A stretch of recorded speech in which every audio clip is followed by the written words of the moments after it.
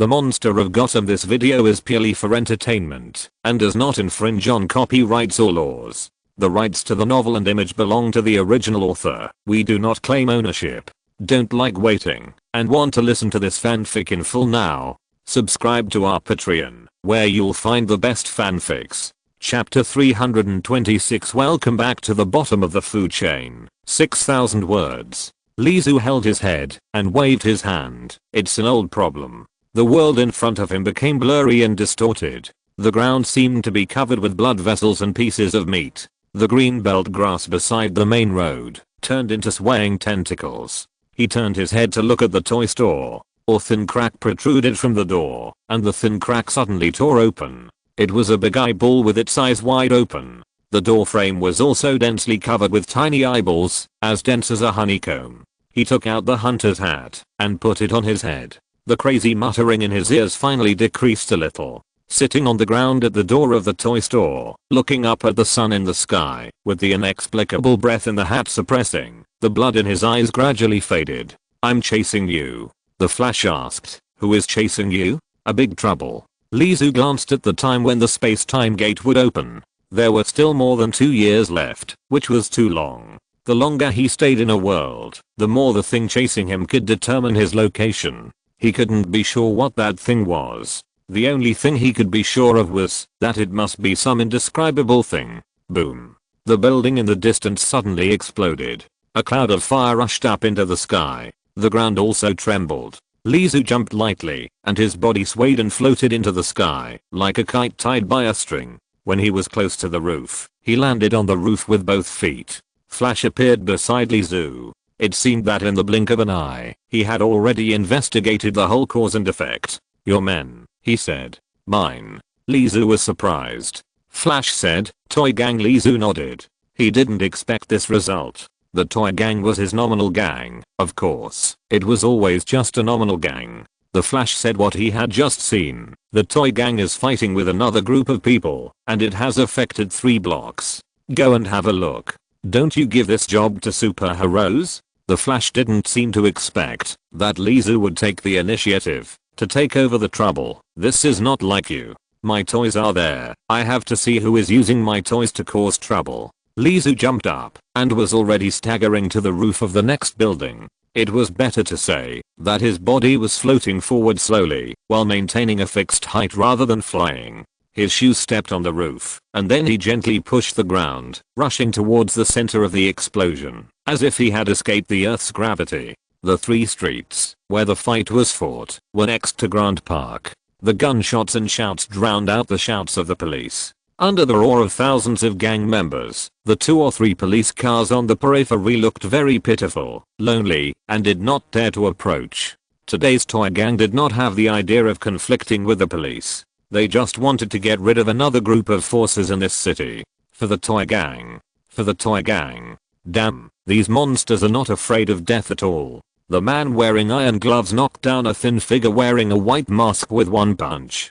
The opponent was hit in the head, but his body just shook slightly, and he fought back, as if nothing had happened. The punches and kicks were powerful. The man in the iron gloves was beaten back continuously. "I'll do it." A man carried a samurai sword and chopped it down. The fierce blade instantly cut off one of the thin figure's arms, and then swung it again, cutting off one of the opponent's legs. The thin figure with only one arm and one leg left did not stop, and continued to crawl forward. Bang, bang.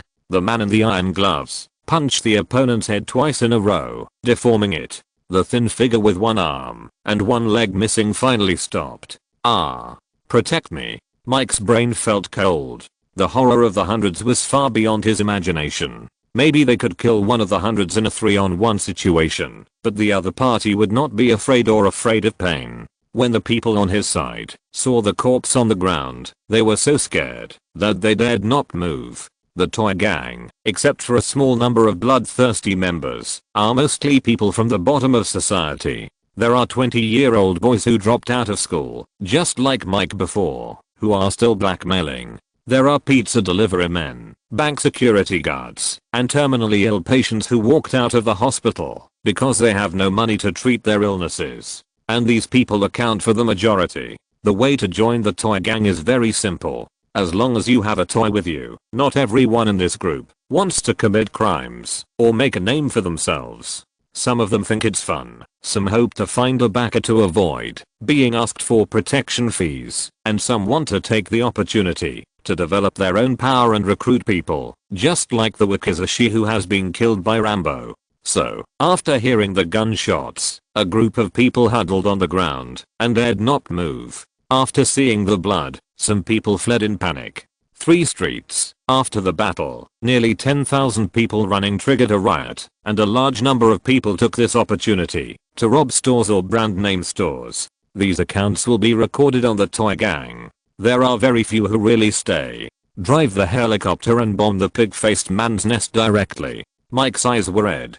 He was also ready to complete this mission beautifully so that he could be appreciated by the toy man's boss, and even as long as the other party gave him another set of toys, just one set, he could become a top figure in one leap. So, he must not lose here. Batgirl squatted on the roof. This battle was heavy in casualties and involved 3 blocks. The riot of nearly 10,000 people was no longer something she could quell. She looked up and found that the opposite side of the building was the Huntress. Batgirl, who was tracking Pigface, and Huntress, who was tracking the toy gang, finally met here. On the pig-faced side, Pigface, wearing a pig head mask and an apron, stood on the roof of the building with a grunt. "Tot, tot," he shouted, and it sounded like screaming. Todd Kincaid walked out of the 100 Twins, and he was the only one who was not wearing a mask. The enemy who turned his children into monsters was right in front of him, but he failed to resist. When the war broke out, he still chose to stand on the side of Pigface. "The battle has subsided, they are just a mob," Todd said. "The 100 Twins can deal with it." HMPH. Pigface nodded. Pigface rushed down with Todd and 100 Twins and collided with a dozen or so toy soldiers that Mike had left. One of the 100 Twins jumped up and chopped off the head of the toy soldier. The head fell to the ground and turned into a plastic toy, rolling away, and was stepped on by a military boot and crushed to pieces. A military knife then pierced the head of the 100 Twins, and the fearless monsters completely quieted down. This is how the battle is. The two sides fought each other, and the fewer they killed, until the last person standing in the field was the bloody soldier Rambo. Mike had already squatted on the ground in fear. Todd looked at Pigface. He had been at a disadvantage in the battle with Soldier Rambo, and had been injured in many places. Thinking of his son's innocent and lovely smile, and then thinking of the boy wrapped in bandages like a puppet on the hospital bed, Todd clenched his fists, and was filled with strength. He stared at Pigface's back fiercely. With just one punch, he could. Bang! Todd Kincaid fell to his knees. His body trembled, and tears fell uncontrollably, falling into a pool of blood, but were quickly swallowed by the red blood, and it was difficult to tell one from the other. "Sorry, Kimmy." He didn't dare. Hula the cloak unfolded, and a black figure fell from the sky, kicking Soldier Rambo in the chest, and using the reaction force of this kick, kicked Pigface in the face. Pigface was kicked in the face, and his neck cracked, his head sank, and his fat and heavy body fell to the ground, shaking with a bang. "Ah. You hit Pigface. Pigface is going to kill you."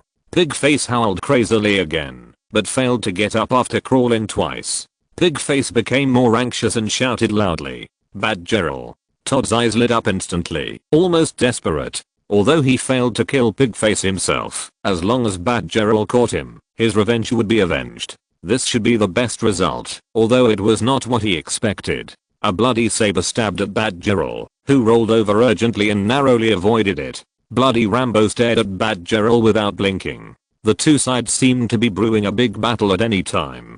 Step. The leather shoe stepped on the ground, and Lizu landed lightly, his body shaking. Gliding was more difficult than he imagined, especially the consumption of mental strength. The mumbling that had just been suppressed broke out again. A purple figure fell and stopped Lizu. Before the female hunter could stand firm, the crossbow in her hand was already pointed at Lizu's head. "Toy man?" It was more of an affirmation than a question. The female hunter did not expect Lizu to answer at all. "Your toy gang has made quite a commotion." "It has nothing to do with me." Lizu scratched his ears. "It's really not you?" Seeing the female hunter's surprised look, Lizu began to wonder who the real leader was, as long as he rushed to the factory of the toy gang. Could it be that she didn't even notice that the Joker gang was guiding her during this period? Next time I have time to sabotage, I will definitely notify you. No, next time. The female hunter suddenly shot a crossbow arrow, chasing Lizu's head. It was a killing move as soon as she shot it. Swoosh. The crossbow arrow was very fast, and Lizu was too exhausted to dodge for a while. But a hand was faster, gently grabbed the crossbow arrow, turned around and stood beside Lizu. The Flash said, "You would be in trouble without me." That's right. Lizu wiped the non-existent sweat on his forehead. He really didn't have much energy to dodge just now. To be honest, although being hit by an arrow would not kill him, it would definitely be uncomfortable. Flash, Toy Huntress looked at the one-armed Flash, turned around and left without hesitation. Knowing that there was no chance of winning, he retreated without hesitation. Flash asked, "You let her go? Why do I feel that you are a little bit unlike a superhero?" Lizu looked at Flash with scrutiny. Flash explained, "Before I became a superhero, I was still your toy. You are very conscious." Lizu was very satisfied. Without Huntress's obstruction, Lizu continued to rush to the center of the battle, but it seemed that the battle had stopped. For example, on a rooftop not far from Lizu, facing the sun and looking up, there was an inconspicuous black figure. After Lizu left, the figure suddenly jumped up and fell down in a backflip diving posture, but when it jumped to the middle of the building, a cloud of smoke exploded with a bang. When the smoke dissipated, the figure had disappeared. Batgirl bent her knees slightly and lowered her center of gravity. The Special Forces soldier in front of him, with a strong murderous aura and powerful fighting skills, made him feel like a death knell. Whoosh! Rambo had already turned his hand and rushed towards Batgirl with a knife. In his eyes, there was no difference between men and women, only the belief that a lion would fight a rabbit with all his strength. Batgirl leaned back to avoid, and the blade scraped past her nose. While dodging, Batgirl punched with her left hand, heading straight for Rambo's lower ribs. Rambo's body trembled when his ribs were hit. His right foot stepped on the ground, and he actually controlled his body to tilt sideways and bounced back like a tumbler. The saber stopped the cutting posture and then stabbed down fiercely. Batgirl lay back and rolled on the ground to avoid kicking Rambo's ankle with her calf. Rambo finally lost control of his body and his body tilted. This was a disadvantage, but Rambo was worthy of being the hero of the First Blood. Instead of panicking, he grabbed the saber with both hands, changed from falling to flying, and pounced on Batgirl. The offensive was even more dangerous. Batgirl's eyelids jumped, but it was not that dangerous. The arm knife that popped out of her left arm successfully blocked the attack of the saber, but because Rambo's entire weight was added to the saber, Batgirl's single arm could not support it at all. So at the moment, when their weapons intersected, Batgirl was defeated because of her strength and could only watch the blade pierce her chest. The soldier made of fine steel instantly pierced Batgirl's bulletproof vest, and the piercing damage intended to pierce her whole body. "I'm more than this level, soldier." Batgirl grabbed the belt with her other hand and buckled it on Rambo's waist, and her fingers quickly pressed the start button. A rope suddenly shot out from the back of the belt that Rambo was forced to wear and nailed it to the wall of the building in the distance. Swish, swish, swish. The rope quickly retracted, dragging Rambo backwards and hitting the wall. Batgirl hadn't breathed a sigh of relief yet and suddenly heard Todd Kincaid's shout, "Be careful. Be careful. It's Pigface." She turned her head sharply and saw a knife slashing at her head. It was too late to dodge. A red shadow dragged a strange yellow lightning and flashed by. When Batgirl came to her senses, the Pigface who attacked her had disappeared. Batgirl was stunned. Mike, who had been curled up since just now, suddenly shouted excitedly, "Boss, you are here. Boss." Batgirl turned around and saw a yellow man in casual clothes standing there lazily. Abnormal white skin, bloodshot whites of the eyes, and drooping dark circles. If he were in other places, he might be called a otaku, but in this city, he is more like another person. Toyman. In Gotham, it is a consensus not to mess with an ordinary looking yellow man. The toy gang that made Batgirl so anxious was a force that rose to prominence under the name of Toyman. Catch it, Flash has appeared beside Lizu, holding the confused Pigface in his hand. Pigface has been caught. Who caught Pigface? HMM. Who are you? He went from being at a loss to screaming loudly, "Let go of Pigface. Let go of Pigface." Lizu lost interest after taking a look at Pigface. Professor Pigface was just a madman. Maybe his human transformation technology was good, but it looked a little pale in front of the biological weapons of G-Virus and T-Virus. He looked at the soldier Rambo who had broken free from the rope and jumped down in the distance. Rambo was covered in blood and stood beside Lizu, but did not move again. "You did it?" Lizu asked Mike. He didn't care about other people at the scene. Even though his mental power was greatly consumed due to the transformation of Kryptonian body tissue, there would be no problem as long as the Flash was still there. "Pigface is destroying this city. I have to let them know whose territory this is." "But I failed, boss," Mike said while lowering his head. When he said boss, his head was about to hit the ground. No one knows what he really thinks. Is he ashamed for not completing the task, or is he worried that he will make Lizu angry this time and lose the big tree to take shelter from the sun? "Yeah." Lizu nodded, as if he had guessed Mike's true thoughts. "Are you a toy man?" The pig-faced man suddenly raised his head, and the eyes behind the pig head mask looked at Lizu crazily, saying, "I heard that you can control toys, and so can I. My 100 babies are perfect. We can learn from each other." "No," in the eyes of the pig-faced man, "you are imperfect. Your body is defective, and you are in a very bad condition now. The pig-faced man can see that." The pig-faced man kept chattering, and the stunned Batgirl looked at Lizu. She heard the meaning of the pig-faced man's words, and the toy man's physical condition was not good now. "Clean up and don't make any noise." Lizu waved at Rambo, turned around, and looked at Mike again.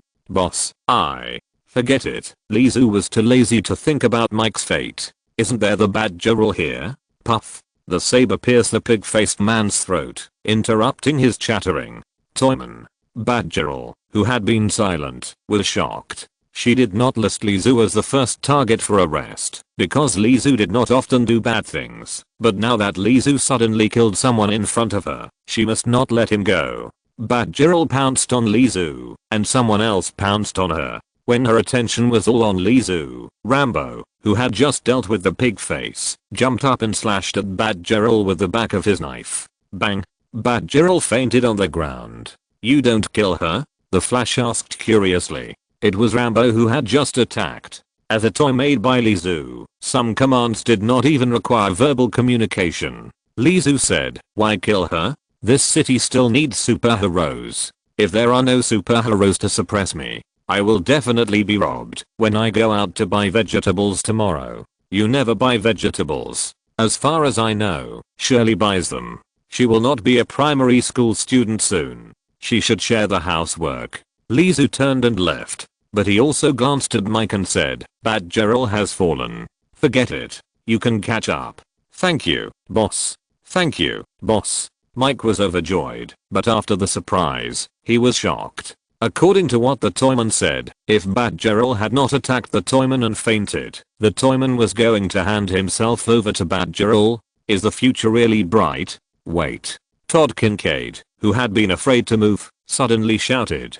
His mind was blank from the moment he saw Pigface and his 100 twins fighting the toy gang, and then Batgirl appeared. Then the Flash appeared, and the Toyman appeared. The increasingly powerful superheroes and supervillains made Todd feel at that moment that he had reached the peak of Gotham's underground forces. Everything seemed like a dream. In his eyes, Pigface, who was helpless even against Batgirl, was easily captured by the Flash and then killed by a powerful special forces soldier. "Thank you," Todd shouted loudly to Lizu. Lizu turned his head in confusion and glanced at Todd Kincaid. "Who are you?" "I'm Todd Kincaid. My son was transformed by Pigface." It was the first time that Todd Kincaid had a face-to-face chat with a top villain, and his face flushed because his son's revenge was avenged. But Lizu had already turned and left, and the string of words in Todd's mind froze in his throat and could not be uttered. Flash and Rambo followed Lizu, and Mike also got up from the ground and boldly raised his head and shouted, "Police, come out to clean the floor." Only Todd Kincaid was left. He looked at the fainted Batgirl, and then at the dead pig face. The smell of blood in the air was irritating his nose and his heart all the time. He curled up, hugged his knees, and sat on the ground. Yes, I'm just a small person who doesn't have the courage to avenge my son. The voice of his son Kimmy seemed to ring in his ears again. Todd Kincaid smiled. Tears flowed down and flowed into his mouth along the corners of his raised mouth.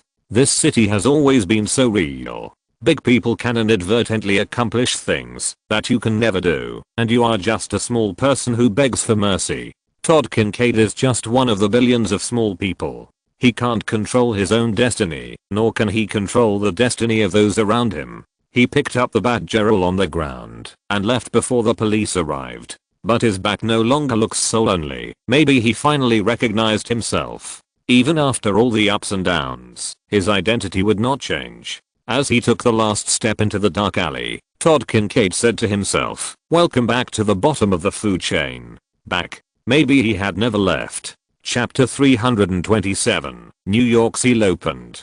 Ding-ling-ling, the alarm clock rings and wakes up the person who is still sleeping soundly at noon. A big hairy hand stretches out from the quilt and slaps the alarm clock, and the ringing stops abruptly. The cup is opened, and a figure with disheveled blonde hair sticks out. The smooth back is exposed to the air, which is very tempting. What time is it? The woman lifted her hair, half opened her eyes, and glanced at the alarm clock. What? I'm late. The woman was startled and sobered up.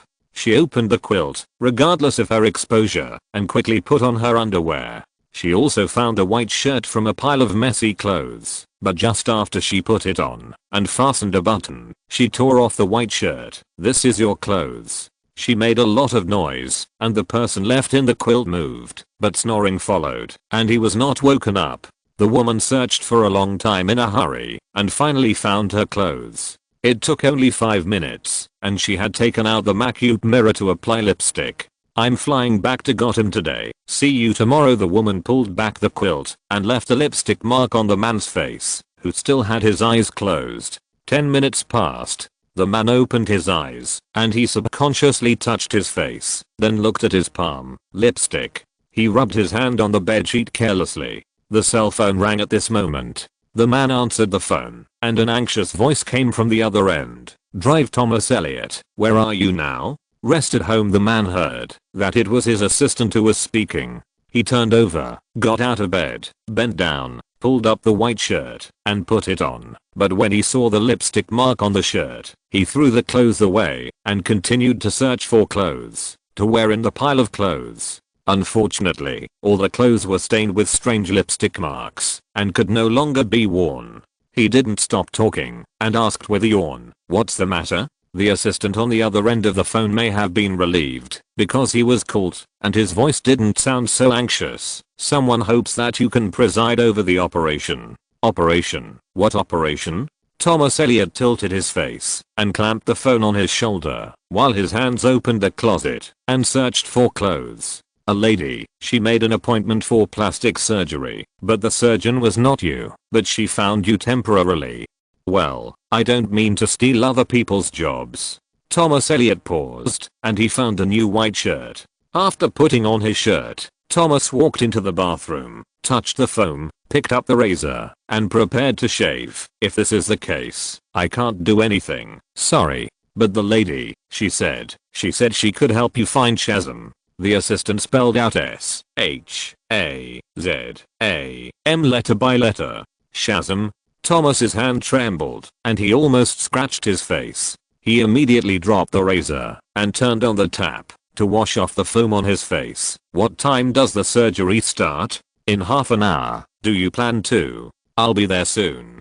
Thomas Elliott rushed out of the house quickly, got in the car and drove straight to the hospital. When driving through a street, at the intersection, his car was stopped by a traffic light.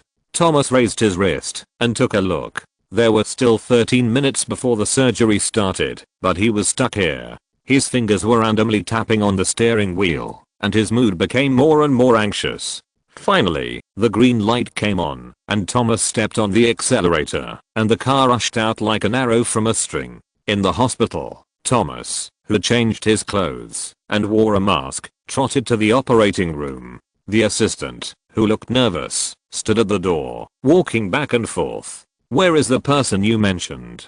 Thomas asked. The assistant said cautiously, "He's inside." "You are late." The lady said that she wanted to change doctors, so she brought Dr. Mark in. After saying that, he raised his head and looked at Thomas secretly, but he was afraid that this little action would be discovered, so he immediately lowered his head. "How long have you been in there?" 3 minutes bang. While the assistant was still confused, Thomas Elliot pushed the door of the operating room open with his shoulder and rushed in. He ran 2 more steps before he stabilized. In the operating room, Dr. Mark was still standing there, surprised by Thomas' sudden entry, and his movements were frozen. "Drive Elliot, this operation should be performed by me, Dr. Mark." Thomas Elliot tried to look less domineering. "The patient also asked me to be the lead surgeon. But you are late. I hate people being late." The person who spoke was the woman lying on the operating table. When the woman spoke, the doctors and nurses all shut their mouths and listened quietly. This scene made Thomas Elliot frown. "Very strange. I'm sorry about the traffic jam today," Thomas Elliot said. "This beautiful lady, you should understand, right?" The woman waved her hand, and all the doctors and nurses, including Mark, consciously put down their tools and turned away. Only Thomas and the mysterious lady were left in the operating room. The woman took off a mask with surgical lines on her face and sat up. Thomas recognized her at the first time. Talia, the daughter of the ninja master of the Assassin's League, the real ruler, the femme fatale who had cloned Bruce Wayne not long ago. She is also one of his partners. "Long time no see, Thomas. I didn't expect that you were really forced to leave New York by that weirdo." Hearing the other party's ridicule, Thomas did not get angry, but laughed. "What about you? Didn't you also obediently hand over the Assassin's League?" "I never said that I lost to that freak Toyman." Talia tore off her blue hospital gown, revealing a low-cut bright red short dress. She stepped on the floor barefoot. "I just lost to Batman's backup plan again." Huntress is the backup plan. Thomas Elliot did not intend to talk too much about this topic, not to mention that he and Talia did not seem to be very harmonious at the time. In the final analysis, they just used each other to get what they needed. He asked, "You came here to find me today, just to reminisce?" "Of course." "No." Talia raised the index finger of her right hand and gently waved it. "I know what you are looking for. Toyman forced you to leave Gotham just to find him. Aren't you curious? Why did Toyman have the Assassin's League in his hands, but he chose you to do this?" Now it was Thomas Elliot's turn to relax. He seemed to have been waiting for someone to ask him this question. 3 possibilities. He held up 3 fingers. First, the Assassin's League is not under his control, but this can be analyzed into 2 points. One is that the assassins around him are still under your control, so they can't be used. Second, the assassins around him are all toys that obey his orders. He must keep those toys by his side. If they are far away, you may attack them. It is also possible that the toys cannot be controlled if they are far away. But no matter which one it is, it shows that the Assassin's League is not under his control. Talia's expression was still smiling, and there was no problem on the surface. Thomas said the second point calmly. "Second, he asked me to find it, because he knew that only I could find it, but I have been in New York for a long time, and have not received any news. You came to me today. I'm afraid you have found it, so this point is not true. Although I only confirmed this point after receiving the call." "What about the third point?" Talia asked, as if the first 2 points were within her expectations. The reason why she patiently listened to it until now was to hear Thomas Elliot's third speculation. "It doesn't matter who found it. He might have wanted to ask Lex Luthor or you directly, but he felt bored with your performance, so he came to me." "You think highly of yourself." Talia's beautifully curved eyebrows were slightly raised. "It must be the little temper of the Toyman's mind. He came to me just to prove another thing. He already knew who was secretly driving Harley Quinn and who was messing up Gotham. He also knew that I was Silence." The answer was meaningless in his eyes. "He wants to win?" Talia heard the voiceover. "That's right." Thomas Elliot sat on the operating table and crossed his legs. "It's interesting, isn't it? Among the criminals in Gotham, the least competitive, the person who guards a toy store with no business, actually has such a strong competitive spirit. That's just your guess. Talia shook her head gently. You said these just to make excuses for yourself, because you know why I came to you, which also shows that you are afraid of him. I'm not afraid of anyone. Thomas jumped to the ground, walked step by step in front of Talia, and looked down at her. This is not an excuse. I know why you came to me. You want to join me to kill the toy man, but you do this to prove that you are afraid of him. Thomas Elliot lowered his head and glanced at the dagger pointing at his neck. The woman in front of him is by no means weak. She is a piercing rose. Thomas did not continue to chase, but took a half step back to avoid the blade, and said, whether Bruce Wayne is dead or alive, I want to prove that Gotham will become bad in his hands. Very bad. Talia asked, are you going to destroy Gotham? It is Silence who wants to destroy Gotham, and before destroying Gotham, Silence will get rid of the toy man first. That weirdo.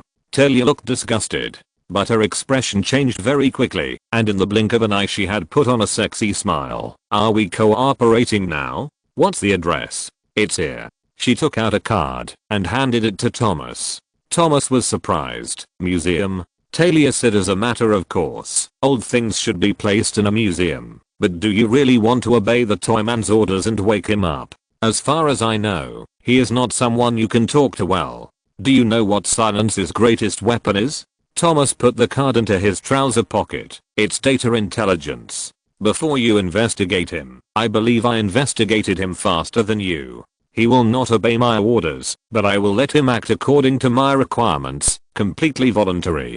Talia still kept her tone strict. I don't suggest you release him. He is a nuclear bomb, and it is impossible for him to be obedient. There are enough nuclear bombs in the world. I don't mind one more. Thomas changed the subject and asked about other things. The Assassin's League should not have done just this. There is an assassin in New York. Talia smiled deeply, and her red lips curled up in a big arc. One, a top ninja, a top assassin. Squeak. Thomas pushed open the door of the operating room. Then each of us does our own thing. Bang. The door bounced back and closed. Talia was the only one left in the operating room. Do your own thing. She still had a smile on her face. Then why should I look for you? Silence. After walking out of the operating room, Thomas Elliot took off his mask and walked towards the parking lot. It seems that he can only be a backup plan. I didn't expect to find this old thing. He took out the card with the address. History Museum. The car was parked in the parking lot near the museum. Thomas bought a ticket and walked into the museum. Can you feel it? The person standing next to Thomas took a deep breath and turned to look at Thomas. The taste of history? Thomas asked. Yes. The other party nodded and adjusted the black glasses on his face. Have we met? Thomas asked. I don't know you. The other party's answer was very indifferent. Thomas nodded. Yes, we definitely don't know each other. At the same time, he also added in his mind, if you know each other, you won't stand here to appreciate history. The other party didn't say anything else, turned and walked into the museum to appreciate it alone. Thomas didn't care too much. He had his own purpose for this trip. The large glass cabinet was placed in the corner. In the glass was a golden coffin of the pharaoh. Do not touch the note, stopped Thomas. There was little information on the antique introduction next to it, just saying that it was an antique excavated in 1945. After looking at it a few more times, Thomas turned and left. He couldn't move during the day, but if it was at night, it would be different. The night came quickly. With a bandage on his face, John Emo slipped into the museum. He walked to the pharaoh's golden coffin with ease, swung an axe and smashed the glass. Crash. The moment the glass shattered, the alarm in the museum sounded. It's time to wake up. John Emo took out an ancient book he carried with him and recited a difficult spell. Da-da-da. The pharaoh's golden coffin vibrated. Dang dang. Something seemed to have awakened in the pharaoh's golden coffin and was hammering hard. There was a strange energy overflowing from the gap in the pharaoh's golden coffin. The moment the strong air pressure smashed Giant Emo open, a pillar of energy shot into the sky and penetrated the 20-meter high roof of the museum. Zizzy, the electric current was rampant. A strong man wearing a black tights and a yellow lightning on his chest stood with a big horse and a golden sword, where the golden light had just been. "I'm going to kill you." The strong man roared to the sky, and the yellow lightning exploded, and the surrounding antiques were smashed to pieces in an instant. Ahem.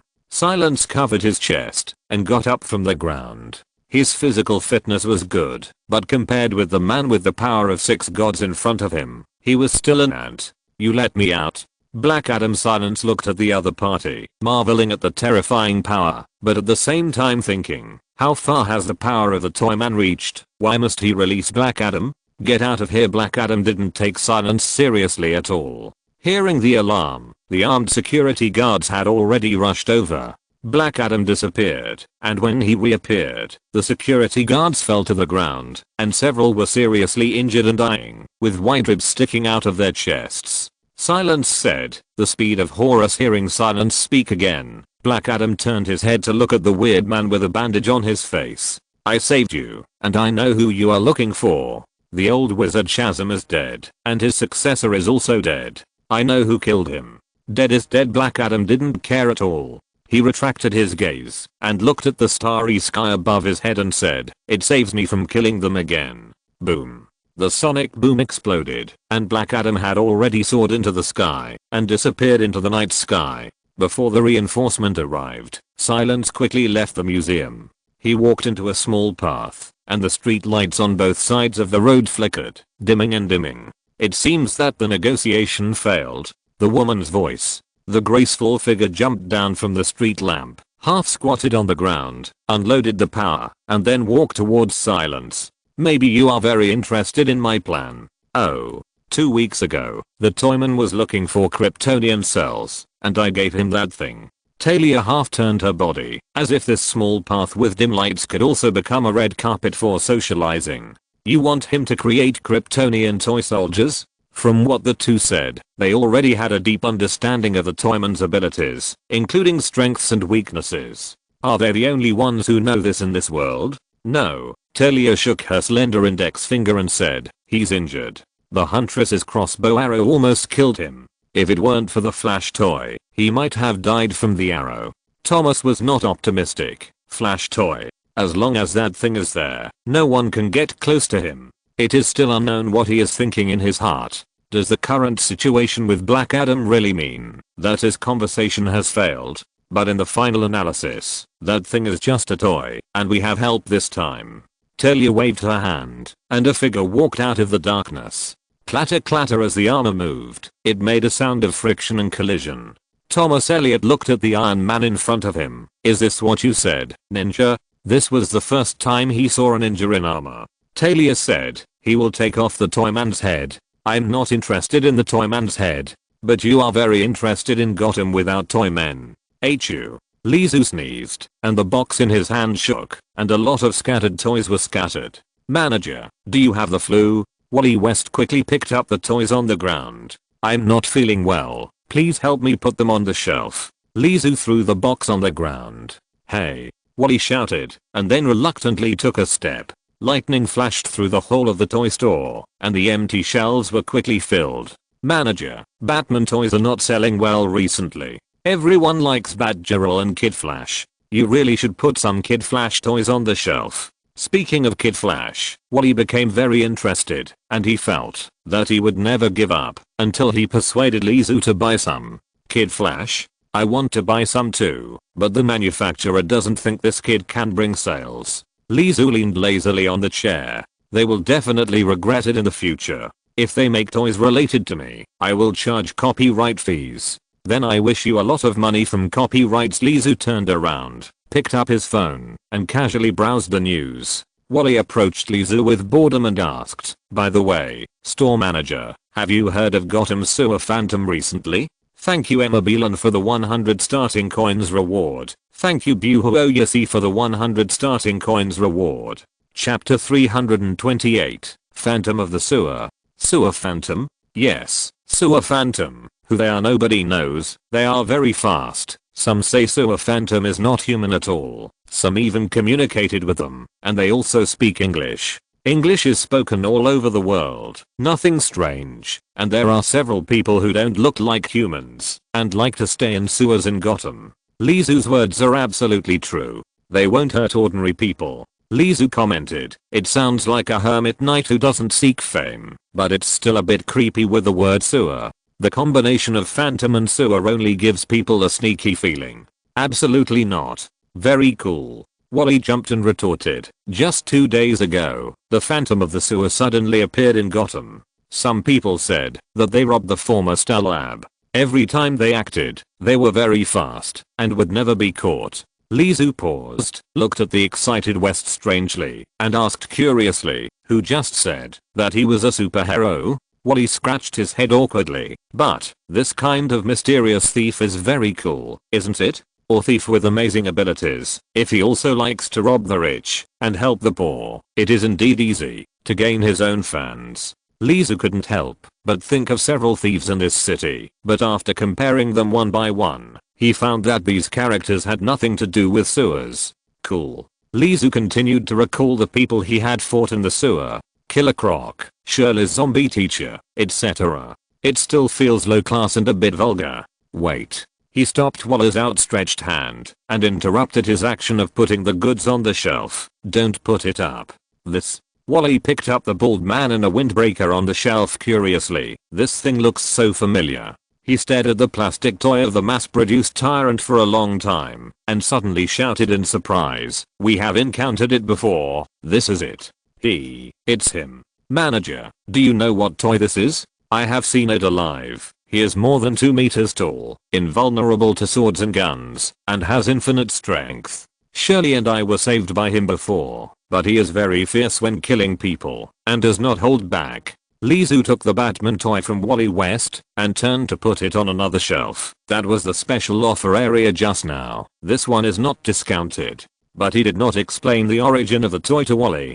Batman toys are discounted. Wally was very surprised. Even if Batman became like that, he still meant a lot in this city, and looking at the discounted price given by Lizu, it was equivalent to giving it away for free. $2? Wally looked at the new price in surprise. It was really free. Could it be that the store manager has been unable to sell anything and has gone crazy? Wally was guessing various possibilities in his mind. Lizu touched the stubble on his chin and nodded seriously. "The store should hold some activities appropriately. It just so happens that we have this batch of Batman toys in hand, so we might as well sell them at a low price. $2. The purchase price is not enough." Wally still remembered that a year ago, if you wanted a delicate Batman toy, it would cost at least $20, and the workmanship was not even half as good as this one. But in Lizu's place, Batman has been reduced to the level of a keychain. Wally actively made suggestions. "If you want to hold an activity, why don't you sell something else, such as Gundam?" "Gundam?" Lizu was stunned, frowned for a long time, and then shook his head and said, "Don't consider it for the time being. It's too big. I'm not asking you to buy a real Gundam," Wally muttered, and also gave up the idea of continuing to make suggestions. "Okay, but manager, let me say that your toy store should be called a haunted house." Wally's eyes swept around the shelves in the hall. Gals, deep divers, mass-produced tyrants, liquors, and the infamous Batman. The only toy that looked normal was the Soldier series, which occupied a shelf all by itself. But this kind of toy that could be bought at any convenience store was not enough to attract customers. Haunted house. Lizu had not thought much about this question, but he noticed it after hearing what Wally said. Indeed, few people were willing to buy these deformed and terrifying monsters, and the Lego building block cars that were bought before were also covered in dust. Although the Flash was very realistic, it was easy to associate him with defective products because of a broken arm. "Do we really need to purchase a batch of Gundams?" He looked up, as if he saw the scene of the Iron Giant standing in front of him, and then he shook his head vigorously. The consumption of the conversion alone was enough to drain him dry. The glass door opened, and Shirley, with shoulder-length blonde hair, walked in. She had grown very fast in the past 6 months. Perhaps because girls develop early, she was half a head taller than Wally West. The two looked like siblings 2 or 3 years apart. "Shirley, I have something to talk to you about." Wally saw Shirley and immediately dropped his work and pulled Shirley out of the toy store. The Batman toy was thrown into the air. After hearing the price of $2, Wally didn't even take this bottom of box product seriously. Hey. Lizu opened the 5 fingers of his right hand, and the toy was strangely suspended. Unfortunately, Wally and Shirley didn't see this scene. A clumsy child is really not suitable for this. He stretched out his hand, and the toy automatically floated to his palm. After thinking for a long time, Lizu placed the Batman toy on the shelf in the corner. He nodded with satisfaction and rubbed his belly. Shirley, where are the leftover hamburgers? Outside the door, Shirley was dragged out by Wally, who was half a head shorter than her, and asked, "What do you want to talk to me about?" "That, actually, I wanted to say it before."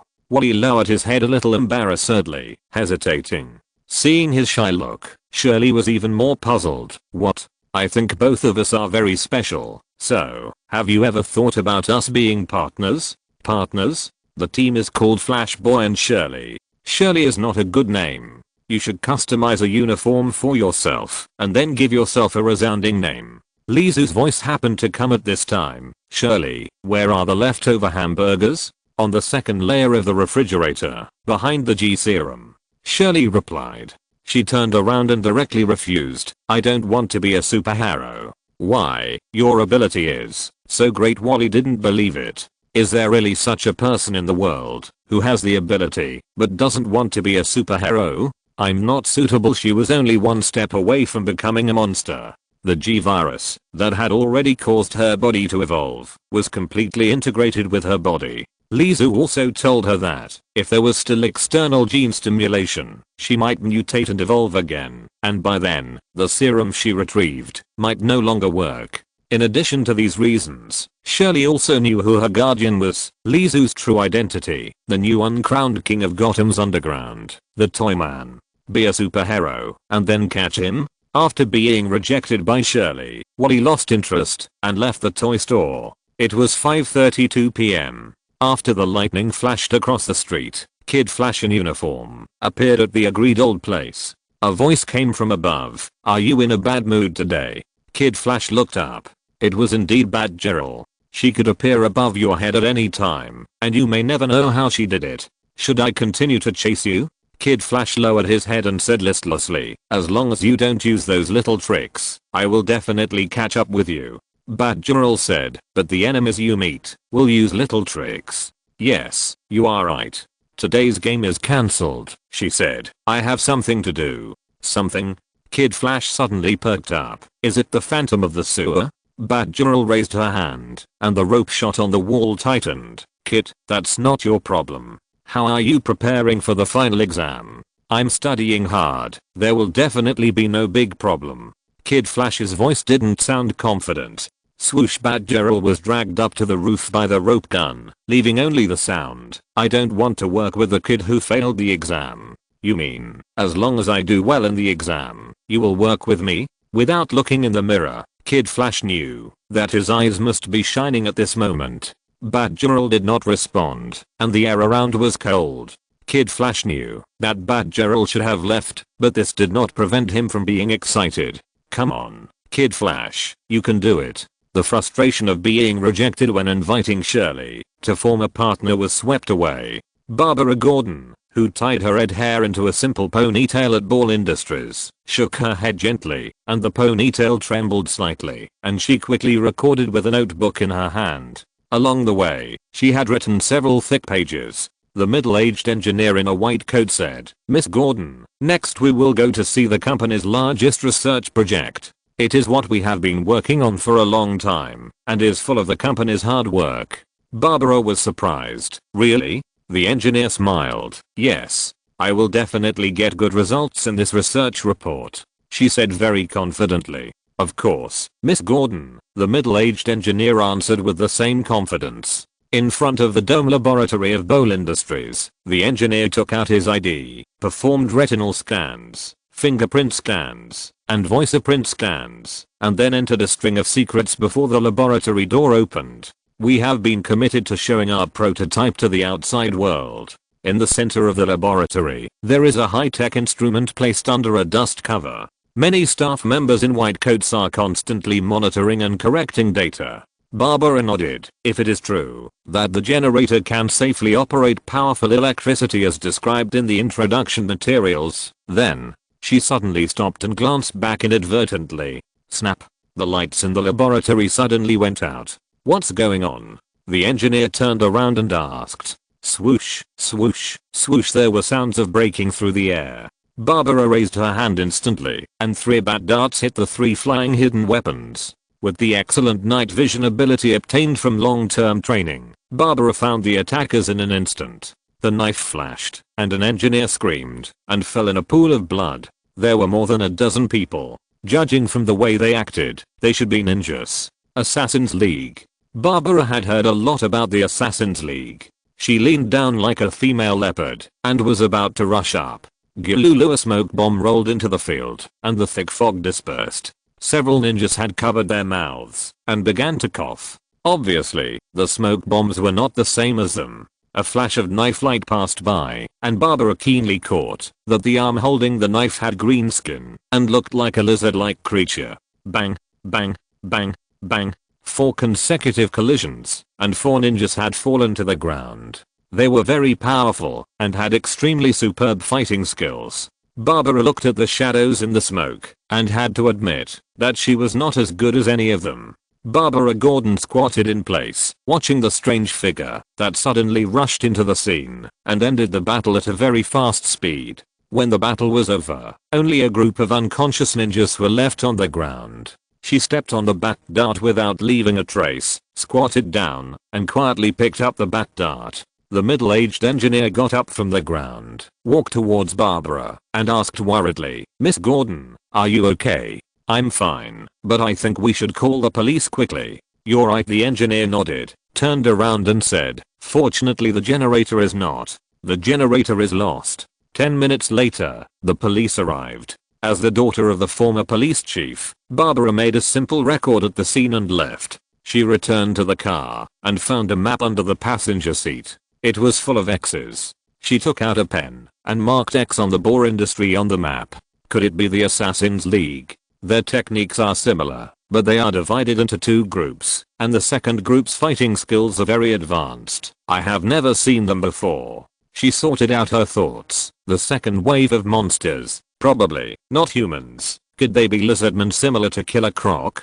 Barbara scratched her fiery red hair. Whether this group of people is the Assassin's League or not, judging from the information of the laboratories that have been stolen one after another, they are collecting Gotham's high-tech technology, the last company in Gotham that has high-tech technology. Her finger stopped on the Gotham map, the only company that did not have an X drawn on it. Wayne Enterprises. In a toy store, a boy of about 5 years old pointed at the mass-produced tyrant on the shelf. Dad, I want to buy this. This bald head is so cool. Lizu, who was dozing off on the chair, sat up suddenly. Little boy, you have good taste. That's the tyrant. As the first customer today, I can give you a 20% discount. Put it down. The boy's father turned around and looked at the toys around him. On the shelf directly opposite him, there was a group of fish-like monster toys that looked like humans, with fins on their backs and webbed fingers.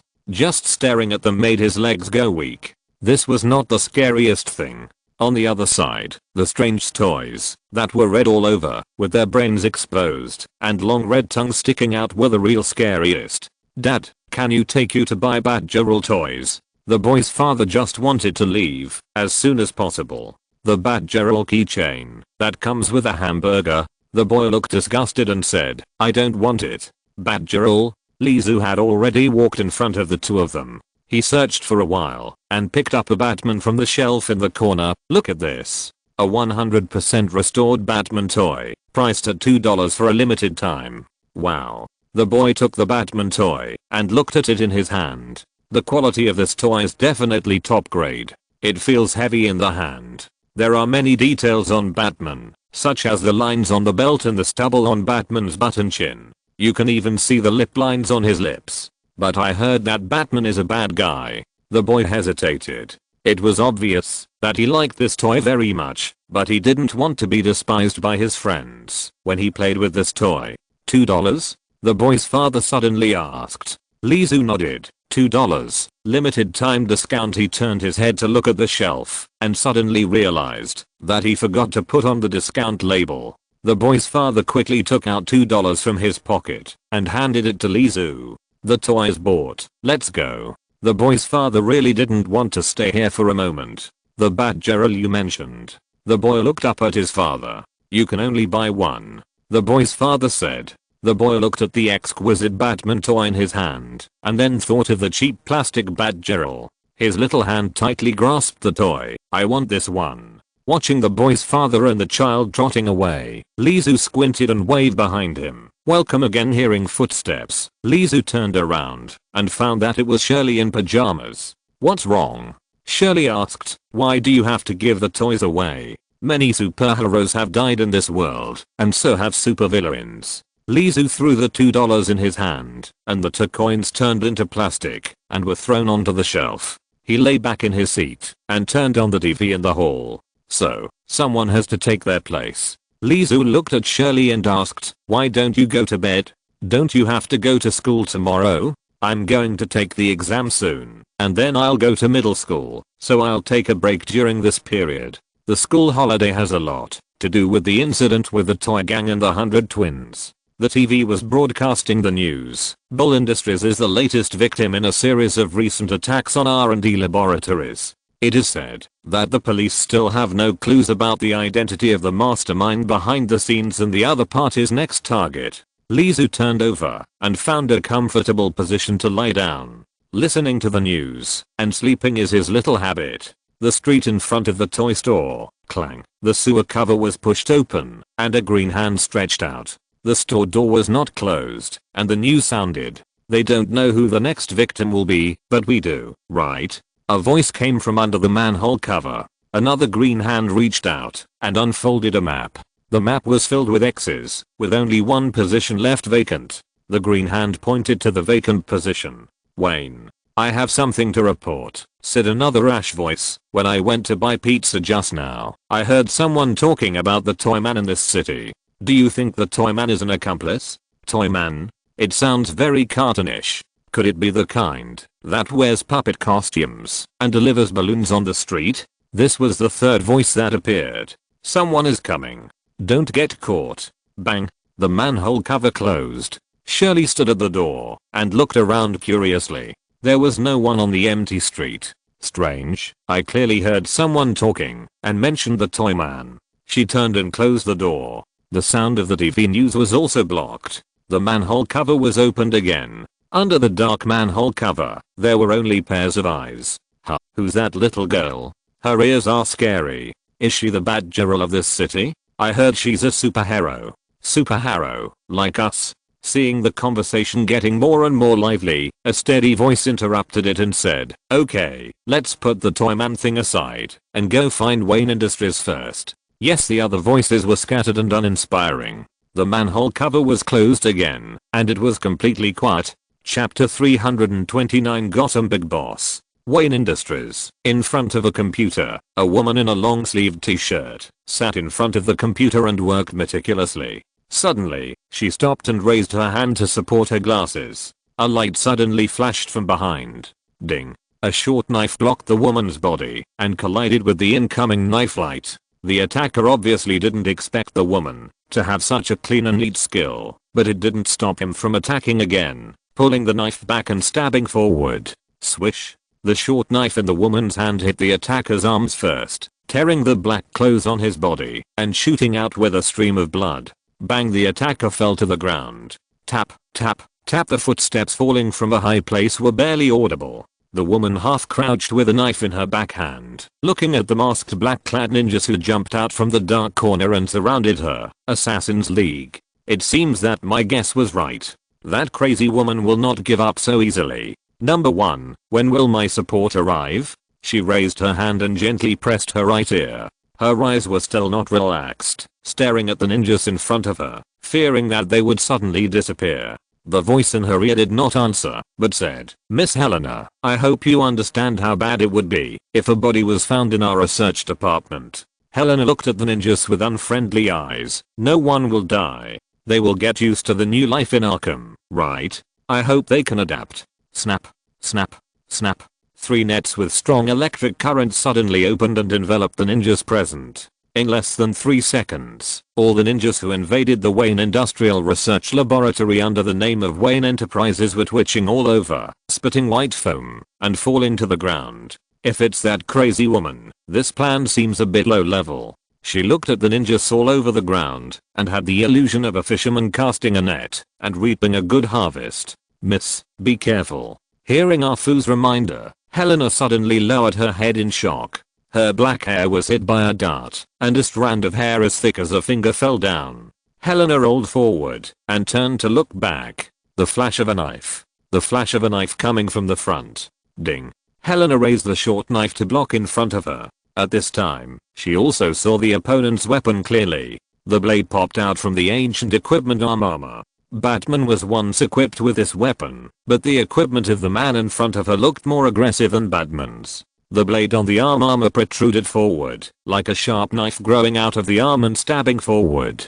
The short knife broke. Helena turned around and narrowly avoided the sharp tip of the knife. After several backflips, she reached the wall and half crouched down to stare at the ninja who had no intention of attacking yet. The other party was wearing a set of samurai armor made of mysterious metal, maybe ninja armor? She admitted that she didn't know much about ninjas. But the other party's fighting level was very high, which could be seen from the fact that she was always at a disadvantage in the short 2 or 3 seconds of fighting just now. It seems that I have caught a heavy rain. Helena stared at the other party and said at the same time, backup plan, number 1. It's ready, Huntress. This time Alfred didn't say any extra complaints. A red light spot suddenly fell on the mysterious ninja. The mysterious ninja was startled and retreated quickly at the same time.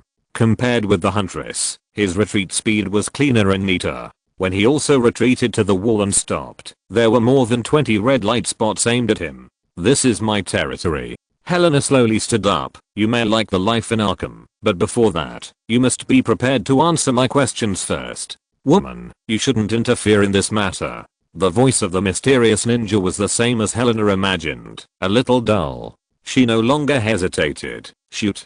A series of puffs flew out, and then special anesthetic needles shot at the mysterious ninja. The mysterious ninja raised his arm to block, but the needles still pierced his body. For a moment, the mysterious ninja's body shook, but his subsequent performance did not change much. Arfu said with emotion, his willpower is very strong, just like back then. Then we can't let him go. After a round of shooting, Helena rushed up, and when she was 3 meters away from the opponent, she jumped up with her legs. The difference in strength made her think of some way to balance. The mysterious ninja seemed to feel the problem with his body. He dodged and escaped through the window he came from. Helena rushed out the door quickly, but she had lost sight of the opponent.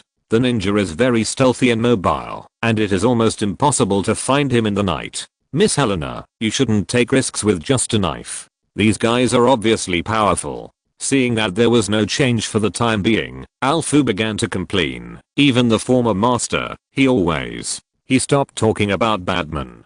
Helena didn't care. They don't take an ordinary girl seriously, but if the opponent is the Huntress, they won't be fooled so easily. She looked at the more than 20 ninjas on the ground. As long as she pried open their mouths, she could get enough useful information. It seems that I'm late. The voice came from the window. Helena raised her head. Batgirl. She was squatting on the window. Helena didn't care about the uninvited Batgirl. The two of them worked together for the city, although they both disagreed with each other's standards. She said, yes, it's a pity that one of them escaped, the most important one. Batgirl did not hide her intelligence. I also met them last time, but I saw a green lizard among that group of people. Lizard? Do they have superhumans? Helena frowned. What does that crazy woman want to do? Crazy woman? Who? Batgirl asked. Are you talking about Talia? The new leader of the Assassin's League who cloned Batman left a deep impression on the minds of the two young female superheroes. A crazy, paranoid crazy woman. Although she may look very sexy and seductive, like a well-tended rose. A door in the laboratory opened, and the old butler Alfred came in with 2 cups of tea. He took the initiative to greet Miss Barbara. Thank you. Alfred Badgerel took the cup and squinted her eyes and drank a cup. I haven't been to England yet, but I like your tea. Thank you. The old butler bowed. But it's not like that woman, Helena said, letting a group of ninjas come to rob the industrial laboratory under Wayne Enterprises. She would never do such a superficial thing. Yes, I haven't been to this industrial laboratory yet. What's inside? Badgerel turned her head and looked around. There was nothing in the laboratory. This was the trap prepared by the Huntress in advance. There must be no key things in it. The resonance engine of Wayne Industries. Badgerel was silent for a moment. What are they collecting these for? Helena said, this is what I want to find out too. Then, the resonance engine. Helena said, I have sent that thing away from Gotham City to ensure that the group of ninjas will not find it. Last night, Wayne was invaded. This is the 13th large-scale terrorist invasion in the city recently. The TV on the corner was playing the news. A delivery man wearing a red-down vest and holding a pizza turned the corner and walked into the alley. Compared with the well-decorated streets outside, the shabby alleys full of garbage and small advertisements are like another world. Hello, he asked tentatively, although this dead-end alley can be seen clearly at a glance, except for the debris piled at the base of the wall. There is no living thing. The pizza you ordered. After confirming that there was no one, the delivery man began to mutter.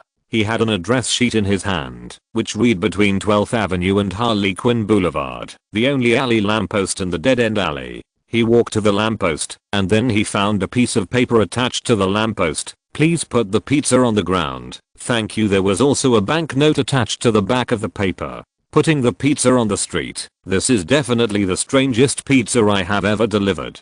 He turned around and looked around. No one was there. Okay, I took the money. I won't admit any complaints. He put down the pizza and walked out of the alley. Wait. The delivery man suddenly stopped after turning a corner and walking a few steps. He carefully recalled the dead-end alley just now. In addition to the lamppost, there was also a sewer manhole cover, which was nothing, but if it was related to the recent urban legend, sewer phantom. He quickly ran back to the alley and saw the manhole cover rolling. Obviously, he didn't expect him to come back suddenly, so he hurriedly retreated. The pizza box on the ground had disappeared. Oh my god, I actually gave pizza to the sewer phantom. He walked out of the alley excitedly. As a Gotham man, even if he has a strong curiosity, his survival experience will tell him not to mess with these weirdos. Under the manhole cover, in the dark space, there was a scramble. Then there was the sound of chewing. Well, we must never use this trick again next time. Another muttering voice said, we often use this in New York. Who knows what's going on? The people in this city are really smart. A slightly naughty voice said, it seems that they are not afraid of us. This place doesn't like gimmicks. Superheroes. Hey. Ha. Bang. Ouch. Father. The old voice said, we don't have much time. Although Wayne Industries has not lost anything important, we have no target next. If we wait any longer, I found some interesting things. Another voice said, if those bastards want to get something in this city, they will definitely cooperate with local bad guys. Local bad guys? Villains. Supervillains? It sounds like the big boss behind the scenes. The naughty voice shouted, so cool. So cool. Are we like playing a game, just walking out of the novice village and facing the final boss directly? I heard that he dresses like a bat and lives in an ancient castle. The previous voice corrected, you are talking about Batman, but if you want to find a partner, that Batman is definitely his best target for cooperation. What should we do next? We need to find a computer. Let's see who is the most likely person in this city. Don't you think Batman is? He may just be famous, but he may not be the king of crime in Gotham. We have to find the boss of this city. The reckless and naughty voice shouted, that's right. Find the big boss directly. After the success of industrial laboratories were invaded, the Gotham police finally made significant progress. The police caught more than 20 ninjas. They are now locked up in the reopened Arkham Asylum. I believe that the police will completely defeat the conspiracy behind the scenes in the near future. Lizu sat up and looked at the TV strangely. Ninja? In the darkness, a shadow-like person walked out. It was a ninja wrapped in black clothes. The other party said they are not members of the Assassin's League. Really? Lizu didn't care much. He glanced at the 2 rows of Assassin's League toys on the shelf in the distance, then retracted his gaze and looked at the TV again. I heard that the Assassin's League has a pool and you can gain eternal life after taking a bath.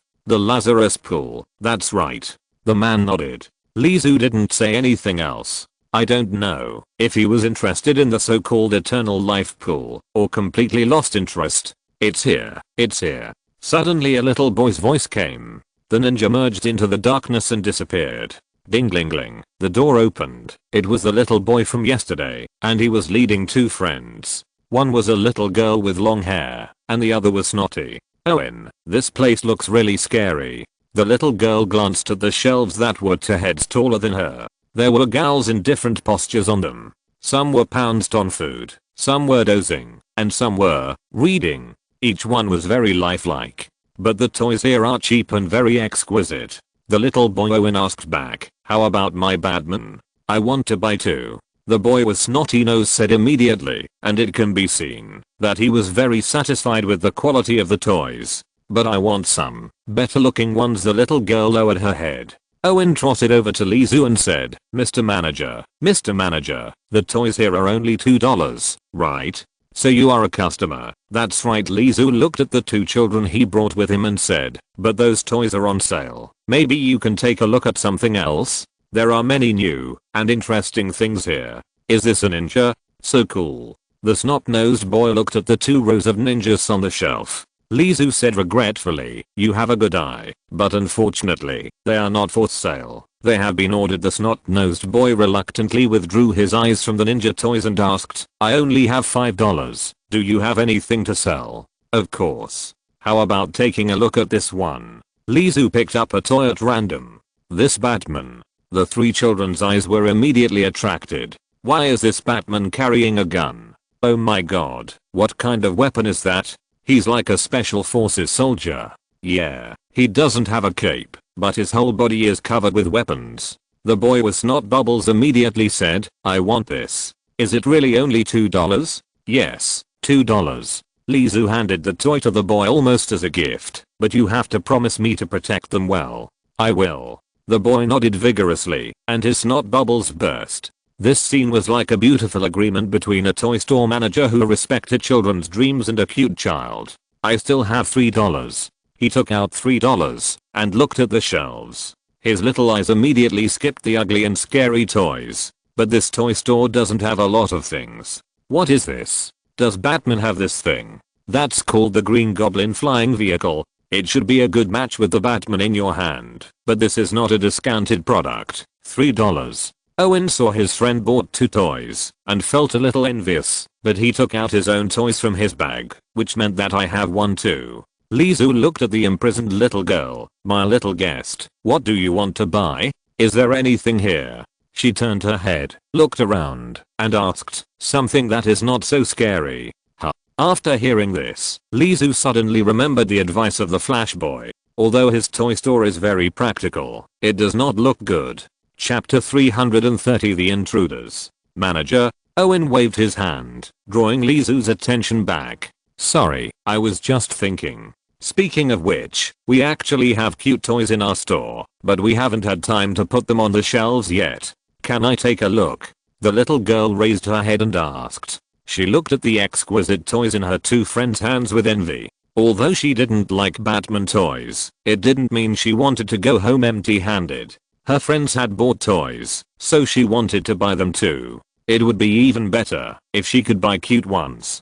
Please wait. Lizu walked behind the counter. Behind the counter were boxes of unassembled building blocks. These building blocks were waiting for Lizu to assemble and transform at any time, and they could become a continuous source of living power in a very short time. After picking out 2 or 3 colors, he quickly put them together with his hands, and soon, a building block toy in the shape of a toy dog was ready. The toyization ability was activated. The material of the building blocks changed rapidly, turning into iron, and the edges and corners disappeared.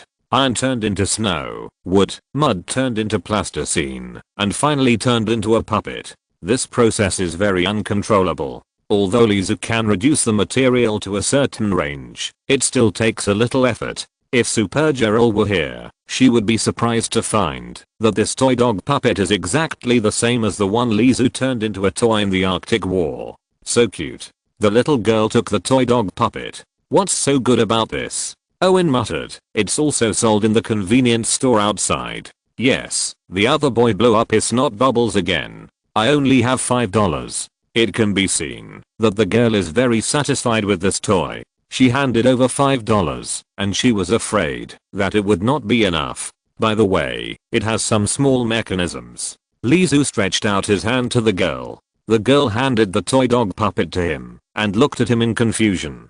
The other two boys also looked at him. Lizu turned over the toy dog puppet and pulled the zipper open. It was not the cotton wool as imagined, but a small space inside. The toy dog puppet looked like an exquisite outer packaging. There is a toy hidden inside? Now it was the turn of the two boys who were disdainful just now to be surprised. There was actually a blonde girl toy inside. So pretty the girl couldn't let go of the Barbie doll. The three children each got what they wanted. Although they all thought their toys were the best, they also had a common topic. Goodbye, Mr. Manager. The children were very polite. When they were about to walk out of the door opened and a teenage girl walked in. The other party didn't look at the three of them and walked into the toy store. This is really cool. Look, my Batman has this. The snot bubble exploded in the cold wind. That. The little girl hesitated and interrupted her two companions. Do you think? What? The girl just now, and she held the toy in her hand and stared at it. Looks similar. Owen shook his head indifferently. Really? Maybe because they are both blonde. Yes, let's go home quickly. It's getting dark. The three children's homes are very close, just behind an internet cafe with flashing neon lights next to 12th Avenue. Every time they pass this alley, the three children hold their breath and concentrate, especially the inconspicuous internet cafe. In the education of parents, internet cafes are not a good place. When a group of young hooligans are bored, they will choose to go to the internet cafe to kill time. Owen and his three children, who are only 15 or 16 years old in total, finally walked to the door of the internet cafe. It is a basement. Standing on the road, you can only see the upper half of the internet cafe's door. The red and blue neon lights are circling and rolling back and forth. The three curious and scared smiling faces are also reflected in the color of the neon lights. I found it. Found it. A sudden shout scared the three children. Well, how is it? In this city, Batman is indeed an urban legend, but when it comes to the king of underground crime, it seems that it is not Batman. Batman has always been a guardian of the night. Question mark? Is he a bat or a man? Who cares? Another voice didn't care. We just need to determine the target. So, the big boss is someone else? Yes, the current king of Gotham's underground crime. We seem to have found him. Who? This voice sounded much quieter. Toyman. According to sporadic records on the internet, Toyman has the ability to give life to toys, and he can be invincible. Hahaha, make a group of toys move. Shouldn't that be the job of the circus? The mocking voice was loud. But soon, an old voice appeared. No funny and incompetent person can rule a city. We should not take it lightly, especially, he may be Shredder's helper. Look, someone has recorded his experience. It's really detailed. The person who recorded it is called Barbara Gordon. The young voice before continued. He appeared in Blackgate prison a few years ago and once cooperated with the Joker, but disappeared on Christmas Eve. The naughty and reckless voice asked again, and it can be seen that they don't think the Toyman is that strong. Joker? Are you sure they are not from the same circus? Joker, this is easy to search. The last crime king of Gotham City. Why are there so many crime kings in this city? The reckless and naughty voice muttered, a little tired of listening, and didn't think there would be any powerful guys in this city. Keep watching. We need to know ourselves and the enemy, said the old voice. Yes, Father, this world was in crisis before, and he was one of the participants in saving the world. Using his toy ability, he once turned the tide in a disaster that killed hundreds of thousands of people and found the mastermind behind it. Sounds like he's a superhero. I hate this stupid name. What do they think all this is? A show? A muffled voice said. No, he's not. Just a while ago, his toys helped tens of thousands of people to start a riot. What was the result? It ended in vain, but it's certain that it wasn't the police or other forces that intervened. They just disbanded and disappeared without any reason. The old voice spoke again. Save the world, but start a riot, and don't even have any goals? After learning about the Toyman's information, they couldn't even analyze what the crime king of Gotham wanted. Avoid world chaos, but let the world fall into chaos? We need to go visit him. When? Father? Today, right now. We don't have much time, at most 1.5 days. Lizu fiddled with the building blocks in his hand. He was just thinking about a very serious problem: how to sell toys. The first point is to let the toys spread out, but they must not be too far away, otherwise there will always be a possibility of getting out of control. Limit the purchasing crowd? No, the main problem now is that no one is willing to buy. The internet economy has squeezed the real economy too much. The toy man complained indifferently. Of course, he might be thinking about whether to rob a bank recently, because he has spent a lot of money on decoration, renovation, and purchase. Shirley, who was sitting next to Lizu, suddenly sat up. Someone. Who? Lizu had no doubt about Shirley's perception ability. In the evolution of her body, she has acquired good 5 senses, and can even hear some sounds that Lizu can't hear. Lizu's question is redundant. Bang! A flying object smashed his glass door, and kept smashing towards Lizu. As the door was smashed, 3 figures rushed in behind the rolling thing. Toad? Shirley jumped up, and the 5 fingers of both hands quickly transformed, climbing up the fine blood vessels, growing long bones, and filling the stratum corneum at the joints. Something on the ground suddenly bounced up. Although it didn't intend to attack Shirley, Shirley blocked its path. It's a turtle. The other party corrected. The man chopped with 2 knives, and collided with Shirley's claws.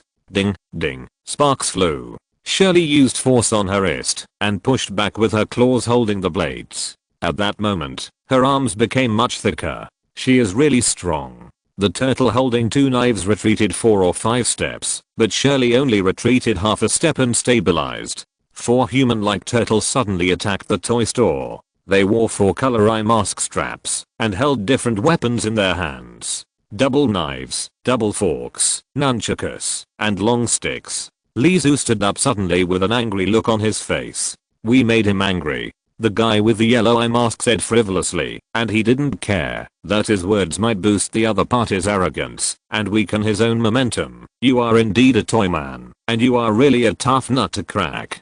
We are turtles. We don't chew bones. The turtle with the purple eye mask swung his long stick. Lizu said angrily, these shoddy projects. Is this bulletproof glass? It can protect against large caliber weapons, but it can't even stop 4 turtles. So he is angry about this. The 4 turtles understood instantly, and their expressions were a little strange. But it is really weird to see the expression of a person on a turtle's face. Among the 4 turtles, the strongest one swung the steel fork in his hand. He doesn't take us seriously. I hope he will continue to do so after becoming our captive. Facing the 4 intruders who were on the verge of a fight, Lizu didn't even bother to raise his eyelids. Well, Batman level combat power. Too weak. You have to know that Batman's real strength is not his fists and feet. As a detective and a billionaire, that is Batman's weapon. Shirley, stay away, don't touch them. Lizu didn't want the genes of these turtles to stimulate Shirley's unstable genes, and he didn't want the cute girl to have a turtle head or a turtle shell in the future. Shirley was very obedient, and her claws gradually faded and became normal. Since you know who I am, you should know where this place is. Lizu was very happy that the other party knew who he was, so that he could save a long self-introduction. He turned around and waved his hand slightly. The rack was twisting. Leo, I saw those toys moving. The turtle with the yellow eye mask shrank his neck and hid his whole head in the turtle shell. Even if they looked down on Gotham's crime king, he must have his own unique way to be the king of a city. Catch him first. He will tell us everything we want to know. The strong turtle had already rushed towards Lizu waving a steel fork. But a little giant who was much taller than him and wrapped in a black windbreaker blocked the turtle's attack. He clenched his 5 fingers on his left hand and punched down. Bang! There was a wave of air. The turtle was knocked to the ground by a punch. Raphael. The other 3 turtles shouted in panic. They didn't expect that the strongest Raphael would be knocked out by a punch. The black windbreaker giant, who looked extremely powerful and oppressive, raised his big boots and stepped on the fallen turtle. Raphael quickly retracted into his turtle shell, and this powerful kick completely stepped on his turtle shell. But before the turtles could breathe a sigh of relief, a clear cracking sound. What kind of monster is this? The hard turtle shell was crushed by a foot. That was not a potato chip. This meant that the black windbreaker giant in front of him had the terrifying power to overturn a truck at will. He could easily crush them into meat paste. Ah, these things are alive. The gals on the shelf woke up, and the nearly 1,000 square meters of space could hardly accommodate them. They pounced on the 3 turtles fearlessly. They were not fast or strong, but there were too many of them. In the limited space, the 3 turtles became more and more passive. He hasn't even made a move yet, the turtle with the yellow eye mask whispered. Michelangelo. The turtle with the double sword scolded him. Michelangelo immediately shut up. But he was telling the truth. They couldn't even get close to the toy man before they were surrounded by a group of toys jumping off the shelves. Although the 2 sides were just fighting each other, they knew in their hearts that if a war really broke out, no one could stop the giant stepping on Raphael. We should be thankful that he doesn't have many toys like this, Michelangelo whispered, but in this small space, whispering was meaningless. Bang! There was another loud noise, and a giant in a black windbreaker fell to the ground. Feeling the unfriendly look of his brother, Michelangelo consciously shut up. He knew the power of his crow's mouth. The black windbreaker giant came, and the gals blocking the way would even be stepped to death. Attack! The 3 turtles rushed towards the giant in the black windbreaker, and Raphael, who had been hiding in his turtle shell, also jumped out instantly, stabbing the black leather boots that stepped on his turtle shell with the steel forks in both hands. Their weapons may be good, but the mass-produced tyrants can withstand large caliber pistols, and cold weapons such as swords are not very effective. Even the mutated turtles can only lightly cut the grey-white skin, and then cannot cause any more damage. They can't withstand the tyrant's counterattack. If it weren't for the turtle shell, they would probably be beaten into pieces, just like those gals who were always accidentally stepped on into meat paste when they were surrounded on the periphery. There was no suspense in the battle. Lizu looked at the uninvited turtles. If someone didn't play a prank on me, then it seems that we have visitors from another world. Ninja turtles. Lizu had no reason not to recognize this group of turtles that were famous in his former hometown. They are genetically mutated turtles, and they learned from an old mouse and are proficient in fighting. But that's all. Surrounded by tyrants and a group of gals, the resistance of the 4 turtles seemed so weak and powerless. Someone is approaching quickly, Shirley warned, jumping back and blocking with both claws.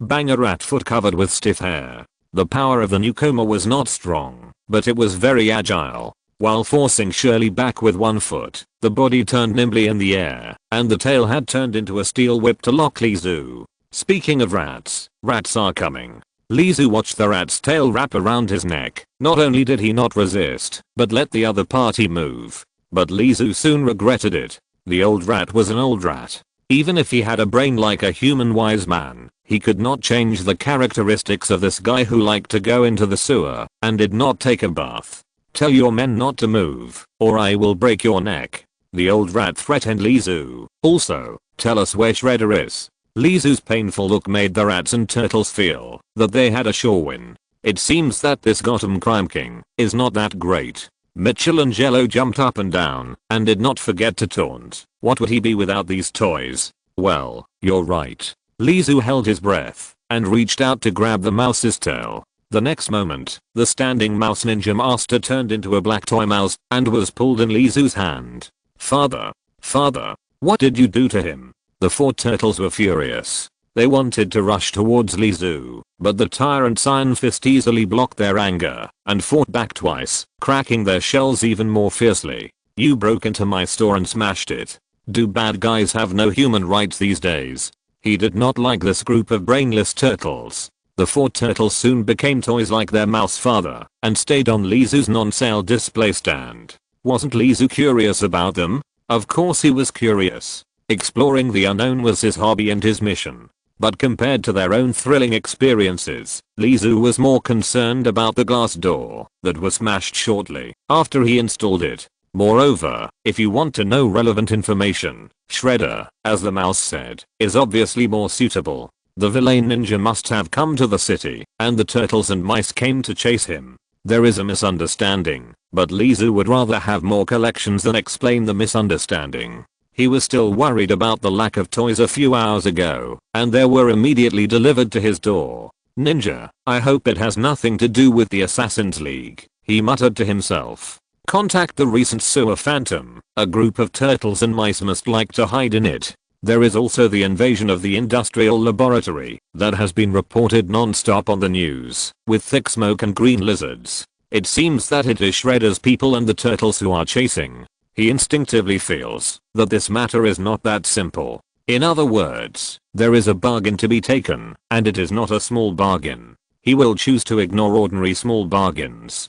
Sinestro once said that Lizu would be the most suitable successor to the greedy Orange Lantern, and he was right about this. Every time there is a visitor from another world, it is not a trivial matter. Moreover, he has not found too many Batmans hiding in the dark. Surely, stay at home, and don't go anywhere. Lizu put on his coat. Are you going out? I'm going to visit an old friend. I think that, if those people fail to rob Wayne Industries, there is only one way to go. Lizu didn't know what was in Wayne Industries, but he knew that, as long as it was something that was researched by Capital, it would never be hidden. In other words, it could be bought and sold. So, who has a lot of money in his hands, is easy to bully, or is he a villain? Lizu has already driven to the destination. Bar, a bar under the name of the Colbert family. The people inside knew Lizu, and took him to the private room respectfully. Where is my old friend? We haven't seen each other for a while. Shouldn't he come for a drink? Lizu asked, while sitting on the sofa. A drop of sweat dripped from the temple of the man in the black suit. Although the man in front of him didn't take action many times, he made a big move every time. What's more terrifying is that he is the only one who has never been defeated by a superhero. In the face of Huntress's ruthlessness and Batgirl's pressing, Penguin has restrained his methods, but Toyman is still living freely. The toy gang made a lot of noise some time ago, but no one is deaf or stupid.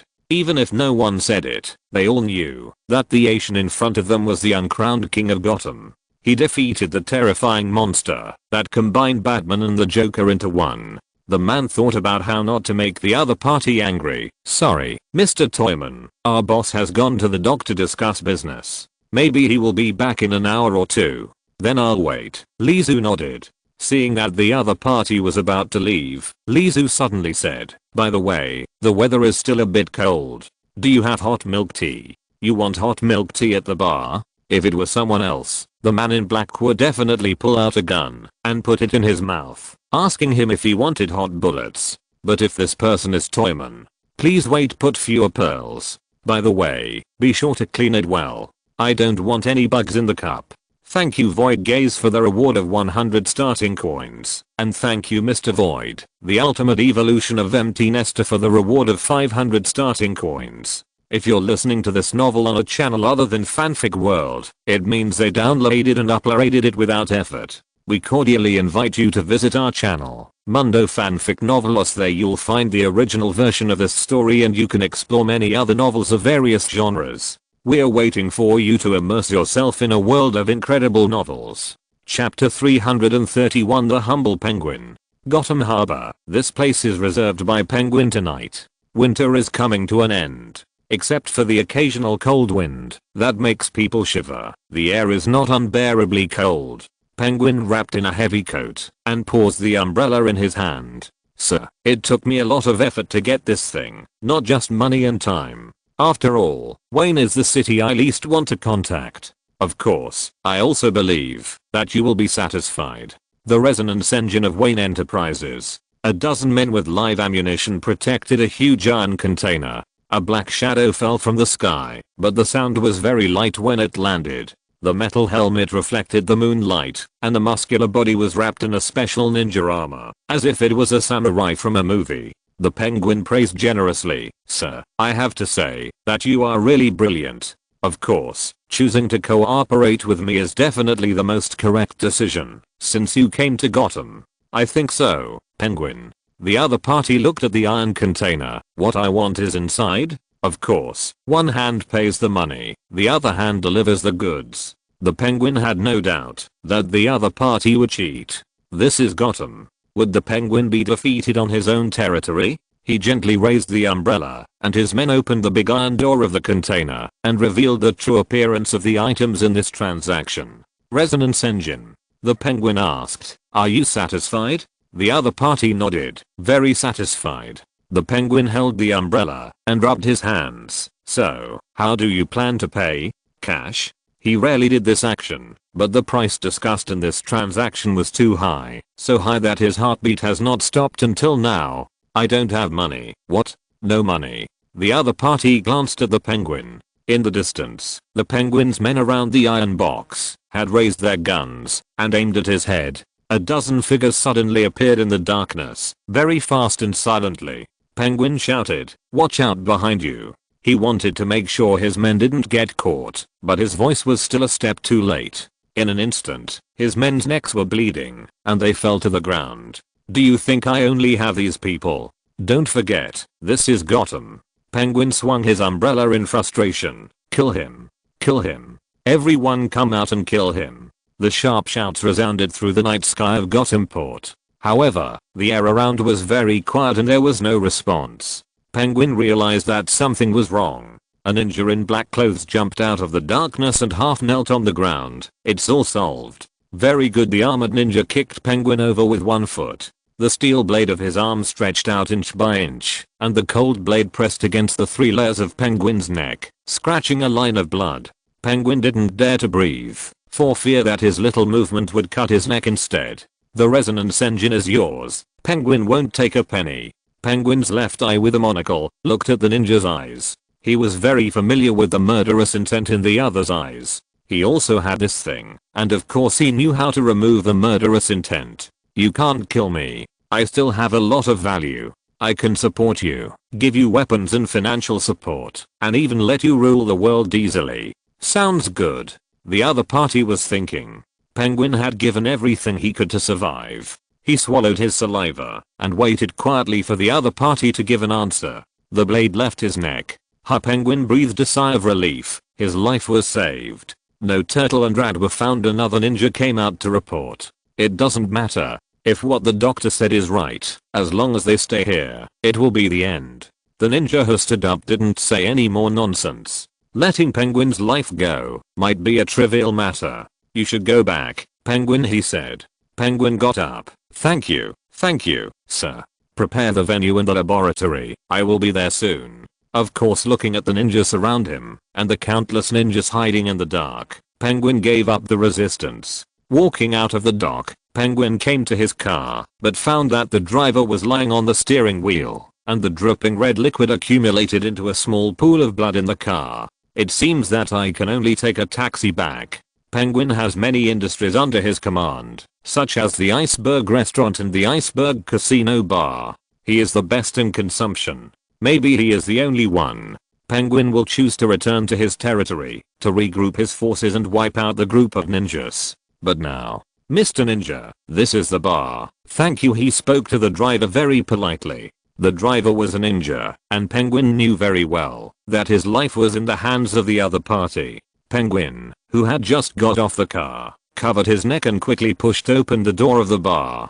"The subordinates have come forward. Boss, someone is waiting for you. I need to be bandaged. Can't you see I'm bleeding?"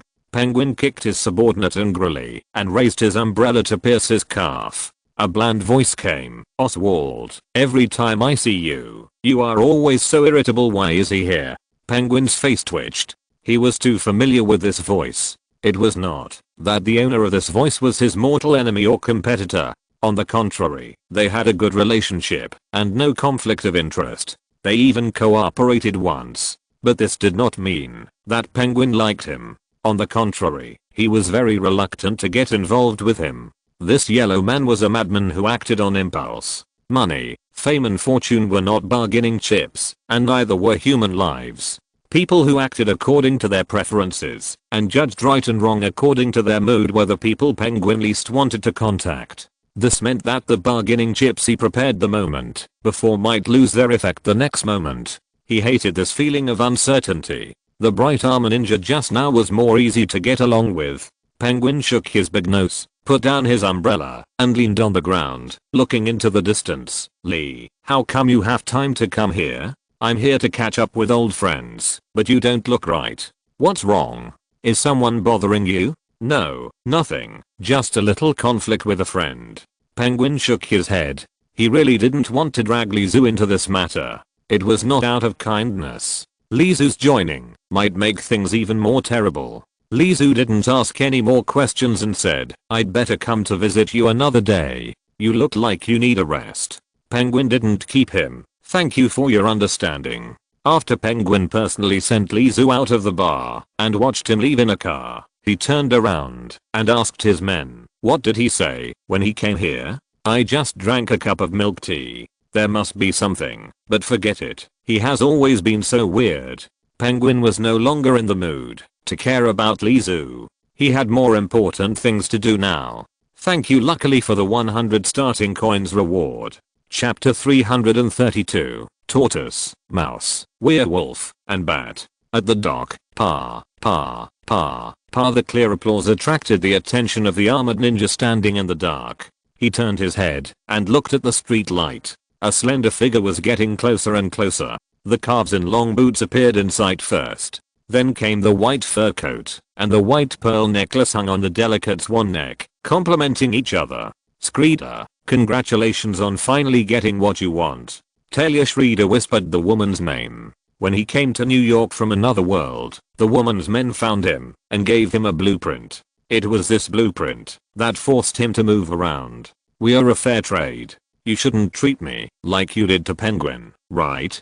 Talia smiled brightly, and behind her, the assassins of the Assassin's League appeared silently. Behind Shredder, the Bigfoot gang ninjas also pulled out their rice blades and jumped out one after another. The two groups of ninjas confronted each other. The air was a little quiet for a while. Is this the helper you mentioned? Another group of ninjas? A third voice appeared, but no one on either side was surprised. A mysterious man in a windbreaker with a bandage wrapped around his face. Silence. He has returned to Gotham. Of course not. Talia's eyes were still fixed on Shredder. After weighing the pros and cons, Shredder threw something casually, and an assassin quickly jumped out to catch it and returned to Talia's side, offering it with both hands. What is this? Silence looked at the thing in Talia's hand. A bottle of green potion. Very interesting little thing, but these are not enough. Talia looked at Shredder, and the meaning was obvious, that this little thing was not enough to pay the reward. In the second half of the night, you will get what you want. Shredder left with his men. Only the Assassin's League and Silence were left on the dock. Silence said, I thought you would let him conflict with the toy man, but in the end you only want such a bottle of potion? No, I planned to let him conflict with the toy man from the beginning. Oh. Silence was surprised. Talia asked back, if you can freely go back and forth between the two worlds, would you be willing to rule only one world? Rule the world? Silence seemed to have heard a joke, but he still nodded. I know what you mean. If he is going to occupy this world, then starting from Gotham will be the most convenient choice, and the Toyman will be his biggest obstacle. But can you be sure that the Toyman will take him seriously? Of course he will not be the opponent of the Toyman, but I don't intend to let him defeat the Toyman. Talia looked at the potion in her hand. Enough for 4 or 5 people. Find an experiment first. If there is no problem, our plan will be easier to implement. It doesn't sound like good news, Silence said. It's better not to count me in this matter. I still have things to do. Then please watch me taste the fruits of victory. Talia raised the corners of her mouth. She was very confident and determined that she would definitely win. Lizu pushed the door and went home.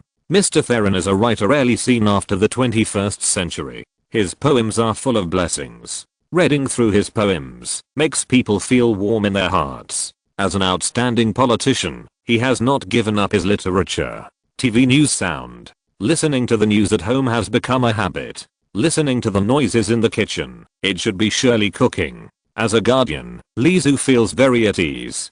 Bless Gotham City College, bless Gotham City High School, bless Gotham Port, bless Gotham Hospital, bless Gotham Police Department, bless. Ding is the sound of a microwave oven. Shirley came over with 2 ready-made meals and handed one to Lizu. Lizu sat up suddenly and pointed at the TV. This thing is also called poetry. I can write 2,000 poems a day, but there will be a lot of blessings. I hope he hasn't forgotten which organization. The TV news has not stopped yet and is still broadcasting. However, looking at the expression of the news anchor, it is not easy to hold back laughter. The Poetry Appreciation Meeting will be held this Sunday with Gotham Elementary School. The ticket price is $2.99. Lizu turned his head to look at Shirley. Your school?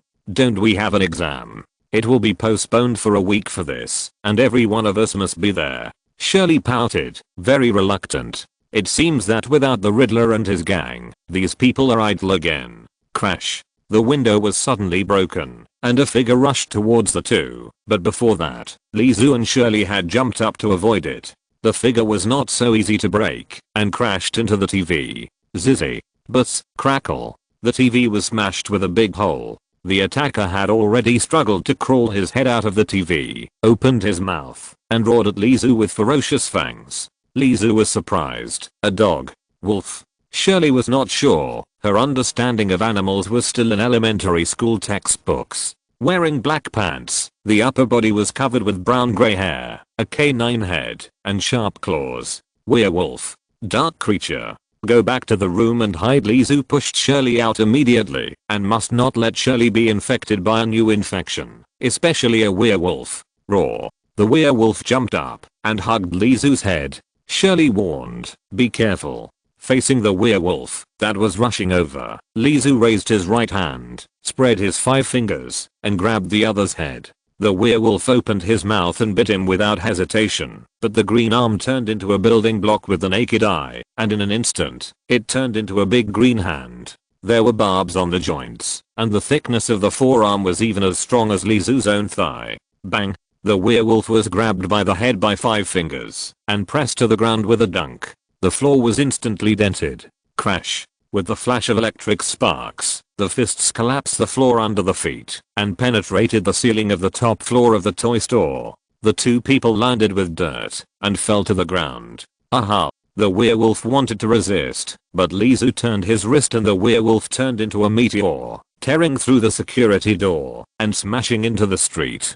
Click. Click, gurgle. The toys on the shelf kept twisting, and as Lizu walked step by step to the door, the toys seemed to be coming alive. There were 500 or 600 toys, but after Lizu shook his head gently, these toys stopped obediently. Everything that happened just now seemed like an illusion. Lizu walked to the street, stepping on the broken glass that was smashed by the Ninja Turtles a few hours ago. The werewolf on the opposite side crawled on the ground, growling at him, and tried to pounce on Lizu again, but a figure fell from the sky. The lasso was tied around the werewolf's neck, causing it to stagger. The black boots stepped on the werewolf's head.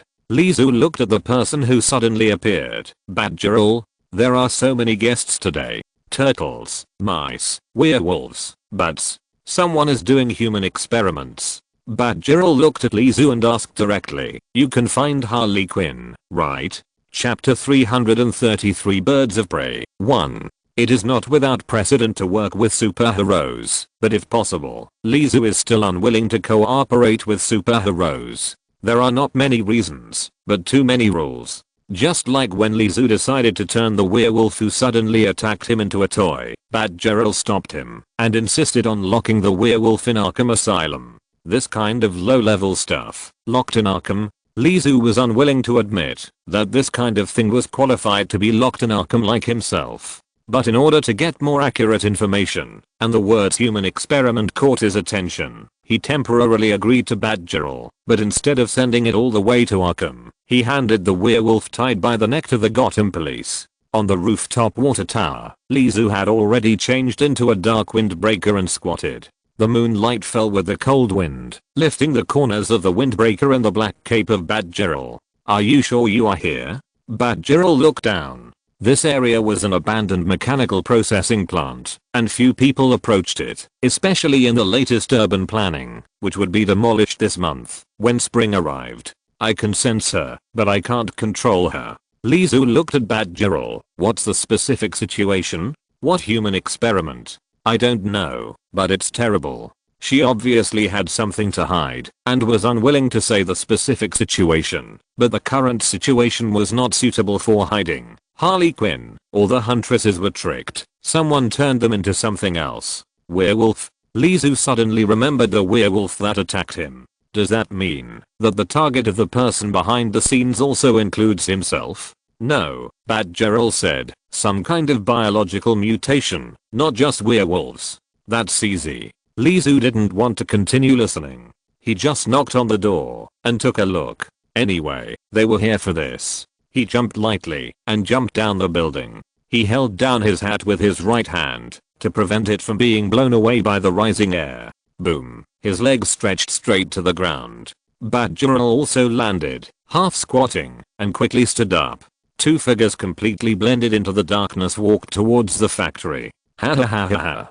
Great. Great. It was Harley Quinn's voice. The abandoned factory building was not completely dark. There were several light bulbs hanging from the iron beams with wires swinging back and forth. In the empty factory building, a figure squatted on the ground, hunching his shoulders. Yow yow? Lizu approached slowly. Oh, familiar voice. Harley Quinn turned her head slowly. It was a hyena's head, but Harley Quinn's old macute could be seen, especially the ears standing on the top of the head, one on the left, and one on the right, pink and blue. Hi, Pudding, she waved to Lizu excitedly.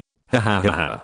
Harley Quinn laughed, revealing two rows of white and bright teeth like barbs, drooling. I smell the meat on you. Can I have a taste? Pudding. She turned around and pounced on Lizu quickly. Her hands were similar to dog paws, but still retained the length of 5 fingers. On all fours, she ran very fast. I'm afraid not. Facing the charging hyena, Harley Quinn, Lizu took a half step back with his right leg, spread his hands one above and one below, grabbed Harley Quinn's open jaws, and resisted her rush. But he was still pushed back 20 centimeters, and the soles of his shoes made a squeak friction sound. The hyena's tongue swung wildly. Ah, let me take a bite, just one bite. Please, Pudding. Pudding. Her physiological performance was exactly the same as that of a mad and hungry hyena. Whoosh, breeze blew. Very fast. Lizu was knocked away in an instant, and he lay flat on the ground, with a heavy claw pressing on his chest. A female leopard with purple stripes. She lowered her head and looked into Lizu's eyes with cold eyes. Toyman. Hunter? Your new look is good. He recognized the other person by the voice, and he was still in the mood to tease the other person. The female hunter raised her other claw, and the nail-like claw popped out, close to Lizu's face. I'm the hunter, you are the prey, from the beginning. No, no, no, I'm afraid of death. Lizu showed weakness very straightforwardly. Don't think that Batgirl will save you. The female hunter's head approached Lizu's face, opened her mouth, and her snow white teeth almost couldn't control their bite, but stopped when they touched his face. The red tongue gently swept across Lizu's face. The unique smell of a predator. The female hunter said, there are more than 2 of us. The green vines came around and tied Lizu up easily. He was dragged from the ground and slid for more than 10 meters before being hung upside down. At this time, Lizu noticed that the swaying wires tied to the light bulbs were all vines. A figure was hidden in the darkness, growing upside down on the roof of the factory. Long time no see, Ivy. Lizu had guessed the other party's identity when he saw the vines. The vines tied with the light bulbs slowly lifted up, illuminating the darkness and the upside down figure in the darkness. It was a piranha plant, a human-shaped piranha plant, rooted on the roof. Poison ivy. It was obvious that she was also attacked by someone, but she did not turn into an animal, but into a plant. The huge mouth of the piranha plant replaced her hands. Tick, tick, liquid dripped from the big mouth. Not far away from Poison Ivy, Batgirl had already been tied up, and her mouth was blocked by vines. She walked behind, but did not move. It seemed that she was caught at the first time. My digestive juices can't wait to make you merge into me. Become one with me. Poison Ivy's big mouths in both hands quickly enveloped Lizu. Wait. Lizu's shout at the critical moment temporarily delayed the piranha plant, but the 2 big mouths were facing him. Ivy. You can't eat him. He's mine. Let me eat him. Let me eat him. Harley Quinn was jumping on the ground, but the roof of the factory was too high from the ground, and the height she jumped up was not enough. Lizu asked, "Who do you work for? I can tell that you still have your own consciousness." "We don't work for anyone." The one who answered was the Huntress. She had already climbed up the iron beam and was approaching Lizu step by step. "We only follow our instincts." Lizu heard the clue. He said, "Then we shouldn't be enemies." "That's right, little pudding is not an enemy." Harley Quinn was still jumping on the ground. "But, can I have a bite? Just one bite. I want to merge with you." Poison Ivy, who turned into a carnivorous plant, seemed to have vegetated her brain and become simple. Lizu didn't say anything, but looked at the Huntress. He could see that the Huntress was the brains of this makeshift small group. The Huntress shouldn't let the mastermind go, right? Chapter 334 Birds of Prey 2. The female hunter certainly would not let go of the mastermind, but her stronger desire made her unwilling to let go of the toyman, who was also a big threat. Catching the toyman has always been her primary goal, but it is too difficult. If she misses the toyman who suddenly came to her door today, she will never have another chance. The female hunter is determined to pay attention to his temptation. "Maybe I can make you return to normal." Lizu dropped a bombshell. Ninja Turtles, human mutation, both appeared at the same time. There is no such coincidence in the world. And as far as he knows, the thing that makes the turtles become like humans should be the culprit that caused the female hunter and others to become like this. Well, this is a negotiation condition that cannot be refused at all. Roar. The female hunter lowered her head and roared, and the hyena-like Harley Quinn shrank her neck and squatted obediently, but her saliva kept dripping. "Let them go." The Huntress turned her leopard head and said to Poison Ivy. The slow-witted Poison Ivy paused for a while, as if it took her a long time to understand what she said. She slowly let go of the vines, and it was obvious that she was very reluctant. Saliva was like rain, splashing all over the ground. After Lizu rolled twice in the air, he turned around and landed steadily on his feet. Batgirl landed behind him, also looking at the three monsters who could no longer be called human beings with caution. "It can be seen that you and Huntress don't have a good relationship." Lizu turned his head and said to Batgirl, "We have always disagreed." Batgirl stared at Huntress and added, "We don't like each other." "Really? It seems that she is going to take revenge," Lizu said. Huntress interrupted the two people's chat. "Chatting time is over." Because Poison Ivy was rooted on the roof and could not move, they could only find a way to remove the iron sheet of the roof, and Harley Quinn, who had turned into a hyena, tied a rope around her neck and dragged it like a sled. In the dark night, a very strange scene appeared. Batgirl and Lizu, who was wrapped in a black windbreaker, walked side by side on the street. Behind them followed a cheetah with purple stripes and a hyena pulling an iron plate. On the iron plate grew a man-eating plant that looked like a human. "A ninja attacked me," Batgirl said, "but I was testing the new bulletproof armor at the time." The attack of the mysterious ninja was unsuccessful. When I followed the mysterious ninja out, I saw the three of them who were also attacked. They were hit, and their beastly nature was strong. We used a lot of effort to regain consciousness. The Huntress did not deny Batgirl's words. She said, "Batgirl is right. We were attacked by mysterious ninjas. These ninjas once attacked Wayne Industries and tried to steal the resonance engine." "I watched the news." Lizu nodded. He seemed to not belong to this world. He did not use intelligence lines to understand the cause and effect of things, but watched the news. He was definitely an incompetent superhuman with backward information. Iceberg Hotel Casino. Penguin wiped the sweat from his forehead and watched the ninjas jumping back and forth.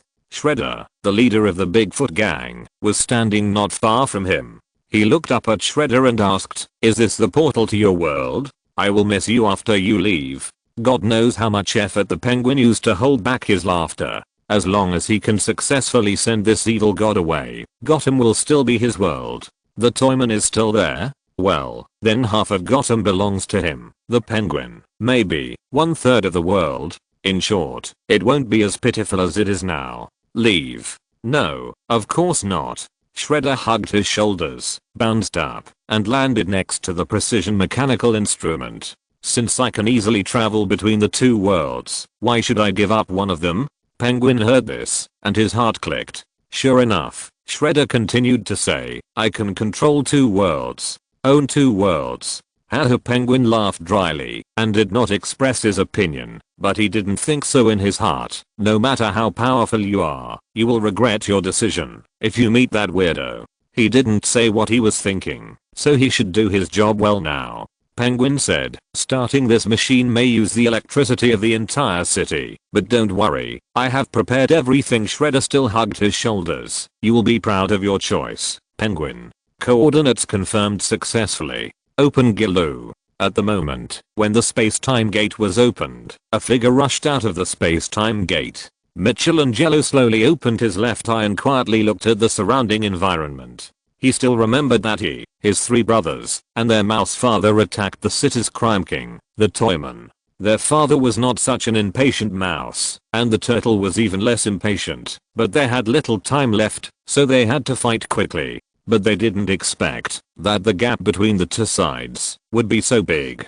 Michelangelo watched his father being turned into a toy mouse, and his brothers were also turned into toy turtles. The magic hand finally reached out to him, and he subconsciously closed his eyes, but it seemed that nothing happened. Michelangelo opened his eyes and saw a wide open bloody mouth, and the hyena's barbed teeth were full of saliva. I want to eat toads. Eat toads. Ah, the hyena is talking. Michelangelo jumped back suddenly.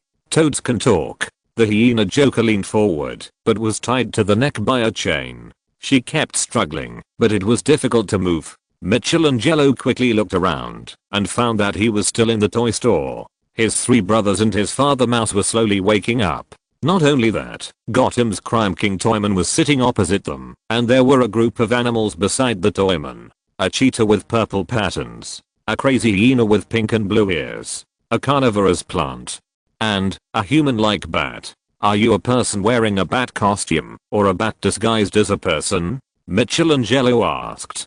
Batgirl ignored Michelangelo and asked Lizu, Toyman, when did you catch these green lizards? Hey, not lizards, not toads. We are turtles, real turtles. Michelangelo retorted. His brothers also shook their heads and woke up. Before the turtles could ask back, Lizu took the lead and said, Shredder turned them into this. I hope you can have an antidote. In other words, you were originally human. The turtle with a purple eye mask asked, pinching his chin with 3 fingers. That's right. The huntress slowly approached the 4 turtles. The breath of the cheetah frightened the 4 turtles and the mouse. I have investigated you guys. Are you mutants, just like us? No, not the same. Michelangelo jumped up. You are humans who turned into animals. We were originally turtles, but now we have become humans. Chapter 335 Birds of Prey 3. Is it delicious? Green toad. I want to eat green toad. The hyena Harley Quinn wanted to pounce on Michelangelo frantically, but the iron chain tied her up, so that her teeth were only 10 centimeters away from Michelangelo's head. The cold wind brushed her neck. Crack crack, the teeth kept biting and hitting. Can anyone make her quiet down? Michelangelo was a little afraid that he could not suppress the crazy hyena Harley Quinn at all. He blocked with both hands in front of him, closed his right eye tightly, and secretly glanced with his left eye, and said fearfully, at least keep her away from me. The scene was in chaos. Pa.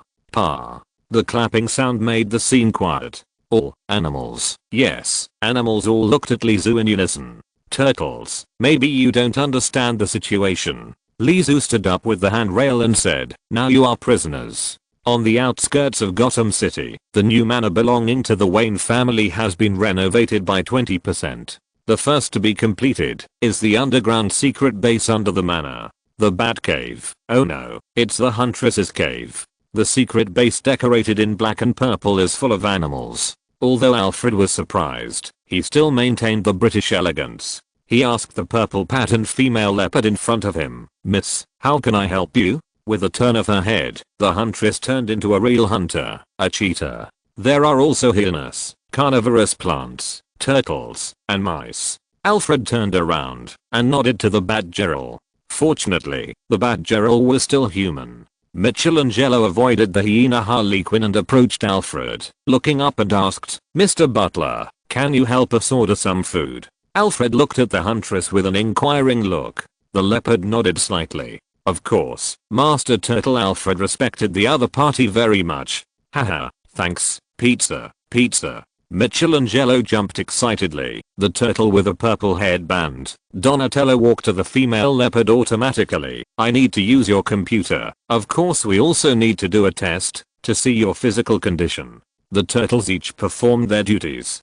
To be precise, Michelangelo jumped around. The hyena Harley Quinn chased the turtles around, and only Donatello was researching the antidote. The ninja master, the mouse Splinter, sat in a chair, motionless. Batgirl walked in front of the mouse. "We don't have much time," the mouse said proactively. She asked, "Why?" The mouse said, "We are mutated from ordinary animals. The source of mutation in our cells is also what Shredder used to turn them into animals. Different universes have different operating rules. In this environment, I can clearly feel the loss of power in my body. Perhaps it won't take long for us to degenerate into ordinary animals, and this time will never exceed one night. So we need to deal with that group of alien visitors." Batgirl already knew that the mice, turtles and the mysterious ninjas in front of her were all alien visitors. "That human, the Toyman, he is very powerful," the mouse commented. The defeat without any resistance was still fresh in his memory. "If he didn't have those strange abilities, my steel fork could easily pierce him." Raphael, wearing a red headband, waved the steel fork and said unconvinced, "You?" Batgirl shook her head. "If he only relied on those things, he should be in Arkham now. Toys are not everything to him." As someone who has fought with the Toyman many times, Batgirl is qualified to make these comments. "It is your fault to let the worst walk in the city." Raphael fully expressed his disdain. Who was that turned into a plastic toy and stayed on his shelf? Facing Batgirl's question, Raphael wanted to rush forward, but Leonardo, who was using two swords, blocked him.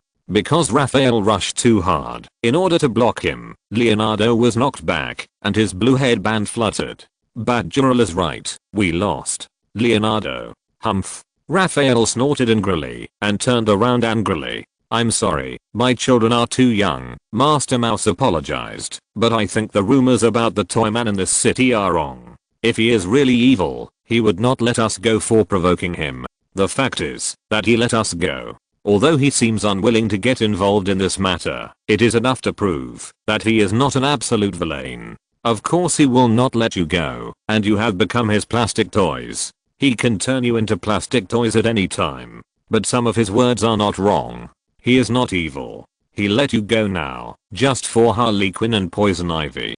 Batgirl kept these words in her heart, and did not say them out loud.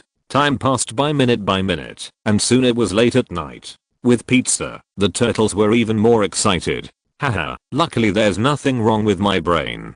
Donatello excitedly held up a bottle of potion. "Look, we've made the antidote. But you must inject it within 48 hours of being transformed, otherwise the genetic changes will be permanent." Then the antidote was injected, and Huntress, Harley Quinn, and Poison Ivy all returned to normal. "That feeling is so strange." Harley Quinn waved her palms, as if she still had claws. "Ivy, am I right?" "Ivy? What are you thinking about?" Harley Quinn found that her best friend who lived with her seemed to have a strange look on her face, as if she was remembering something. Her expression was a little unnatural. "Nothing." Poison Ivy's expression immediately returned to normal. On the other side, Batgirl looked at Helena Wayne, who had returned to normal. "Hunter? I wonder why the Bigfoot gang would attack us," she said. "For fun?" Harley Quinn asked. From Harley Quinn's point of view, it was indeed something she could do. Her words were ignored by everyone. "It's impossible that there are only Bigfoot gang among them. Someone is helping them." Huntress said, "If they only attack me and Batgirl, they should be preparing to disintegrate the power of this city. But if they attack Harley Quinn and Poison Ivy..." Huntress looked at Harley Quinn and Poison Ivy, who were standing in completely different camps. They were indeed on the same front, otherwise she would have arrested them long ago. "Someone wants to force Toyman," Batgirl continued with her speculation. "Not only that, the news the turtles got seems to point to Toyman as well." Batgirl nodded after hearing this. So, someone is cooperating with Shredder, and the main target is Toyman. Are they Toyman's enemies? The two female superheroes looked at Harley Quinn. She was the only one who knew Toyman best. Enemy? Harley Quinn bit her finger and recalled, Little Pudding has a good relationship with people, so there shouldn't be any? I see everyone likes him. The last time he created the end of the world, everyone in the world turned into a kind of zombie that is very close to people. Okay, Harley Quinn's words have no reference value. Leonardo the Turtle said, no matter what the conspiracy is, we must catch Shredder while we can still move. The Huntress glanced at Harley Quinn and Poison Ivy and nodded. Yes, it's time for us to act. I'll join. Harley Quinn raised her hand excitedly. She didn't care about that, as long as it was fun. Moreover, Harley Quinn wanted to smash the head of the person who attacked her privately with a baseball bat. Poison Ivy pinched a seed, and the seed quickly sprouted into a vine wrapped around her wrist. My vine will strangle them to death. She showed her attitude with her behavior. They are so cool. Donatello shuddered. Great. The super combination of our two worlds act together. This is definitely an all-star loop. Michelangelo bit a pizza and shouted on a skateboard. Ninja Turtles and a group of messy girls. Green Toad. Not messy. Harley Quinn pounced on Michelangelo. Although she was no longer a hyena, her action still scared Michelangelo so much that his body shook and he fell off the skateboard. Yes, birds of prey. Harley Quinn nodded with certainty. Birds of prey. Birds of prey? Cheetahs, hyenas, piranha plants, bats. Where are the birds of prey? Donatello scratched his head in confusion. Michelangelo shouted, cool. Huntress and Batgirl were not willing to form a so-called team, so they didn't say anything, and don't expect Poison Ivy to refute Harley Quinn. All you can hear is Michelangelo shouting, Teenage Mutant Ninja Turtles and Birds of Prey. Action.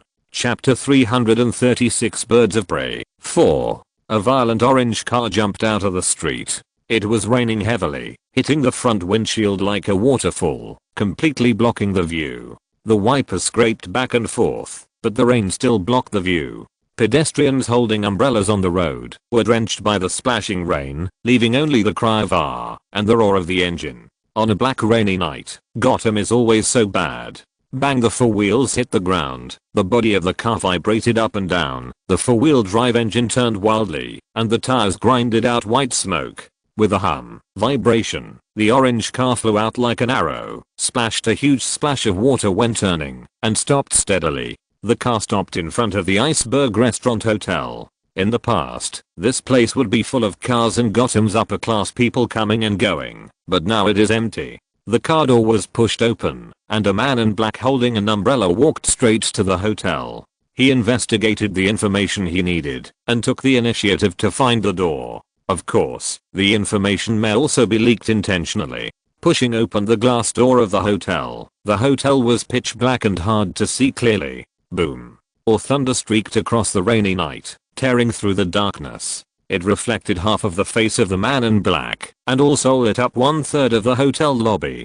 A short and fat figure stood in the dark corner. Old friend, I didn't expect you to come. The short and fat figure was holding an umbrella, and the black umbrella was exposed to the lightning. Under the purple-green light, the thick and ferocious hands on the umbrella handle were also illuminated, with long nails. Of course I have to come. That's an invitation, isn't it? Penguin Man. He pointed out the other party's identity.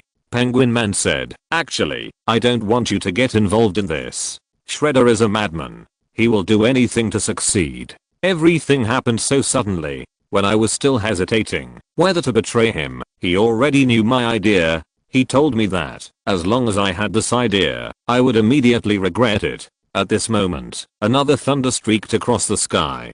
Penguin Man took a step forward and walked out of the shadows. So, under the lightning, Penguin Man walked out. The penguin, wearing a tuxedo and looking very fierce. Sorry, I can't let myself regret it anymore, the penguin said apologetically. The penguin looked at Lizu quietly. The title of the king of crime in Gotham should not belong to a mediocre waste who only wants to open a toy store, right? You should fall here today. There was movement in the dark. Lizu slowly turned his head, and pairs of green pupils in the dark locked him. A snoring sound could be clearly heard in the air, which sounded very much like the sound of angry canines. You really should have taken the initiative when I was looking for you, Oswald. Lizu swung his right hand violently, and a double-barreled shotgun quickly changed from the size of a finger to a real one. Load and shoot. Bang. The penguin was shot away. The huge blood hole in his chest drained all the strength of the penguin, and he lay on the ground, letting the blood flow and accumulate into a pool of blood.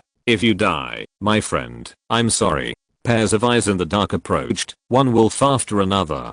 The wolf was wearing a black ninja suit, bearing its fangs. Roar. The leader wolf raised its head and howled, and the wolf pack instantly pounced on Lizu. Lizu calmly swung his shotgun, and the shotgun in his hand became a 360-degree shooting weapon.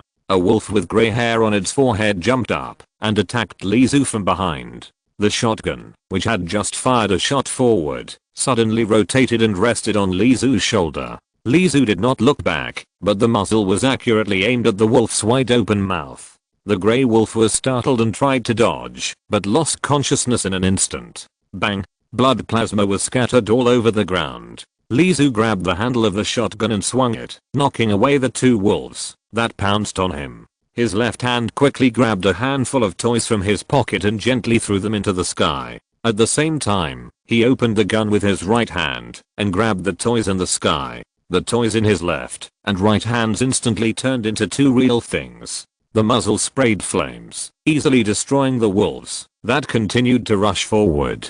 A few minutes later, only 8 wolf corpses and bullet holes were left on the ground. Not bad with that. The lights in the hotel suddenly came on. Shredder, a masked ninja wearing a red cape and a bright helmet, hugged his shoulders and stared at Lizu. But if that's all, you don't deserve the title of King of Gotham. A circle of animals surrounded him. Lions, elephants, tigers, and even camels. Am I in a zoo? Lizu looked around, not realizing that he was surrounded. You can't be called a king if you only use tricks, but don't strengthen yourself. Shredder walked towards Lizu. You will fall here and die in obscurity. This is definitely the most frustrating punishment for a famous guy. You don't seem to understand the market in Gotham. Lizu put his hands in his pockets and fumbled back and forth. He still prepared a lot of things with him. Toys? Shredder did not stop him. He looked at Lizu coldly. How many do you have? Thousands. Tens of thousands? Lizu said bluntly. It doesn't sound good. You should have found a way to deal with me. I will use the blade to complete this handover, Toyman. Use my blade. The blade on Shredder's armor popped out, and he walked towards Lizu step by step. A woman's voice came. Don't go over, Shredder. You never want to get close to the Toyman. He can turn everything he touches into a toy. Lizu looked up at the stairs. Talia, it's great to see you again. He took the initiative to greet the other party. Toyman, you have brought greater cowardice to this cowardly city. Today we will eliminate you and spread fear to the world starting from Gotham. I can guarantee that the last situation will not happen again. There are more and more animals around, and they try to be as silent as possible. An elephant mashed in front of Lizu with a bang, and it still kept a tiptoeing appearance, which was really funny. Lizu's sight went through the people and animals, looking at a huge ring in the distance. That thing looked like a door. That was the biggest reason for him to come here, a door that could easily go to other worlds. Outside the Iceberg Restaurant Hotel, the Ninja Turtles and the Birds of Prey finally got closer. Wait, there's someone. Suddenly, the female hunter raised her hand. Although she turned back into a human, her sense of smell seemed to be successfully preserved. That's... In the distance, a person staggered over and fell to the ground as he approached the crowd. The first thing he said when he fell to the ground was, "Quick, stop Shredder, the mutation source I brought." All was taken away by him. How much? The turtle asked. Enough for you to stay here for 2 or 3 months without degenerating. How much is that? The female hunter asked. It can catalyze tens of thousands of people like you. Chapter 337 Birds of Prey 5. Seeing the turtle so nervous, Batgirl asked, "Who is he?" Leonardo replied, "Jones, our companion." This man was obviously a human, carrying a golf club and wearing a white mask on his head.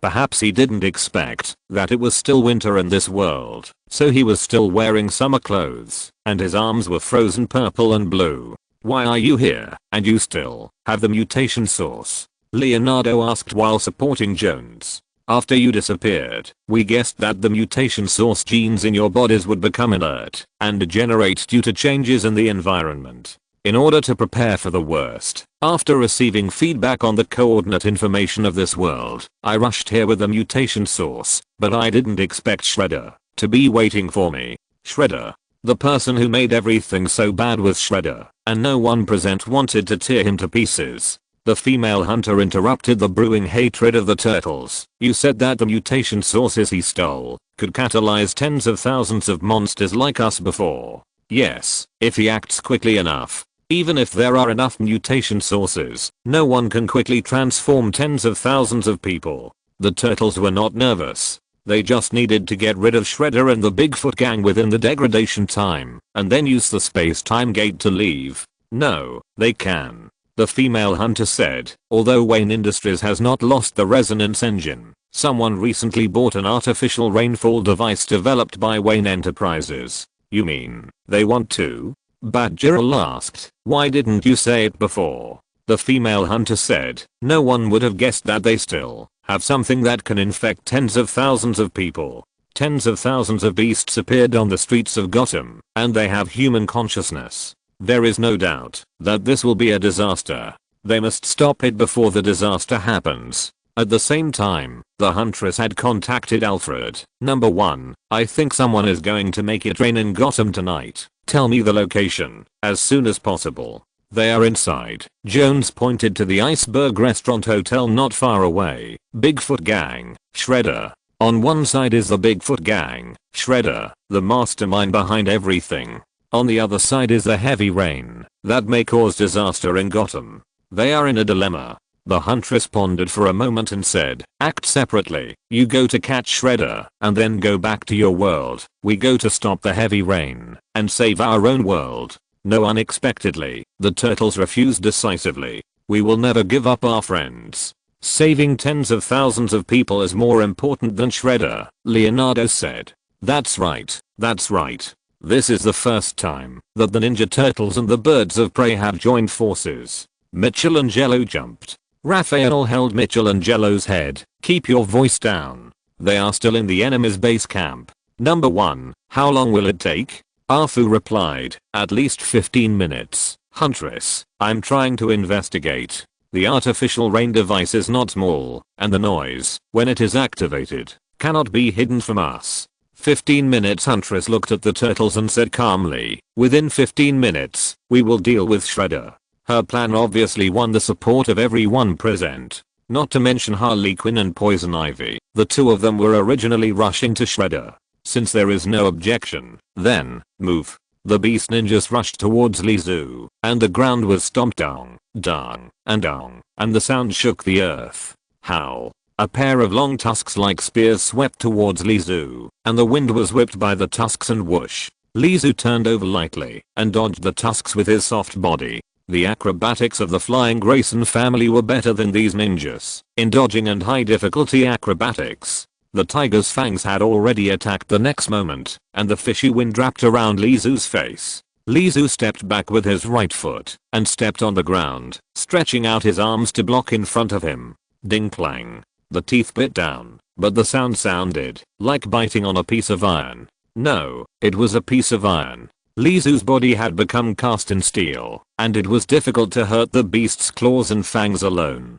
Woo woo, the tiger whimpered in pain and wanted to turn around and run away, but was caught by Lizu and slapped lightly. Snap, a cloth tiger fell to the ground. Bang, the elephant was rushing over and accidentally stepped on the cloth tiger. The cloth tiger's thread was broken immediately, and the cotton inside was squeezed out as the elephant raised its paw, turning into a mess. The monsters around did not decrease because of this, but increased instead. In 20 minutes, a rain device will fly over Gotham, spraying enough mutation sources to wake up the city. Talia pointed her finger upwards. Tell me, Toyman, are your toys enough? I still like you hiding behind the scenes. Lizu threw out 2 lickers, but the moment the lickers landed, they were crushed by the elephant's foot. The tonnage difference was huge, and the biological weapons could not even be used. Talia covered her mouth and laughed softly. At this moment, Lizu looked like he had run out of tricks. Bang crash. The glass door broke, and a group of people rushed in. Shredder, come and taste my rocket kick. A shouting voice came immediately. Lizu tilted his head and looked at the turtle and Harley Quinn who rushed in. This is a fresh combination. He thought that the Huntress would capture Poison Ivy and Harley Quinn after detoxification, but he didn't expect that they would become comrades. So many. Michelangelo, who was shouting, was stunned when he saw the scene. There were several wolf corpses under his feet. In the distance, there was a group of ferocious beasts. Even further away, there were ninjas. Shredder stood on a high place, watching all this indifferently. Come and taste the fists of the Ninja Turtles and the birds of prey. Michelangelo shouted a name that no one except him and Harley Quinn agreed with. Talia. Huntress noticed the female leader of the Assassin's League, who looked down at her arrogantly. Huntress gritted her teeth and said, "It's you." Talia smiled maliciously. "How does it feel to be a cheater, Huntress?" When Huntress was about to rush forward, Michelangelo shouted at the top of his voice, "Ah, Raphael. That toy man is here. The king of Gotham." His shouting drew the attention of others to Lizu, who was standing in the shadows in a black dress. Pudding. Pudding. Harley Quinn waved excitedly at Lizu. "Why are you here?" Huntress and Batgirl were, as if they were facing a great enemy. Although the Toyman helped them, it did not mean that the Toyman belonged to the same camp as them. Just like Mr. Turtle said. Lizu grinned, revealing his gums, and his mouth was pulled extremely ferociously. Wouldn't it be too embarrassing for the king of Gotham to be beaten? This smile reminded Huntress and Batgirl of bad memories. Bang, a wooden box fell from the sky without warning and hit Lizu's feet. Lizu kicked the box. Clatter toys fell all over the floor. If you're listening to this novel on a channel other than Fanfic World, it means they downloaded and uploaded it without effort. We cordially invite you to visit our channel, Mundo Fanfic Novelos. There you'll find the original version of this story and you can explore many other novels of various genres. We're waiting for you to immerse yourself in a world of incredible novels. Chapter 338 Birds of Prey 6. The air froze like ice. The Toyman showed an ability he had never shown before, summoning a box out of thin air, and this box was full of toys. The Huntress' pupils contracted, and she glanced at the box that was kicked over on the ground, and the toys that kept pouring out. This meant that the plan she had imagined was useless. It was difficult, but not impossible to use up all the toys on the Toyman, and then deal with it, but the Toyman's ability to drop boxes out of thin air disrupted all her plans. Batgirl and Talia also reacted the same way as the Huntress. The toys on the ground twisted and climbed up. From laughing fingers, they grew to the height of an adult and continued to rise, eventually reaching about 2 meters. A huge and ugly fish head, webbed hands and feet, and fins on the spine of the back, covered with scales. Hundreds of deep divers. Michelangelo covered his nose. What is this? A fish monster? They are so ugly. They come from the sea. Lizu waved his hand, and 10 tyrants stood up. Their black windbreakers and huge bald heads were full of oppression. Even among the fierce and ugly deep divers, the oppression of the tyrants could not be ignored. It's that kind of monster. Michelangelo shouted. The expressions of the other 3 turtles were also very interesting, especially Raphael. The turtle shell that he was crawling on was stomped out by the tyrant. Lizu turned around and bowed elegantly to the female hunter and others. "Sorry, this is my stage." A mantis hidden in the dark flapped its wings and pounced on Lizu at a very fast speed. There was only a whoosh cutting sound in the air, but the big palm wearing a black glove had already been raised quickly, blocking the opponent's attack. Ding, ding. The mantis blade stood on the tyrant, leaving a clear-cut mark on the black clothes and a white mark on the chest. The tyrant grabbed the mantis's head with his backhand and smashed it on the ground, splashing green juice. The headless mantis on the ground twisted its body, and soon it completely stopped moving. Lizu didn't care from beginning to end, just quietly watching the Huntress and Batgirl with an annoying smile on his face. "Let's stop the rain," Batgirl whispered. "Pudding, come on, beat them up." Harley Quinn waved her fist to cheer Lizu on, and resolutely brought Poison Ivy with her to follow the Huntress, Batgirl and the turtles. After they walked away, Lizu turned around and looked at Talia, whose face was as hen and cold. Now, shall we continue? As Lizu spoke, hundreds of deep divers rushed up. Without water, the strength of the deep divers was greatly reduced, but this still did not change the fact that the deep divers' combat effectiveness was better than the gals. It was the army in Lizu's hands that consumed the least energy and had the most basic combat effectiveness. If the tyrant was also transformed from a simple toy, the energy consumed to maintain just 10 tyrants would be comparable to that of hundreds of deep divers. The deep diver pounced on a cheetah. The cheetah was not slow, not to mention that it was a ninja, so its speed was even better. However, 3 deep divers pounced on it, and their ferocious fangs blocked all the cheetah's escape routes. The cheetah was killed instantly by the teeth biting. The elephant was also not bad. Its fangs swept across, and another deep diver was killed immediately. The intestines were pierced by the tusks. In just a few minutes, the elephant had killed more than a dozen deep divers. The 2 tyrants also discovered this, and rushed straight to the elephant, and greeted the tusks with their fists. The tyrants who were strong enough to withstand the rocket launcher were both knocked back, but they only retreated. The sleeve of the left tyrant's arm was torn, and without the restraint, his left arm was instantly alienated. The left arm, which was comparable to the elephant's leg, swung over and cut off the tusks. Another claw, and the elephant fell in a pool of blood. There were winners and losers in the battle, but the corpses on the ground were increasing. Talia's tense face suddenly relaxed and she smiled. Shredder, kill him. You have no right to order me. Shredder said this, but he still rushed towards Lizu. But before Shredder was about to kill Lizu, a black shadow rushed out and blocked Shredder. A tall man dressed as a ninja, holding a short knife. The black shadow said, your opponent is me, ninja. Shredder rushed forward and punched the black shadow's nose, but the black shadow raised his right hand and knocked Shredder's fist away. At the same time, he tilted his head and faced Shredder instead of dodging. His short shoulder hit Shredder's chest. Bang! Shredder's chest was stuffy. Bang, bang, bang, and he took 3 steps back. The black shadow had already rushed towards Shredder with a short knife in his hand. Shredder raised his arm to block it in a hurry, and sparks flew everywhere. It was just a simple fight, but Shredder was already at a disadvantage. Talia stared at the shadow, and when the shadow kicked Shredder over again, she suddenly said, you are Bruce? Yes. The shadow revealed the Lanoop, Bruce Wayne. Who would have thought that the Assassin League ninja next to Lizu was actually Bruce Wayne? Talia looked at Lizu. Did you do it? The most perfect assassin must be him, don't you think so? Lizu asked back. Shredder, kill him. Since Lizu entered this door, his expression has always been consistent, relaxed and comfortable, as if he was strolling in his own backyard. What is this place? A dragon's den and a tiger's lair built by the top ninja groups in 2 worlds. Shredder felt insulted. He was the Shredder who beat the turtles to pieces and made them flee everywhere. The strongest is also destined to be the ruler of 2 worlds. But a toy man who doesn't know what he is actually dared not to take him seriously. The murderous intent in Shredder's eyes became stronger and stronger. Pa! A mutated claw slapped over, and Shredder's head was directly blown up, turning into sticky blood plasma, spraying all over the wall. There is one who is completely free of control. Lizu looked at the tyrant who slapped Shredder to death with a slap.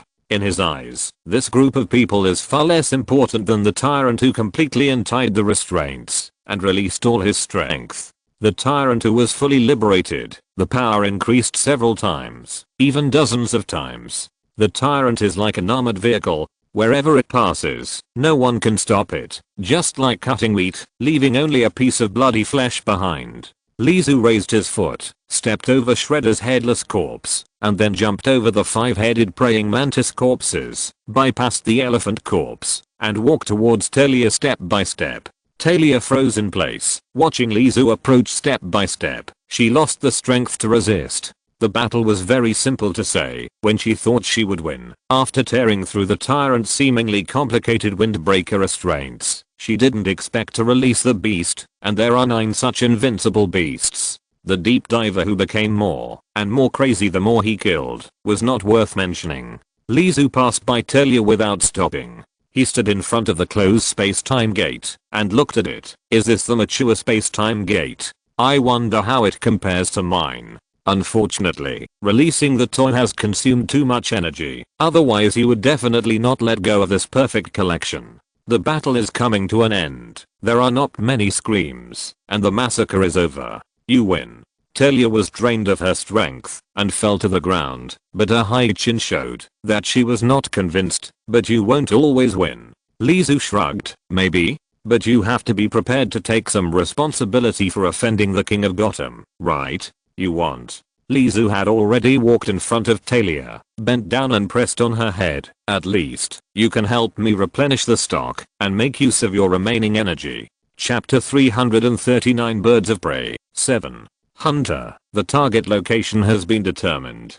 Pass it to me. A Batmobile and a Huntermobile were running rampant on Gotham's Harley Quinn Avenue. The two mysterious superheroes of Gotham were carrying the Turtle, the Mouse, and two supervillains. The Huntress was still thinking about what happened not long ago. First of all, she didn't expect that the Toyman would take the initiative to find her. Could it be? Thinking of this, she glanced at Harley Quinn and Poison Ivy. There were indeed a few times when the Toyman took the initiative to attack because Harley Quinn was in trouble. Secondly, she didn't expect that Talia's Assassin's League would be connected with the Bigfoot gang, and the ninja organizations of the two worlds collided with each other. And the Huntress knew better that Talia, the crazy woman, would never really be willing to obey Shredder. There would definitely be a battle between them, but Gotham couldn't wait. Leonardo lay on the car, looking at the scenery flying outside the window, and asked, "Is it really okay to leave him there?" The female hunter glanced at the two knives on the other's turtle shell, not knowing what she was thinking, but still answered, "May the best for you."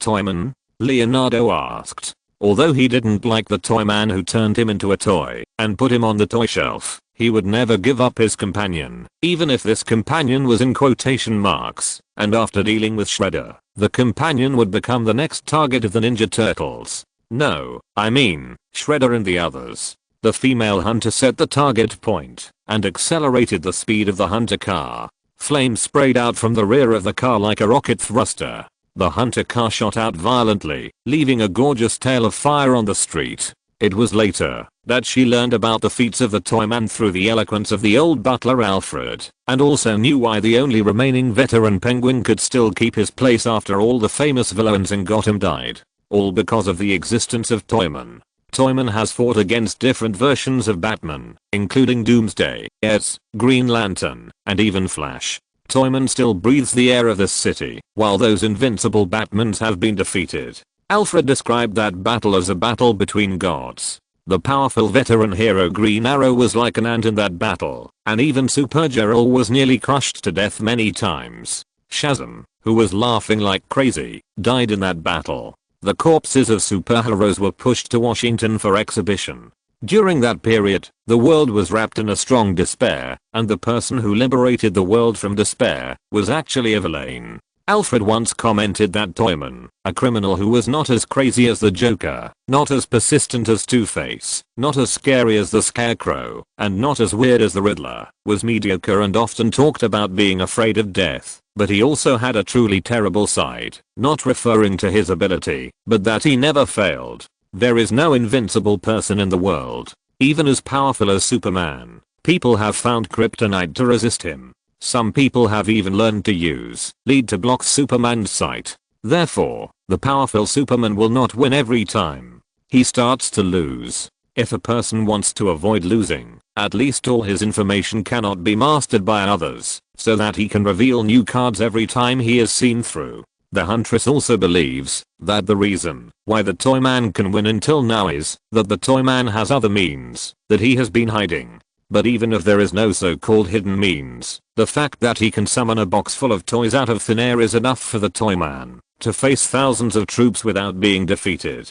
"Hunter, look, is that an artificial rain device?" Leonardo's voice called the Huntress back to her senses. He pointed to the big flying disc in the sky outside the car window. The Huntress came back to her senses and stared at the sky. "That's right. Wayne Enterprises' artificial rain device. We have to shoot that thing down." Leonardo put his hands on the hilt of the knife and stared at the huge flying disc in the sky seriously. "It's very simple," said the Huntress. slapping the densely packed buttons on the car. Hinchy. The car shook, bounced, rocket after rocket aimed at the artificial rain device in the sky, and flew away in an arc. The same was true for the Batmobile next door. As a bystander, Leonardo opened his mouth wide when he saw the powerful weapon system of the Batmobile next door. At this moment, he suddenly understood why the Huntress had been glancing at his double swords. Now, Leonardo felt that the power of his double swords was a bit shabby.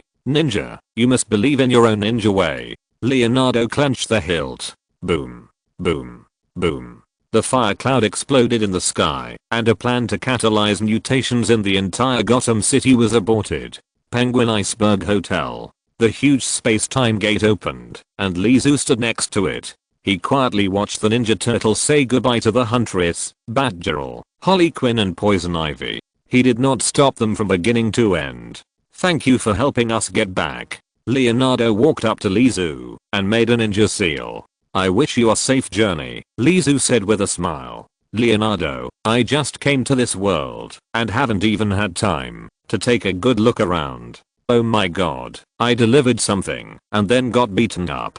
Joan's face was full of reluctance. It seemed that he came here for no other purpose except to cause trouble. Raphael walked behind Jones, picked him up with one hand, and walked into the space-time gate first. The remaining 3 turtles and a mouse also quickly walked into the space-time gate. The space-time gate slowly stopped running until it completely lost its energy supply and became a simple cold machine. Lizu grabbed the space-time gate unceremoniously. The space-time gate without energy was just a pile of iron sheets and parts. A delicate little iron toy stopped in his palm. Huntress and Batgirl looked at Lizu with swords drawn. Harley Quinn and Poison Ivy seemed to have noticed the weird atmosphere and walked to Lizu silently, ready to fight at any time. Retreat. Batgirl whispered. Huntress seemed to have heard something extraordinary. What? I don't recommend you to do it either, Huntress, Alfred advised remotely. As far as I know, he has several very special toys.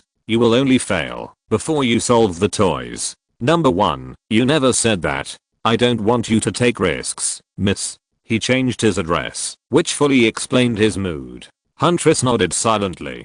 Toyman, the next time I appear in front of you, I will definitely do everything to catch you. After leaving the harsh words, Huntress and Batgirl rushed out without waiting for Lizu to answer. Why not just kill her?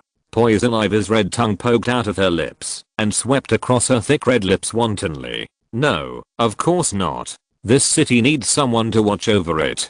Don't make it too chaotic. Lizu lowered his head and looked at the time and space door in his hand. This was definitely the biggest gain of his trip.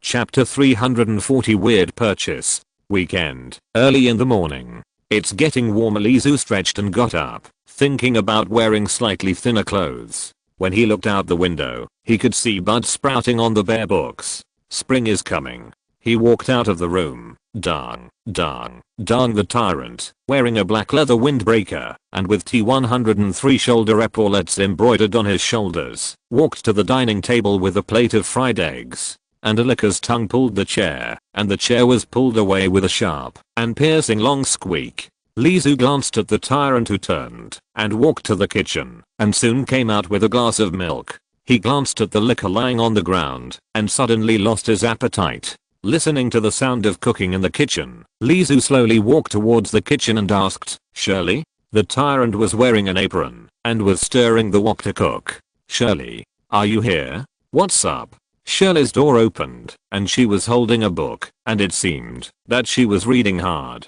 What's up with these things? Tyrants cook, tyrants serve as waiters, and there are even lickers pulling stools. If you don't want to die, you won't have the courage to experience such high-end services. And Lizu is one of those who don't have the courage. I'm preparing for the exam, so I asked them to help temporarily. I don't dare to eat food made by zombies. As he said that, Lizu turned his head and looked at the dishes on the table. They were so exquisite that Shirley or Harley Quinn would definitely not be able to make them to this level. But if you eat a bite, you will risk turning into a zombie. There is a poetry appreciation meeting at school today, didn't you forget it? Shirley put down her textbook and looked at Lizu and asked. He suggested, I have something else today. It's very important. You can go find. By the way, let Yael go. She will definitely ruin the poetry appreciation meeting. Shirley refused without hesitation. Lizu continued to make suggestions, then called Poison Ivy together. With Poison Ivy here, the situation will definitely be more stable. Shirley was a little regretful. Okay, just like you said, but you really don't plan to eat? I think it's not bad. Of course not. Lizu refused and said very seriously, I don't want to eat, and you don't want to eat either. He walked downstairs with an empty stomach, glanced at the glass shards on the ground, sighed, and opened the security door. As soon as the door opened, 3 little ghosts were standing at the door. It was the little ghost Owen who bought a few Batman toys from Lizu yesterday, a girl, and a boy with snot bubbles. Mr. Manager. Thank God, you finally opened the door. The 3 children breathed a sigh of relief. Seeing their little faces flushed, they probably waited outside the door for a long time.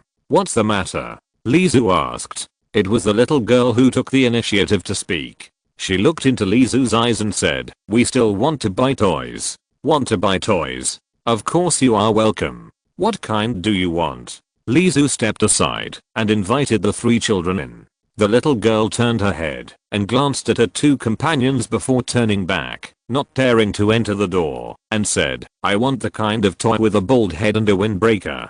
Lizu suddenly realized, oh, that kind. There is only one left, but the price is not cheap. We are rich. When she said rich, she clenched her fists and looked very nervous. Lizu picked up a tyrant toy from the shelf and handed it to the girl. $50. Thank you for your patronage. It's expensive. Owen couldn't help but say, and the boy with snot bubbles also nodded vigorously. A toy that looks ugly is more than 10 times more expensive than their exquisite Batman toys. The little girl took out 3 bills and handed them to Lizu. I have $300 here. Can you sell me something else? Anything is fine. The customer is God. These things should be good too. He took the gal, bumped it into the bag, and handed it to the little girl. It must be worth the money. When mentioning worth the money, Lizu looked like a demon standing on the edge of the abyss, tempting people to jump down. Thank you. The 3 children took the bag, hurriedly shouted thank you, and ran out. There is a problem. The shadow flashed and appeared behind Lizu. It was the Bruce Wayne ninja. He had an extremely perfect brain and emotions given by Lizu, which made him almost the same as the real Bruce Wayne. Lizu said, 3 children with $300, and they want to buy Tyrant. As soon as they enter the door, of course there is a problem. Why don't you follow and take a look? The shadow asked. The customer is God. Why should I care about those? Lizu looked at the empty shelves. In the battle last night, the deep diver consumed a lot, and he had to find some new things to replenish the supply. First, the toys of the exquisite white beauty Talia were placed on the on-sale items. Then Lizu placed 4 turtles, the mouse master, and the shredder toys, to fill the empty shelves on the deep diver. Time went back to last night. Kron sat on the sofa in the living room. The room was quiet, and it seemed that only his voice could be heard. He was short of money, but recently there was a bigger problem. His wife was missing. After calling the police took action many times, but the investigation was fruitless. No one knew where Colin's wife had gone. Colin's wife was a teacher at Gotham Elementary School. Her big nose was her biggest feature, and many police officers remembered Colin's wife because of that big nose. But Colin's wife still disappeared. Disappeared without a trace. Colin didn't know how long he sat on the sofa. When the midnight bell rang, the night quickly slipped away, and the grey light of the early morning shone, and he finally woke up. He dragged his tired figure towards the bedroom, but suddenly stopped at the door of the bedroom. Colin heard the voice of the little man, which reminded him of a fairy tale. Colin slowly turned the door handle and quickly searched for the little man. He moved very lightly. Finally, he found the little man on his wife's macup mirror. A row of little men. They were green spray paint, but they were wearing military uniforms and their movements were uniform. These other things. Colin remembered the words that he often muttered in his dreams before his wife disappeared. What toy store? Toys can be resurrected. As long as you have toys that can come to life, you can make a lot of money in this city. There is no industry to get rich in Gotham. The only chance to make a lot of money must be to rob the Gotham Bank. Only at this point did Colin believe the reason why his wife left. Colin pushed the door open with a bang. He found us. He found us. Hurry, hide. The little people were chattering. When Colin's bedroom door was fully opened, the little people on the table had disappeared, but this did not bother him. He had seen those little soldiers in his wife's dressing table many times. Pulling open the cabinet door, a set of green toy soldiers lay motionless in the gift box. Chapter 341 Toy Recycling, free tomorrow. Kallang picked up a green soldier toy and placed it in his palm. The weight was undoubtedly a plastic toy. The plastic parting line on the soldier was very clear, and it was a little prickly when his fingers ran across it. If he hadn't just happened to see the soldier moving, Kallang would definitely suspect that his wife was mentally ill and brought this thing back. He stared at the soldier and asked, "Are you alive?" However, the plastic toy obviously wouldn't answer his question. Did I see it wrong? Kallang put the toy back in the drawer in confusion, but he soon came in with an iron basin, in which a primary school history textbook was burning. The pungent green smoke floated to the top of his head and swirled around the ceiling. Since it's a toy, burn it all. But Kallang still regretted that, even if he took the toy soldier and placed it next to the burning brazier, the soldier still didn't move. He threw the toy soldier into the brazier, and Kallang watched with his own eyes as the flames burned the green plastic into bubbles and deformations, and finally turned it into a black, carbonized waste with a pungent smell. Did I really see it wrong? Kron still didn't believe that his eyes could be wrong. He put down the brazier and picked up the remaining soldier toys in the drawer. This time he was very careful and found a very obscure small button on the soldier. He pressed it with his fingers. Click. The slight sound was almost ignored by Kron himself. The next scene shocked Kron. The soldier slowly came to life in his hands, got rid of the plastic material, and stood up like the little man in Gulliver's Travels, right in Kron's palm. Huh. Kron exhaled heavily, trying to calm his excited heart. Soldier. Kron lowered his head, looked at the little man in his palm, who was as tall as his nose, and asked, "Can you answer some questions for me?" "Yes, sir." The toy opened by Kron himself was no longer hidden from him as before, but was very obedient. Half an hour later, Kron quickly walked to the door, took off the scarf on the hanger, put on his coat, and then pushed the door and walked out. He already knew everything and guessed the general reason for his wife's disappearance, but he didn't plan to do anything for the big-nosed woman. After taking a taxi for more than 40 minutes, Colin arrived at his destination, a toy store. There was broken glass on the ground at the door, and the security door was closed. It turns out that everything is the toys of the toy man. Colin stared at the store. Combined with his wife's previous dream talk and the questions and answers of the toy soldiers, Colin already had a main target, which was a certain black windbreaker ball toy in the toy store. As long as he had that, he would definitely be able to stand out in this city. It was obviously not a rational method to go directly to the door. Even ordinary people would have heard of the name of the toy man. In the circles of superhumans, police, and upper class people, the toy man has been very quiet recently, but in the eyes of ordinary citizens, the toy man has not been quiet for a week. The toy gang incident that made a lot of noise 2 days ago has not yet subsided. The latest crime king of Gotham has long been tacitly placed on the toy man. Colin tightened his windbreaker and drove away the cold wind that tried to get into his clothes. "Owen, look at me. Look at me. Ha." A little boy with snot hanging from his nose was holding a toy and shouting from behind. "Look at this move. Batman's flying machine smashes." Another slightly cuter boy, called Owen, was jumping around, and he also had a Batman toy in his hand. "My Batman's fists are very powerful. You can't beat them." Bang. "You see, you lose." "Why do I lose? As soon as your Batman touches me." The boy sniffed, and his snot shrank back a little, but then drooped down quickly with his nose panting. Because.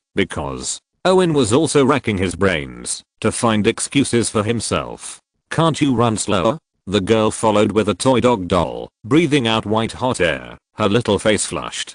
"That won't work. Batman doesn't wait for anyone, especially War Machine Batman." It's really annoying. Kron resisted the urge to kick the 3 little ghosts away, hugged his shoulders, and leaned against the wall, but looked at the closed security door of the toy store and thought about how to get the important toys. The boy Owen said, "It's so late, and the store manager hasn't opened yet. My dad said that this toy store will close sooner or later if it continues like this." Huh. The other boy sniffed his nose suddenly, and his little face suddenly fell. "No, I like the toys inside very much. If there weren't so many scary toys, I really want to go in and play." The little girl also nodded vigorously, yeah, to show her agreement. "But if this continues, the store manager will definitely close." Ahem. Three little friends coughed and joined the three children's topic. "You just said that you bought your toys from which store?" "Yes," Owen nodded, pointing to the toy store in the distance and said, "There are so many toys inside. If you want to buy, you can go in and take a look." The little boy was very concerned about the profit of the toy store. When he saw a stranger asking about the toy store, he started to sell it. "But the toys inside are very scary," the little girl added, "even scarier than the haunted house. But the toys are very good. We all bought what we wanted," Owen said, and his words were not refuted by his friends. Kron kept smiling, even though his smile was very scary. "Can you show me your toys?" Owen took a look at the Batman toy in his hand and nodded hesitantly. "Okay, three children. There is no way they can resist an adult." Kron almost grabbed the Batman toy in his hand, and Owen was dragged and staggered, fell to the ground, and cried wow. His companions hurried forward to help Owen up, but they were also sure that the man who suddenly snatched Owen's toy was definitely not a good person. No.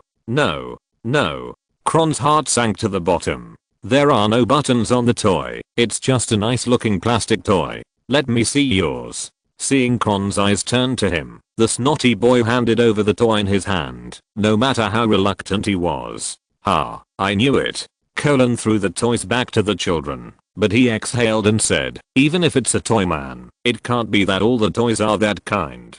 These little devils bought some ordinary things that couldn't be more ordinary." He glanced at the toy store with the security door closed, thought again and again, and decided to use some formal means.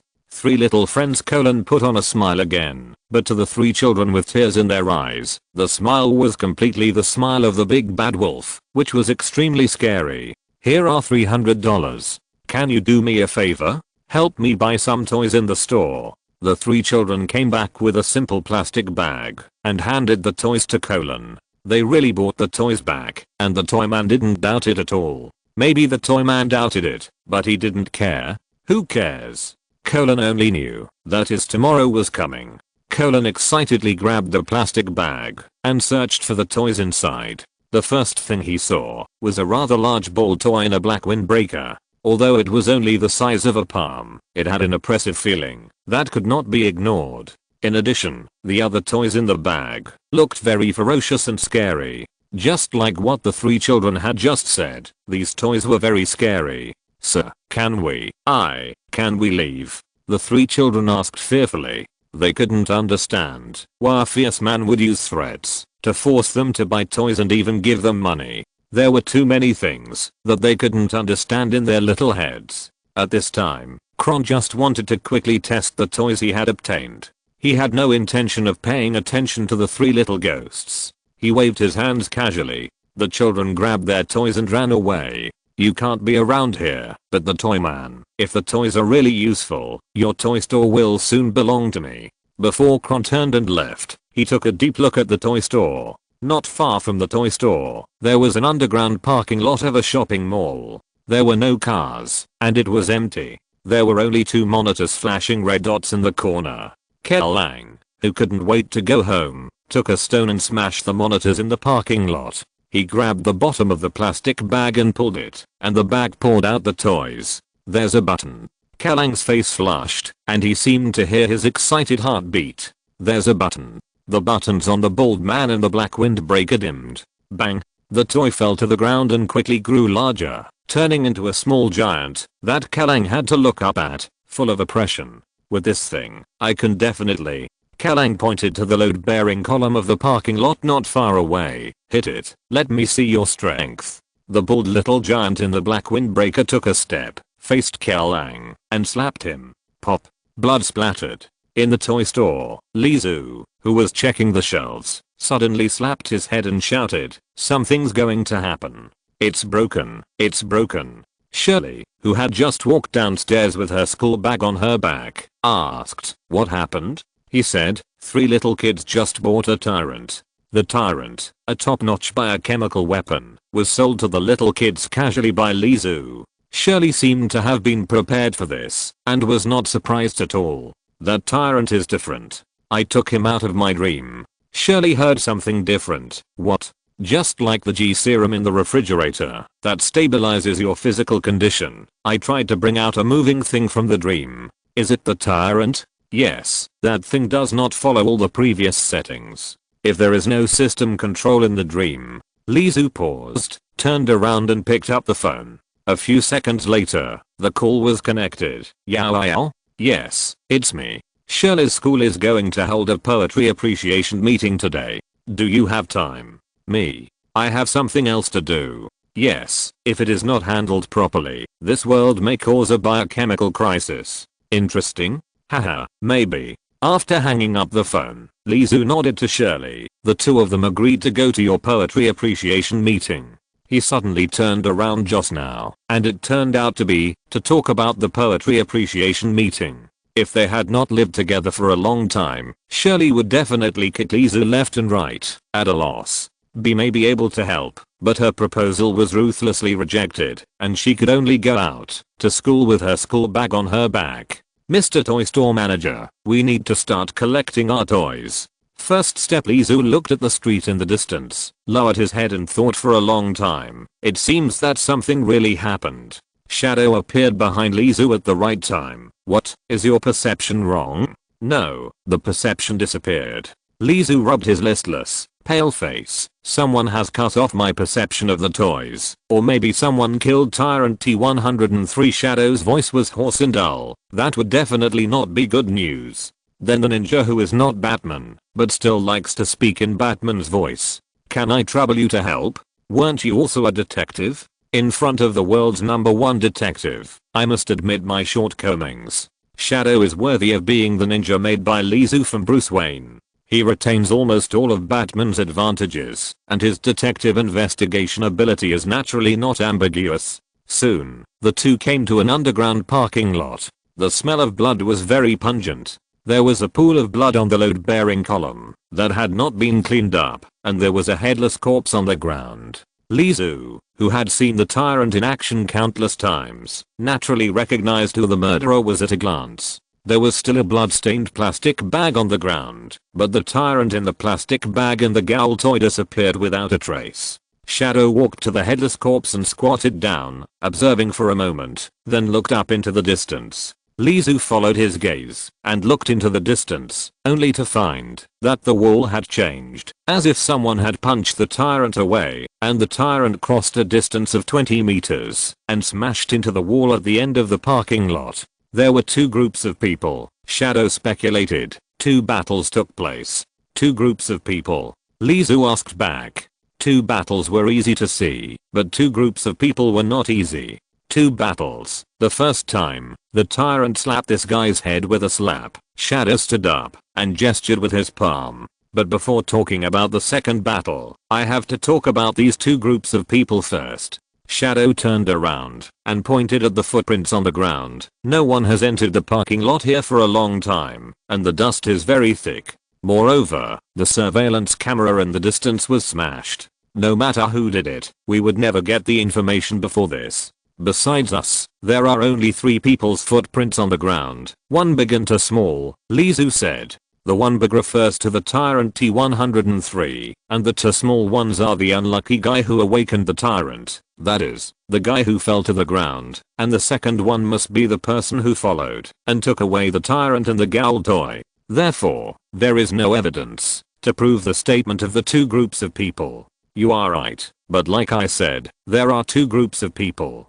Shadow continued, the footprints on the ground are very stable, there is no friction, and there is no place to deliberately stomp. This means that the person came in, took the toys on the ground, and turned around and left. There was no fighting from beginning to end, otherwise it would never be so easy. Look here, there is a slight rubbing. The other party should have taken those Gowl toys. This is the second group of people. Shadow pointed to the deformed wall in the distance and continued. The first group of people, that is, the second battle, the people who beat the tyrant away, he should not need to walk. Fly? Lizu also understood what Shadow meant. The specific speculation, a person bought the tyrant toys with the help of 3 little ghosts, but he didn't expect that the tyrant would slap his head when he woke up the tyrant. At this time, someone flew in and beat him up and killed the tyrant. This alone is amazing.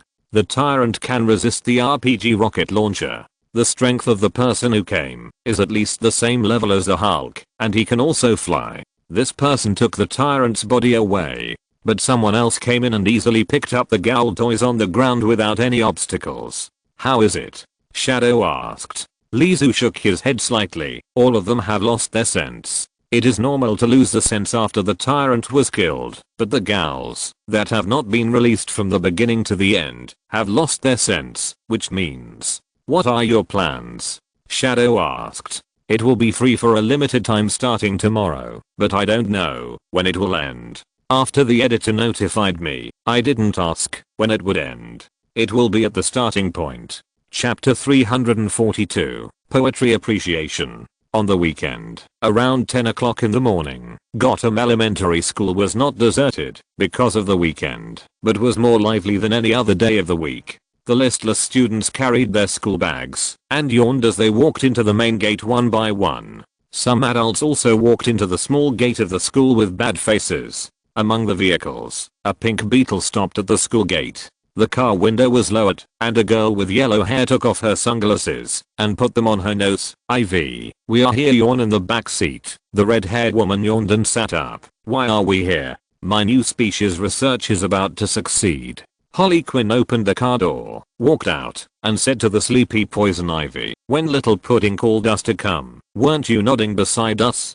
It was you who urged me to agree and nod at that time. I didn't. Poison Ivy's expression was slightly stiff, and her expression was a little unnatural. Let's go. Maybe it's interesting. Harley Quinn opened the car door while speaking. The beautiful woman wearing a plush coat, revealing 2 long white legs, was very eye-catching when walking on the road, especially the parents who came with her, and some teenagers. The precocious white and black kids were among them. The Gotham City Poetry Appreciation was held on the open-air football field of Gotham Elementary School. Some people had prepared drinks, but they didn't take the sun exposure into consideration. The seats were scorched by the morning sun. It happened to be the end of winter, and the warm chairs were comfortable to sit on.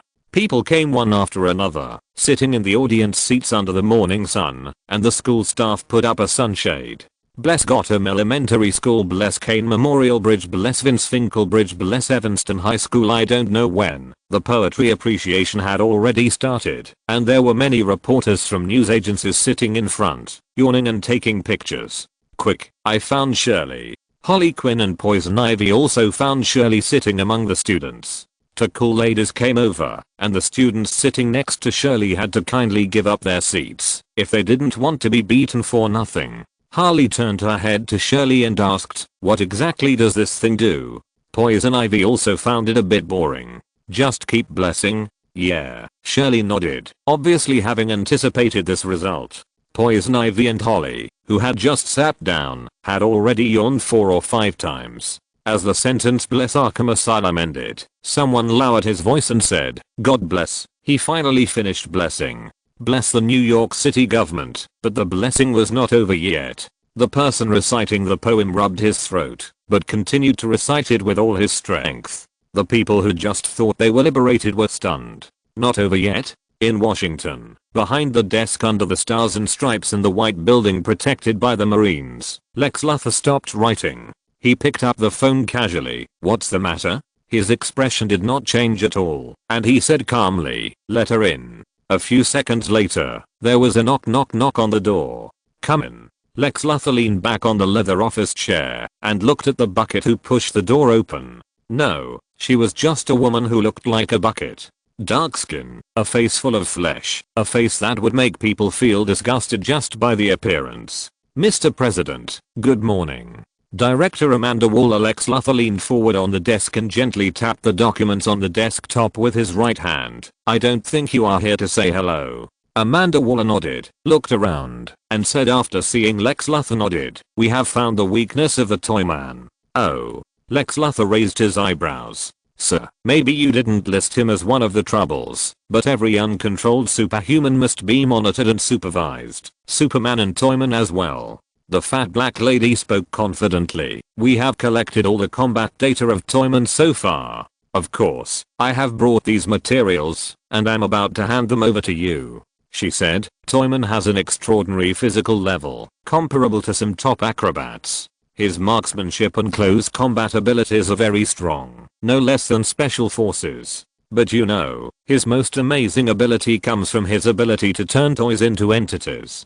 "Go on." Lex Luthor became interested, raised his hand, and motioned Amanda to continue. "In the few cases where the Toyman took action, we discovered that the Toyman can turn living things into toys, and vice versa, even himself. He can also possess almost all known, and even unknown abilities. If you become his enemy, you may have to face all the mysterious forces in the world. No one is sure." Amanda Waller's expression was solemn when she mentioned this ability. "This ability is harmful to national security, and threatens the freedom and democracy of this land. We can't ignore him, not to mention that he has caused extremely bad influence in society." "Ms. Waller." Lex Luthor interrupted the fat dark-skinned lady's speech. "You should save these words for the press conference, or the campaign speech, when you want to get votes. Now, just tell me the result." "Of course, Mr. President."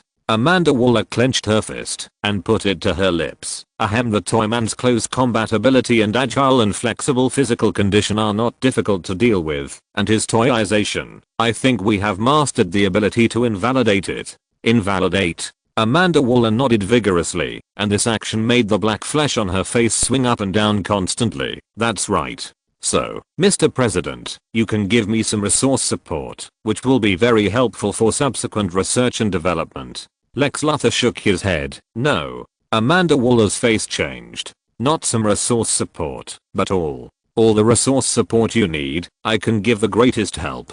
Thank you for your generosity. With your support, the security of the country and the freedom of the people will be guaranteed to the greatest extent, and you will also be the most outstanding president under the stars and stripes." "I hope so. It's a pleasure to talk to you, Ms. Amanda Waller." The dark-skinned fat lady left happily and closed the door behind her when she left. As for the conversation just now, Lex Luthor seemed to have no memory at all and forgot it in an instant. He focused on the documents on the desk and reviewed them word by word. The room fell into silence again. After more than 10 minutes, Lex Luthor suddenly spoke. "Caught?" Squeak, a short sound of the sofa rubbing against the ground. A figure sat on the sofa, crossing his legs. "He was killed by accident," a childish voice replied, "but he has been taken back to the lab." "Yeah." Lex Luthor nodded, and then continued, "You should prepare well. Someone wants to take this opportunity to stand out.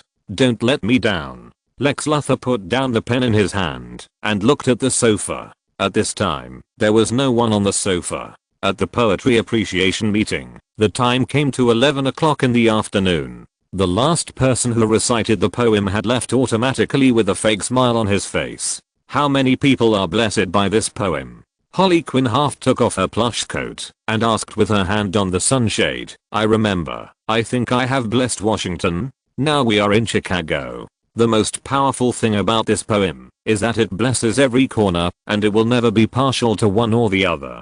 Poison Ivy held a green seed between her fingers. "I think, feed the flowers." "Ivy, you have a bad temper." Stopping Poison Ivy, Harley Quinn raised her finger and said very seriously, "We are not here to make trouble today. Have you forgotten? We are now a superhero team, the Birds of Prey." A car was driving in the streets and alleys of Gotham, sometimes stopping, sometimes driving slowly. Shadow in the passenger seat asked Lizu, "Have you found a clue?" Lizu said with his listless eyelids drooping, "You are the world's #1 detective. Do you need to ask me?" Shadow said, "But I'm the toy you made." Squeak.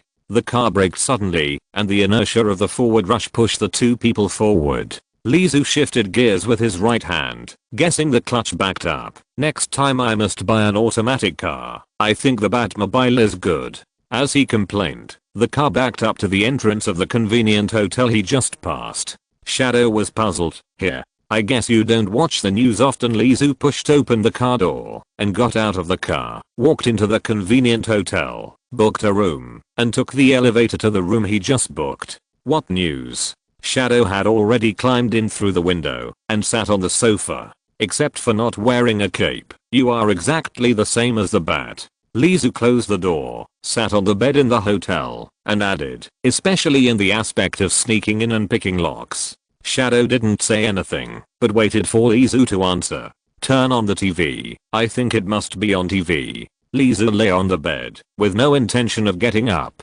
Shadow took the remote control and turned on the TV. A few days ago, Superman appeared at the Chicago Stadium. He ignored the interviews of the media reporters and flew away after staying for a few seconds. Is Superman's return good or bad for this city? Is this person really Superman? Can we trust this red cape that fell from the sky? Shadow changed several channels in succession.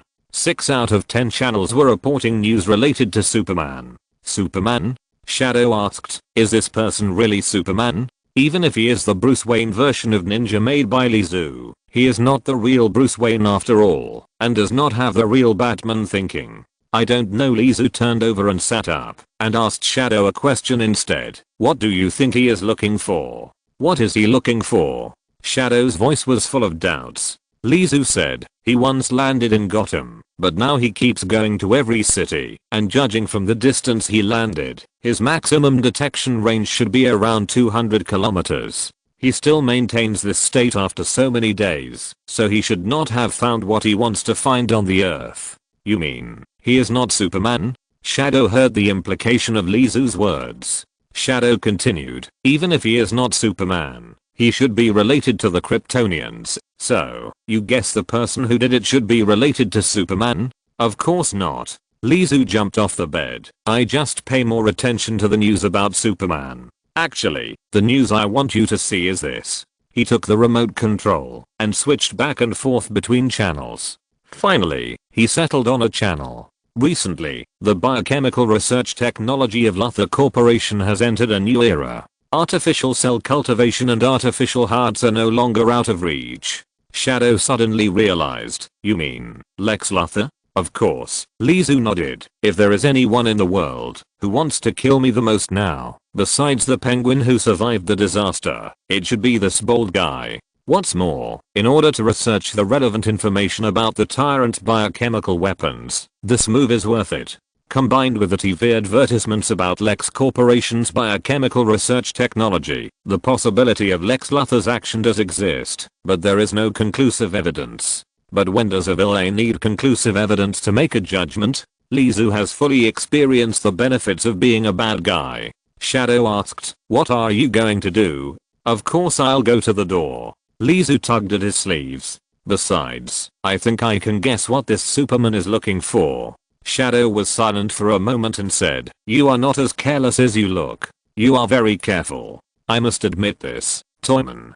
Don't jump to conclusions so early. This may be my imagination. So, why did you go around the city before? Shadow asked back. Lizu said frankly, because I just thought of it. Then why come to the hotel? I'm tired and want to sleep for a while. I don't think it's safe in the toy store. After all, there is a man who can kill a tyrant with one punch, and he can fly. Lizu said solemnly, I'm very afraid of death. The atmosphere of the poetry appreciation meeting has reached its peak. It's over. It's over.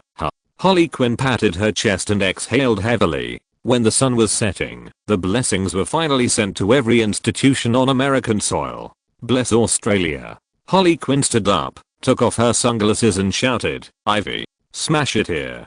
Poison Ivy, who had been unable to bear it any longer, scattered a handful of seeds, and vines as thick as tree trunks crawled out and rushed straight to the podium. Ah! Screams rang out. Kill them. Harley Quinn raised her right hand, and the small bracelet pendant on her wrist was a baseball bat. The small pendant instantly turned into a solid steel baseball bat, which she held firmly in her hand. When the vines carried Poison Ivy to the podium and controlled everyone, Harley Quinn also rushed up with a baseball bat. Where is the author of this shitty poem? Harley Quinn, who had forced herself to be patient for a while, asked angrily. There were only some young people who read poems with emotion on the podium. A young man with a hoarse voice, who was hung upside down by vines at this time, hurriedly said, "They came here to stand in the morning, and then left. I heard that they went to celebrate the success of the poetry appreciation meeting early, and held a celebration banquet. Bureaucracy. We have listened to the blessings for so long, and now I have decided to send the blessings back home today." In the hotel, an urgent news interruption appeared on the TV. Harley Quinn and Poison Ivy made a scene at the Gotham Poetry Appreciation meeting and threatened to settle accounts with the author. Two vicious villains actually threatened the greatest poet in contemporary Gotham, the country, and even the earth. Lizu slapped his forehead. "Forget it, I knew it would be like this. Thank you book friend 20200412014128214 for the 500 starting coins reward. Thank you book friend. 20170126133814384 for the 200 starting coins reward, and thank you Ewan Ziran for the 100 starting coins reward. Chapter 343 Superman arrives again. New Metropolis. A brand new city is located on the wasteland of a nuclear explosion. It is a very wasteful practice to turn a wasteland into a brand new city. However, if the person who does it is Lex Luthor, the world's leading rich man and the president of this land, then there is no big problem. The city changes madly at a rate of one change every day, and even the so-called nuclear radiation effects have been cleaned up by the Lex Group. In this world, where gods can also be suddenly knocked to the ground with a fist, nothing in the world is absolute, just like it is absolutely impossible to survive in a nuclear explosion area. Although the population cannot be compared with the former metropolis, the city is still recovering. It has only taken less than a year now, and they still have a lot of time in the future. But can the new metropolis without Superman restore its former glory? It was just getting dark. On the sidewalk under the street lights of the new metropolis, a punk-style girl in a leather jacket was fiddling with the lighter in her hand. She bent down and asked, "How many days?" A middle school girl wearing thick lens black framed glasses squatted with her head in her hands, repeating dully, "Sorry, sorry, sorry," to lampposts away. In the late winter, among several men who had already put on short sleeves, a man with tinfoil perms turned back and shouted, "Millie, there's another party tonight. Hey, did you hear that?" Millie flipped open the lighter with a pop, and the lighter sprayed out a flame as thick as a finger. As she shook it lightly, the hair of the middle school girl squatting on the ground was immediately burned and curled up. The smooth black hair was unnaturally curled. Ha ha ha, it really looks like that kind of hair, ha ha ha. Millie kicked it down. "If you can't pay the money tomorrow, I'll shave your head bald." Sorry, sorry, sorry, the girl sobbed and kept apologizing. Spoiling the fun. Millie snorted coldly and turned to leave, but a figure blocked her way. School violence? Or collecting protection money? Superman? Millie stared at the figure that suddenly appeared in front of her, stunned in place. Even the sobbing girl squatting on the ground quietly raised her head to see the little figure in Superman's uniform. Superman, the hope and symbol of this land. But as this land was turned into scorched earth by the nuclear explosion, the person wearing the S logo never appeared again. Ha ha ha ha. What kind of Superman are you, little brat? Superboy. Millie raised her index finger and hooked her finger at the small Superman. "Do you want your sister to help you become a real Superman?" Bang. Millie had a nosebleed and fell to the ground with her head raised. Millie. Several people in the distance saw Millie being knocked down by a dwarf with a punch. But what happened next was beyond their imagination. The dwarf actually floated up slowly, like a fish swimming in the sea, turned around and flew in front of them, and punched them quickly at a speed that they could never react to. A few seconds later, the small Superman slowly landed in front of the female middle school student. "Hey, are you okay?"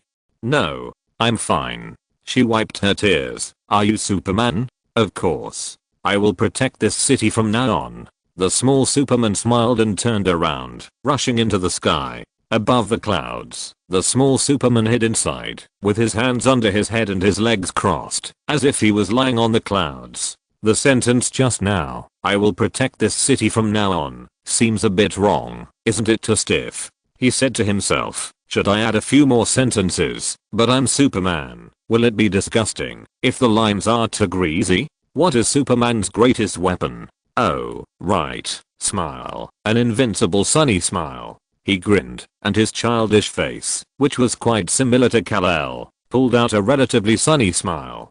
But an unmanned aircraft passed through the clouds and floated in front of the small Superman, and his bright smile happened to be aimed at the camera of the aircraft. The Lex logo on the aircraft was impossible to ignore. What are you doing here? A tiny screen flickered open, revealing the speaker. Bald head, black suit, Lex Luthor. I'm following your orders. The small Superman pursed his lips and quickly put away his smile. Like you said, I'm expanding my fame and creating my own influence. Lex Luthor asked back, really? Saved a school violence? Wait.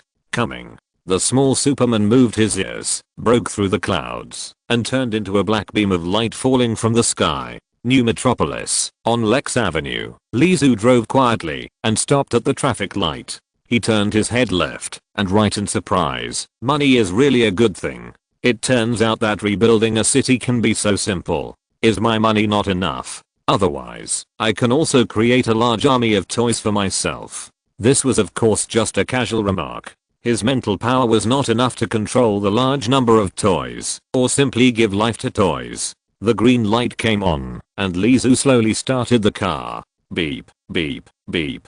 A large truck on the right lost control and crashed into Lizu in the center of the intersection, with the entire body of the truck exposed in front of it. Lizu opened the 5 fingers of his right hand and was about to reach out. Bang! A black beam fell from the sky and hit the side of Lizu's car, blocking the large truck that was rushing towards him. The completely out of control truck was like a completely out of control beast, with a fierce momentum. Whether it was the signal lights, fire hydrants, street lights, or guardrails blocking the road, they were all smashed to pieces. As a price, the large truck only lost one side of the headlights and half of the door. Bang! The sound of a solid iron hammer hitting the iron sheet should be this. The crazy large truck was stopped, and the one who attacked was the beam that fell from the sky. At this time, he had revealed his original appearance, a kid who looked to be in his jeans, wearing a black windbreaker. The letters Lex were on his shoulders, and of course the most eye-catching thing was the S on his chest. Superman. Lizu looked at the little devil who saved his life, and suddenly realized, labeled, you are really something. He had already guessed the other party's identity. Superman, or he is a clone of Superman. I believe that this world has made Lex Luthor feel how bad the world is without Superman. But for Lizu, it is really bad for a guy of Superman's level to return to the stage. And, isn't this suit the same as Tyrant's? Regardless of whether Tyrant was sent by Lex Luthor, at least he can't get away from it. Are you okay? The small Superman who put down the front of the car floated in front of Lizu's car and knocked on his front windshield. Are you scared? Lizu grinned. Thank you. Are you the Superman of New Metropolis? Yes, I'm the new guardian of this city. With me here, nothing will go wrong. The small Superman posed. Reporters are coming. He straightened his clothes and dropped them to the ground, but also reminded Lizu, uncle who looks listless, remember to go back and have a good rest and don't drive while tired. Although Lizu stared at his pair of dark circles and kidney deficiency every day, no one dared to say these things to him face to face. The small Superman had already greeted the reporters and those who wanted to take photos with him. Lizu looked at the small Superman who kept posing and maliciously guessed, did you inherit this desire to be in the limelight from Superman or Lex Luthor? Yes, I'm the successor of Superman's will, just like you said, I'm Superman. The small Superman gestured with his slender arms and stretched his muscles. I will protect you. He was talking non-stop, but found that the reporters were leaving quickly. Hey, my personal interview is not over yet. Don't you want to hear the story of how I just saved a middle school girl from school violence and extortion? Stop, I'm Superman. Superman. The small Superman was a little anxious. He hadn't had time to say the few brilliant lines he had just thought of. The reporters simply ignored the small Superman and connected to their work channels. Superman appeared in Lex Tower. But, we will rush there, and will definitely seize this opportunity. Lex Tower, Superman? I'm the real Superman. The small Superman turned around indignantly and rushed to Lex Tower. Lex Tower, the flashlights flickered pop, pop, Pop, illuminating the bright red cape. The blue battlesuit outlined the majestic body curve. The huge S further explained his identity. Superman. Compared with the little brat who loved to show off and was a little pretentious just now, this Superman, both in appearance and oppression, is exactly the same as the Superman in people's memory. This Superman had landed from the sky above a certain city countless times. After observing for a while, he would quickly leave, as if he was looking for something. Now, he landed in front of Lex Tower. Lex Luthor, although he is now the president, it is no secret that he was once hostile to Superman and had fought against Superman many times. Superman's reappearance in front of Lex Tower also indicates that this will be a big news. Someone reminded, look, what is Superman going to do? In fact, there is no need to remind. The eyes of the people who come here are welded to Superman, fearing that they will miss any of his movements and any expressions. Superman raised his right hand and pointed at Lex Tower. But invisible waves blasted out. The building was instantly blown up with a big gap. Walls and broken glass fell from the sky, spreading into a dense meteorite rain, smashing down onto people holding the filming equipment. Ah! Someone screamed in panic. Some people ran away with their heads in their hands, but were hit on the head by a stone and fell to the ground and twitched. In the distance, Lizu just stopped the car and saw the powerful Superman. What did that bold guy do that would cause him to take action? Lizu immediately recognized who the Superman who took action was. It was because he recognized who the other party was that he had this question, but he was not surprised. If he didn't cause trouble, could it be Lex Luthor? A huge stone fell, and the woman who was watching the excitement screamed ah, and looked up at the stone falling, but she didn't mean to hide. Boom. The stone fell. At the critical moment, the small Superman flew over and carried the woman away. Madam, your body is really like the little devil. Superman still had the leisure to smile and tease the woman. Don't worry, I will deal with the big blue guy soon. He turned his head and rushed to the Superman in the sky, whose expression did not change. In order to show his strength, he used 12 points of strength to swing his fist. But Superman raised his hand, and the huge palm easily grabbed his fist, very easily. Superman slowly turned his head and looked at the small Superman. What a great strength. The small Superman gritted his teeth and tried to withdraw his hand, but found that it was useless. He had to swing his fist again, preparing to use his other fist to smash the opponent's head. However, the ending was as expected. Both of his hands were caught.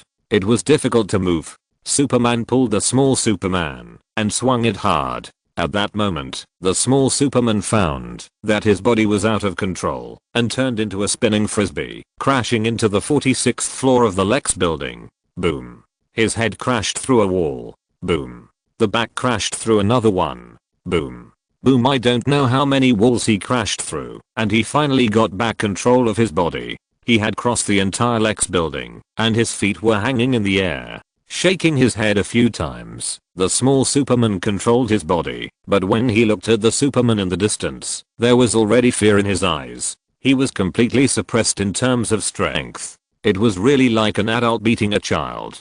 On the ground, as people were running away in panic, Lizu was like an iron pillar nailed to the ground, looking up at the sky. The third one. As he finished speaking, the third Superman fell from the sky and punched Superman in the face. Puff, an eye-catching white circle of airwaves burst out where the fist and the head collided.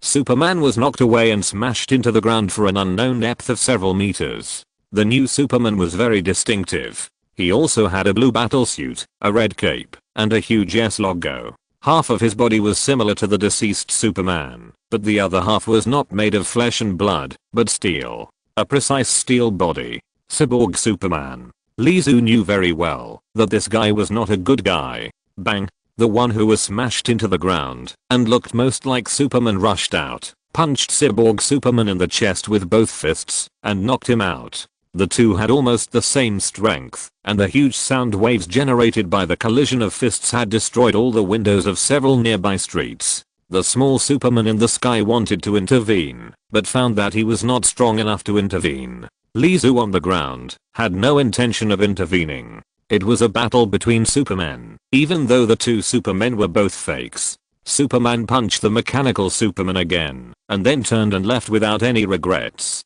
The mechanical Superman watched the other party leave without chasing. He landed on the ground, and a bold media approached. "Excuse me, who are you?" a reporter asked bravely. Superman the mechanical Superman smiled, but his half-mechanical face was very scary when he smiled. "Although there have been many twists and turns, I finally returned to this planet, the planet I love." "Where did you go before?" "I fell into the sun. The energy of the sun and the technology of my hometown gave me a new life. If I have time, I will definitely be willing to tell you about my experience, but now, we should search and rescue the injured first." In the distance, Lizu looked at the mechanical Superman in doubt, especially when the other party mentioned falling into the sun. That was what he had promised Batman from another Earth, to give Superman's body the final dignity. Although this is not a secret, the other party looks too much like Superman. Could he really be Superman? Thank you for the 100 starting coins reward, and thank you for the 100 starting coins reward.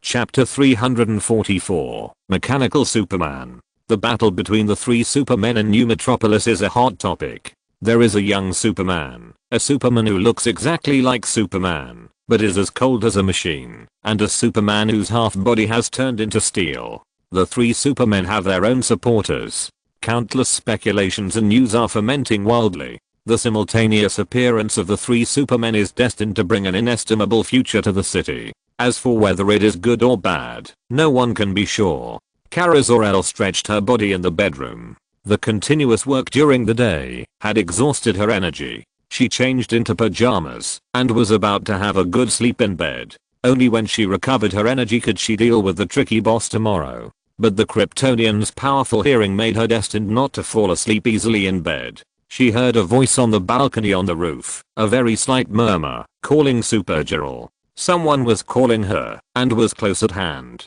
As for whether it was an enemy or a friend, Supergirl's fist could easily distinguish it. Supergirl opened the window and flew to the roof. What caught my eye was the bright red cape. Hearing the wind from Supergirl's flight, the other person slowly turned around, revealing the S logo on his chest and half of his steel body. A ferocious half of steel body. "Who are you?" Supergirl looked at the other person warily. She did not give up her vigilance, because the man was wearing a Superman uniform. On the contrary, she became very nervous, as if she would take the initiative to attack if there was anything wrong with the other person. It's not easy to be a superhero, especially to be a female superhero. Especially Kara's opponents are not ordinary characters. They not only have strong fighting power, but also have good intelligence. Pretending to be one's own relatives? This is not the first time, not to mention that a Superman with half of his body made of machinery is not really a mature disguise. "It's me, Kara." Cyborg wanted to get closer to Supergirl, but after feeling her hostility, he stopped, half of his face still belonging to a human, but he smiled bitterly. "Carl, I'm Carl." Supergirl wanted to say, "Carl, I saw Cole with my own eyes." But the other party said first, "You saw me falling into the sun with your own eyes." That's right, but I met a technological civilization from another planet. With the power of that kind nation, I regained this brand new body. Fortunately, I can stand in front of you now, but I have become like this. Are you really Carl? It's not that Supergirl trusts others credulously, but the cyborg with half of his body turned into steel looks very miserable, and the other half of his face does belong to her cousin. This is the one who looks most like a real Superman among the countless fake Supermen she has met. Cyborg shook his head bitterly. "Back then, outside the sun, I fell to the surface of the sun with Doomsday. Remember? At that time, my body was not healthy. The Toyman used some kind of living muscles to enslave my bones. Fortunately, that kind of living muscles could not resist the temperature of the sun's surface. In that battle of fire, that strange muscle was quickly burned, and only my bones were left. The kind alien race accidentally salvaged my bones, and used powerful technology to reshape my muscles and brain. But as the price of my awakening, half of my body is already mechanical, and electronic signals control my body. Carl, Although Supergirl put down her guard, she still did not approach Cyborg without permission, and remained on guard. You are my relative on this planet, Kara. I know what you are worried about. I'm not here to prove anything, but just want to see you. Cyborg smiled, just like the former Superman, but the other half of his face was a gentle smile, and the mechanical face was so terrifying. He floated slowly, and the red cloak was blown by the wind on the roof and straightened. With a swish, the cloak was thrown, and the Cyborg Superman disappeared on the rooftop. Only Supergirl was left standing on the rooftop, not knowing what to say. She quietly felt the cool breeze. She was destined to not be able to sleep peacefully tonight. Cyborg Superman saved the runaway truck. He may be the real new Superman of New Metropolis. This is the 35th rescue this month. The news reports reported the news about Superman without sparing any effort. The news about Superman is the focus of people in the world. As long as this hotspot is grasped, even if Superboy saves a cat on a tree, it is worth people's admiration. Some relevant scholars have given it a name, called Superman effect, which means that, as long as it is related to Superman, it will definitely cause a sensation. Lex building. Bang. Lex Luthor casually threw the newspaper on the table, and the small Superman who was holding his express box froze. What have you been doing recently? I have paved the way for you, but look at yourself now. Lex was trying hard to suppress his emotions, and try not to show anger on his face. What's wrong with me? Lex said. Do you know how the media calls you? Superboy. Superboy. What? The small Superman jumped up from the sofa, and like Peter Pan, he quickly turned around the room twice. I'm Superman. The real Superman, not Superboy, or Superboy. Can't they see what I did? Lex asked back. Save the kitten from the tree, or help the old man cross the street? I also want to save the world, but the world doesn't always need to be saved. Sometimes the world is very quiet and good. Superboy muttered softly, but Lex Luthor has extraordinary hearing. He heard his mumbling, and stared at him coldly. I will hold a meeting tomorrow, and I will publicly support you, and admit that you are the only Superman in this country. You'd better behave yourself, and stop causing trouble for me. Follow my instructions, and do what a Superman should do. Seeing Lex Luthor angry, Superboy lowered his head. Okay, come with me to see something. In front of the Lex Industrial Research Laboratory, a black car slowly drove past, and a pair of eyes in the car window stared at the laboratory until the car completely drove away from the laboratory door. A few minutes later, in the underground parking lot, the driver's door of the black car was pushed open. The person who came out was Lizu, who had not yet left New Metropolis. It seems that Lex, the bald guy, has hidden a lot of things. Lizu walked towards the person who had just stopped the car in front of him, and pressed his shoulder in the other's astonishment. In an instant, the man in the blue suit turned into a palm-sized toy. At the same time, Lizu's body was also changing rapidly, turning into the appearance of man in a blue suit. He looked down at the sign on his chest that read Security Director. Lizu nodded with satisfaction, weighed the toy in his hand, put it in his suit pocket, and then walked towards the Lex building. As a landmark building of the new metropolis, and also the most advanced technology in this city, this country, and even this planet, the Lex building has always been in a semi-open state. Except for some high floors that are prohibited from entering, the lower floors can be entered and exited at will for people to visit and learn. With a new look, Lizu, relying on the sign on his chest, walked through the lobby and took the elevator as if he was in an empty space in the Lex building. He easily climbed to more than 20 floors, then gently brushed his ear with his right hand, and the signal was established. Are you sure it's here? He asked. The voice in the headset sounded a little hoarse. Yes, the biochemical research laboratory of Lex Group. If there is anyone on this planet who is interested in those things, it must be Lex Luthor. You sound like you know him very well. Lizu said as he reached out and grabbed the door handle with a sign that read Experimental Site. Dangerous if you enter by mistake. Toyization instantly eroded the entire door, including the security system inside the door, as well as the alarm system, etc. Click. Lizu pushed the door open, took a step inside, and turned around again. The door had changed from a plastic toy to an iron one. In the not small secret laboratory, there were more than a dozen huge glass jars filled with unknown liquids, and powered by cables as thick as wrists. Lizu walked towards the glass jar closest to him, and just as he approached, bang, a big hand suddenly stretched out and hit the glass tube. It was a deformed big hand with frog-like flippers, but the owner of the hand was still half asleep and half awake. There were strange pustules on the green body, half of which had ruptured, revealing strange hard secretions like stones. Even though Lizu had seen enough monsters, this one was still the first time he had seen it.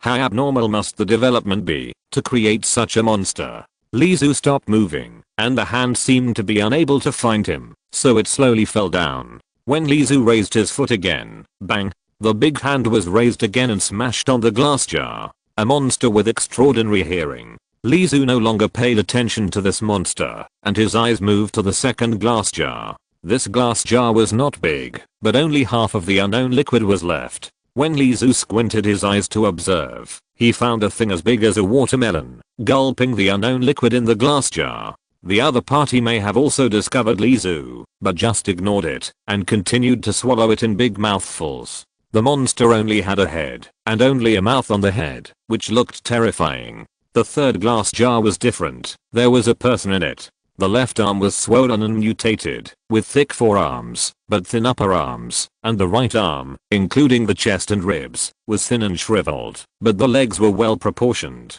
What Lizu cared about most was the face of this person, which clearly belonged to Superman Clark Kent. Clone Lizu was no stranger to clones. If toys were used as a medium, Lizu had cloned himself many times. Although the technological level was different, there was not much difference in practical application. This also showed that Lex Luthor was not the first time to clone. There were a total of 12 glass jars, which contained various monsters. It was not until Lizu finished reading the last one that he said, "It seems that it has nothing to do with Lex Luthor."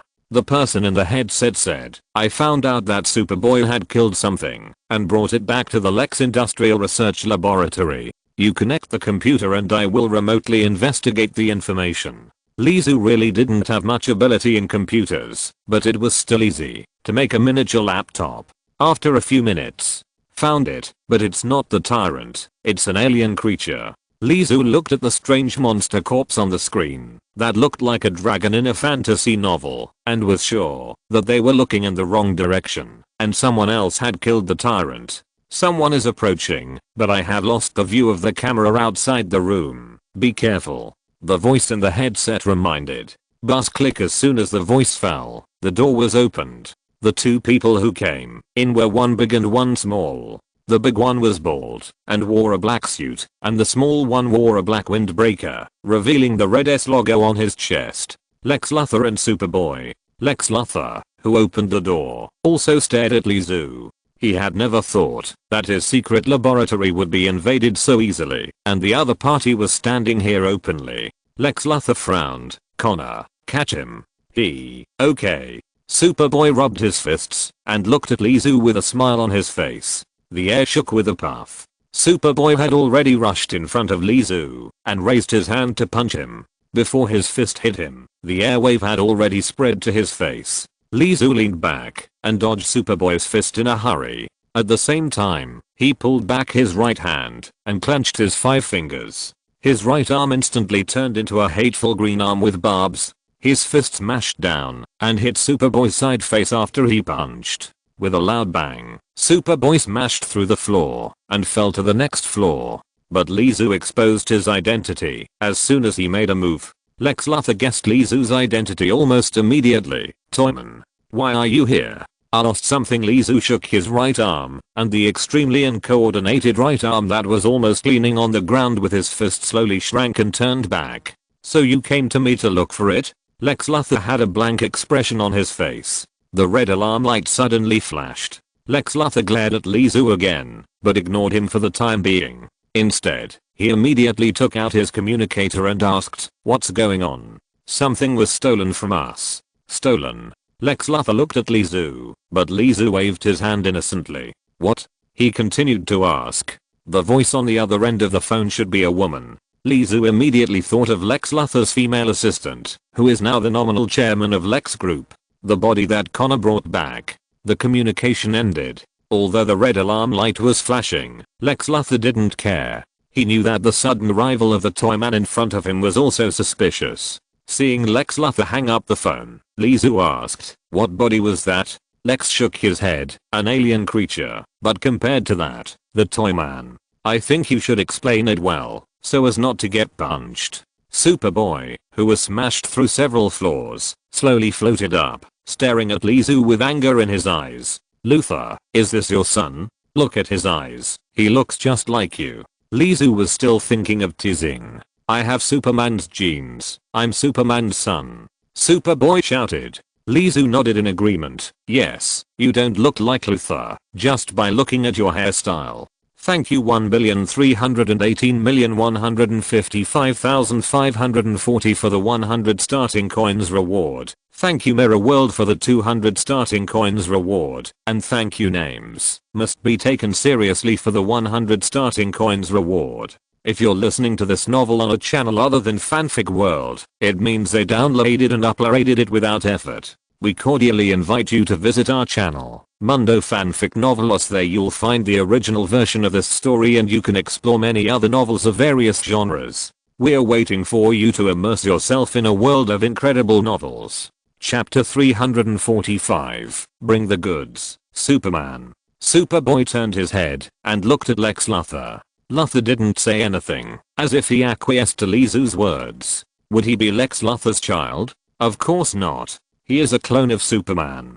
Toyman, you haven't answered my question yet. Lex Luthor had every reason to doubt Lizu's motive for appearing in his laboratory. After all, he also had a considerable understanding of Lizu's abilities. Lizu had no intention of explaining, but said bluntly, yes, if my things are lost, I think it must be related to you. Yes, it must be related, even if it is wronged, but does it matter? Lex Luthor's mouth twitched slightly, but he didn't speak. What's the point of talking to a madman? Even if the yellow man in front of him is not a clown, sometimes he does things like a clown, and he doesn't make sense at all. Everyone has blood on their hands, so don't talk about rules and order. Are you done talking? I still want to beat this guy up. Superboy stared at Lizu viciously. Go back. Lex Luthor turned around. Okay. Superboy nodded, but was stunned. Huh? What did you say? Just let him go? I said, go back. Luthor's voice was full of irresistible oppression. You are the boss. You have the final say. Superboy landed on the ground reluctantly, but before leaving, he still clenched his fist and threatened Lizu. We are not done with this matter. Welcome everyone to Superman Connor's live broadcast room. The number of people on the computer live broadcast channel kept climbing. From 50,000, the number kept climbing up at a rate of thousands per second, and soon broke through 100,000, followed by 200,000, 300,000.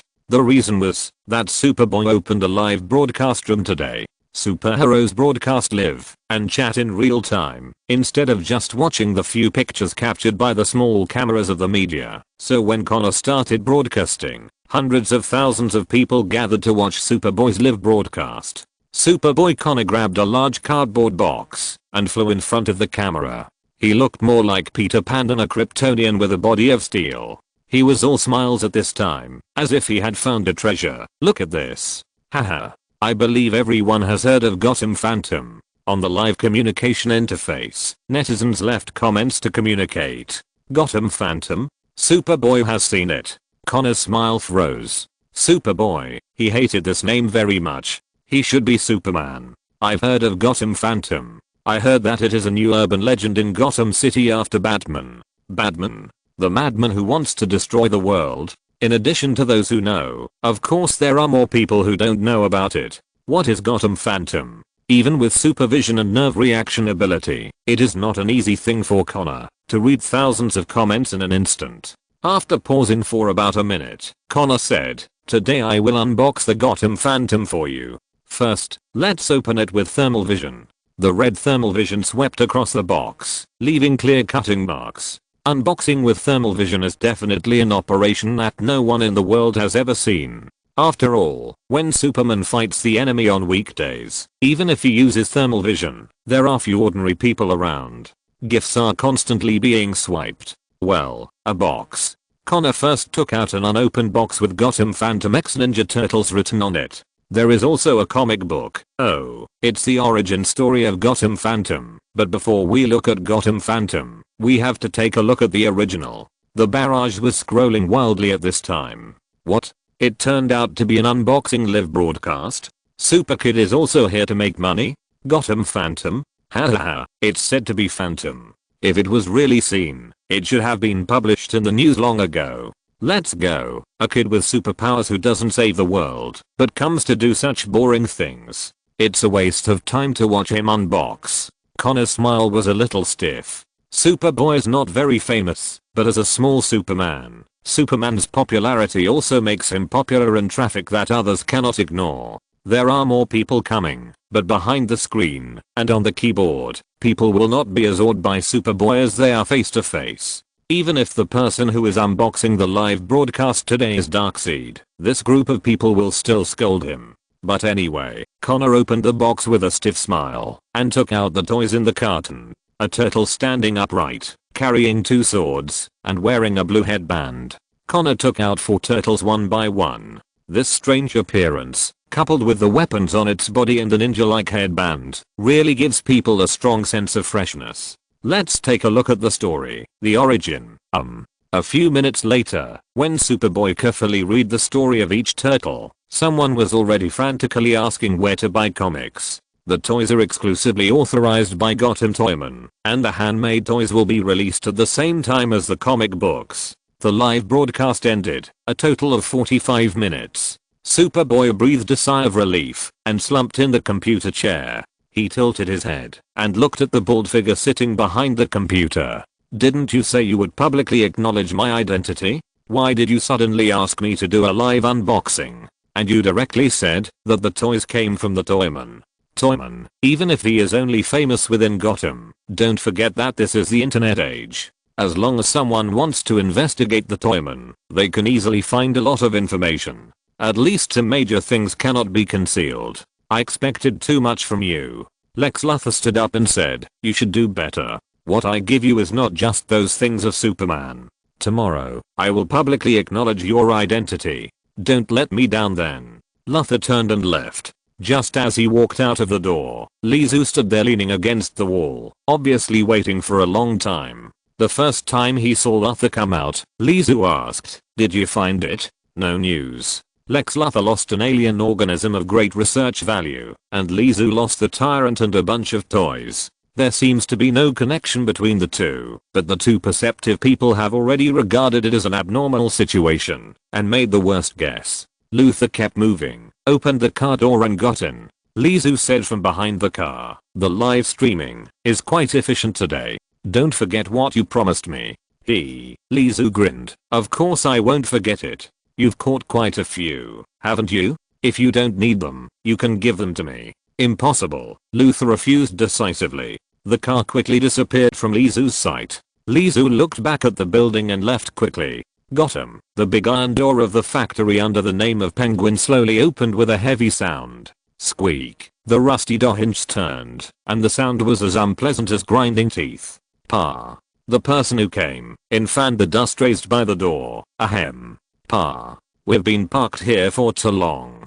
Please wait a moment. I'll turn on the lights. The lights were turned on, and the factory lit up in an instant. The machines were covered with thick dust, and there were many unfinished toys on the ground. This is a forgotten world. The man who opened the door was wearing a suit. After the dust was shed, he said to the Asian man who also covered his mouth and nose and came in, since the last overnight production of toys, ahem, the boss must seal off this toy factory for some reason. As he spoke, the man looked at the Asian man standing at the door. If there must be a reason for Penguin to close the toy factory, then the identity of the man in front of him is the biggest reason. Toy factory. Because the other party is the toy man. When the man thought of the other party's identity, he couldn't help sweating in his palms. This man is known as the king of crime in Gotham, especially his boss Penguin, who was shot down by him 2 days ago, and has just left the intensive care unit. Penguin, who had just woken up,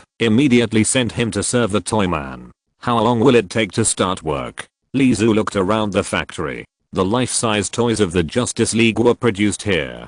Tomorrow will do. Then tomorrow. For the time being, the factory only needs to produce a few toys. Among the basic toys that Lizu has, the first is the Gowl. This monster has an intelligence close to that of a human, and can see with both eyes in extremely dim conditions. It has an irreplaceable power. What's more, the cost of making the Gowl toy that gives life is not too great.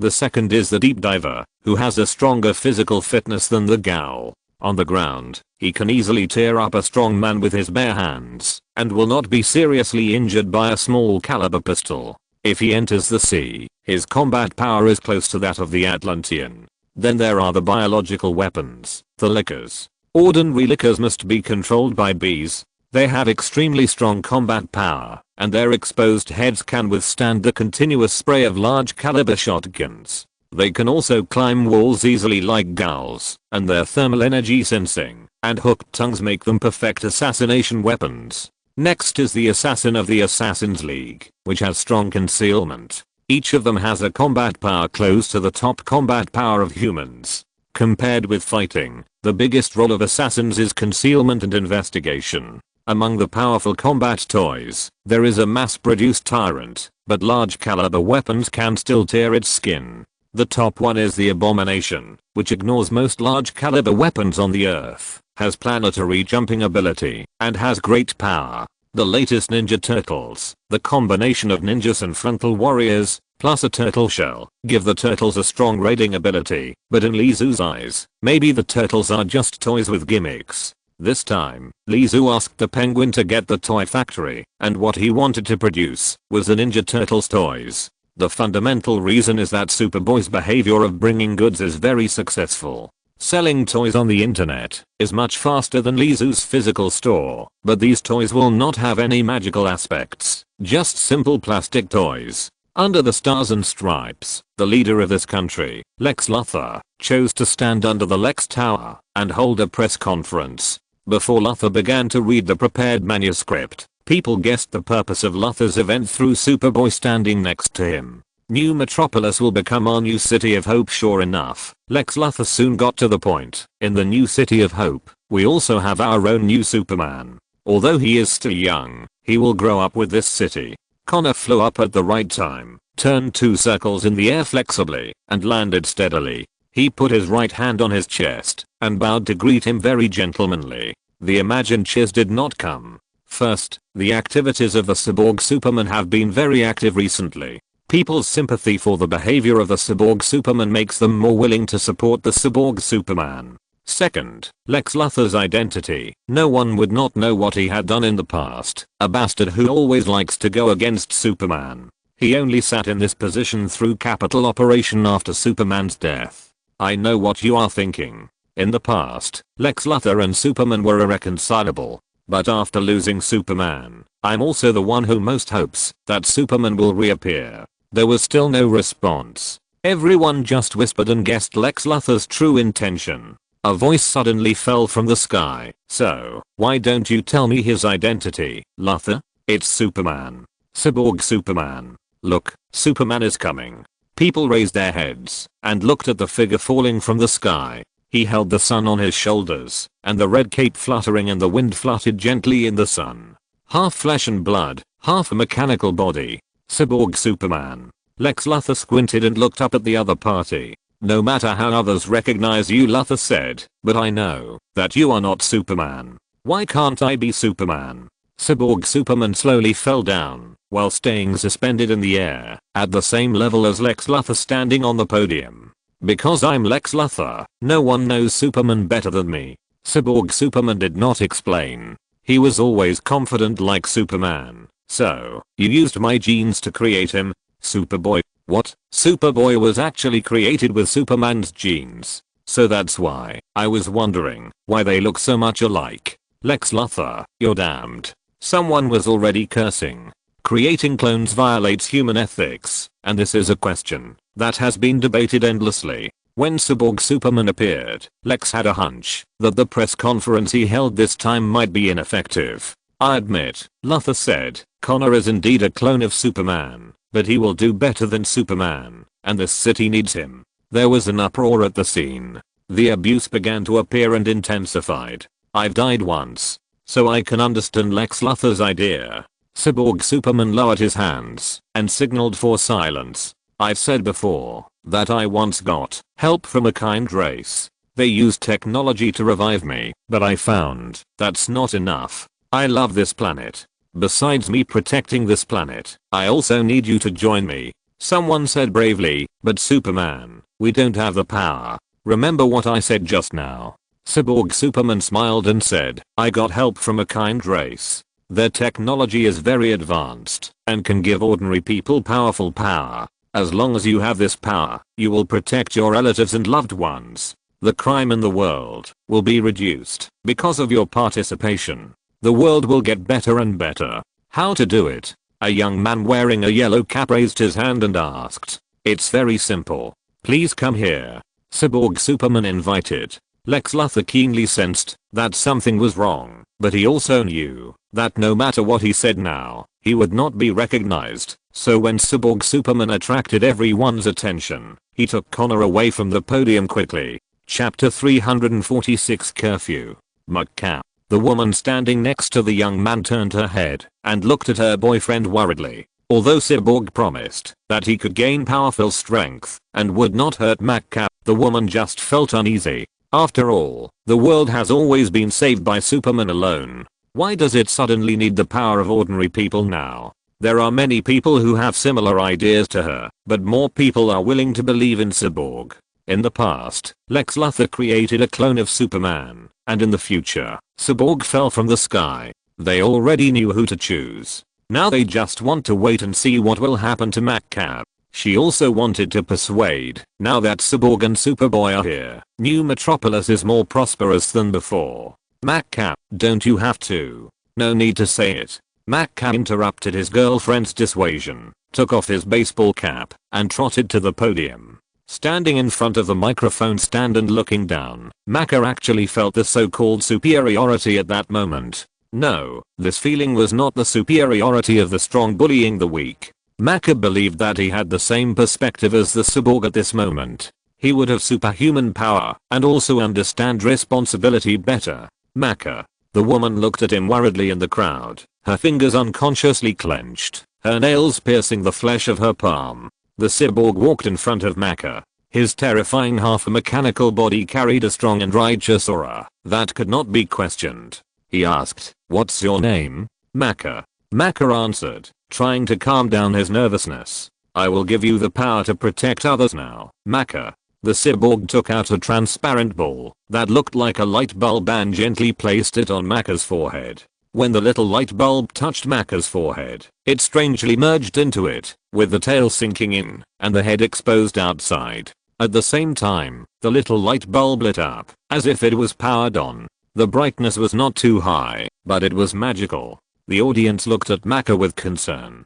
After all, this was an evolutionary transformation that was carried out in front of everyone. It not only concerned the reputation of the robot Superman, but also the sympathy of the people. Even if this was a completely beneficial evolution, if the scene was too bloody, it would still be labeled cruel by people. The small light bulb began to split into a green light, which enveloped Maka's whole body. In an instant, Maka replaced his whole body with a brand new battlesuit. A young man with a weak body turned into a superhero wearing a strange uniform in an instant. Yes, a superhero. The moment the transformation was completed, Maka took off into the air. He flew gently to the car in the distance, bent down, grabbed the chassis of the car with both hands, and lifted it up suddenly. A car weighing several tons was lifted up by Maka, who had just undergone the transformation. Boom. Maka let go of his hand, and the car fell to the ground, shaking up and down. Oh my god, he actually lifted a car. What did Cyborg do? Just put a very cute little toy on his head, and then he has this power. The crowd was shocked. In their opinion, the cost of becoming a superhero is too low. Of course, there are also reporters who need to maintain their own jobs. A female reporter came in front of Cyborg, raised the microphone and asked loudly, "Superman, why do you want to use this power?" But the interview of this reporter was really problematic, and it was simply leading Cyborg into a ditch. Moreover, when she asked Superman why he gave this power to everyone, it was more like interrogating Cyborg about what he was thinking, and why he chose to use this powerful power at this time. "This is the technology that the kind race I met gave me, the most adaptable technology for the Earth." Cyborg Superman did not refute emotionally. He spoke his thoughts steadily, without rushing or being impatient, and his speech was always slow. Like I said before, after the last time, I found that the only ones who can really save the earth and save mankind are humans themselves. Some people applauded. That's right. I also want to become extraordinary, to protect New Metropolis and the earth. Some people saw that Maka was fine, so they volunteered to raise their hands. At the scene, only Maka's girlfriend was a little disappointed. From just now, Maka was floating in the air, and she never looked at her from beginning to end. She bent down to pick up Maka's peaked cap and put it on her head. In Lex Tower, Luthor's expression was a little gloomy. The appearance of Cyborg Superman completely disrupted his plan. He will be Superman? Ha. Lex Luthor sneered. Others might believe Cyborg Superman's nonsense, but Luthor would never believe him. This was the confidence of being Superman's enemy. No one understands Superman better than him. Superboy Connor was broadcasting live on his phone. It seemed that he loved this job. Although he was not as powerful and intimidating as Cyborg Superman, there was no doubt that he was gaining followers like crazy. Forget it. During this period, Lex looked at Superboy, who was showing off the toys he got from the toyman. He wanted to say something, but finally shut his mouth. Boom. The wall suddenly exploded, and the heat wave hit Lex Luthor head on with the rubble of the exploded wall. Superboy, who was broadcasting live on the side, flashed and quickly left the office that was on the verge of collapse with Luthor. Downstairs, Lex Luthor also recognized who suddenly attacked him. A guy who looked almost exactly like Superman, Clark Kent. He had attacked Lex Tower more than once, and he returned empty-handed last time. This time, it will be the same. Superboy Connor has already rushed towards Superman with his fist waving. Although the fist made of his small hand looks slender and weak, the momentum of the punch is not small. The sound wave explodes, and a faint white circle bursts out from around Connor's fist. Snap! The big hand easily grabbed Connor's fist, and the body did not move. Connor's face changed drastically. Then Connor felt his body being thrown uncontrollably, and the wind was whirring in his ears. Then his fist was released, but his body was thrown out uncontrollably. He couldn't feel the direction, and his head was dizzy. His back and face broke through several walls, and finally Connor smashed a big deep pit on the ground. Pa. Connor climbed out of the pit and shook his head vigorously. In the sky, Superman's target did not seem to be Connor. After throwing Connor away, Superman continued to attack Lex Tower. Under the fierce energy bombardment, Lex Tower was about to be reduced to ruins. He's looking for something. Luthor was not stupid. Superman had been attacking Lex Tower persistently. There must be something in the building that the other party had been looking for. Soon, Superman stopped attacking. He dived into the already broken Lex Tower and brought out something that Luthor was also very surprised about, a strange wrist computer. Zizzy bang. The wrist computer was crushed by Superman, and with a strong fear, it soared into the sky and left Lex Tower. Luthor quickly rushed to the wrist computer and turned over his destroyed Lex Tower. This is a locator, so that's it. As soon as he got the wrist computer, Luthor discovered its function. Someone deliberately led Superman to me.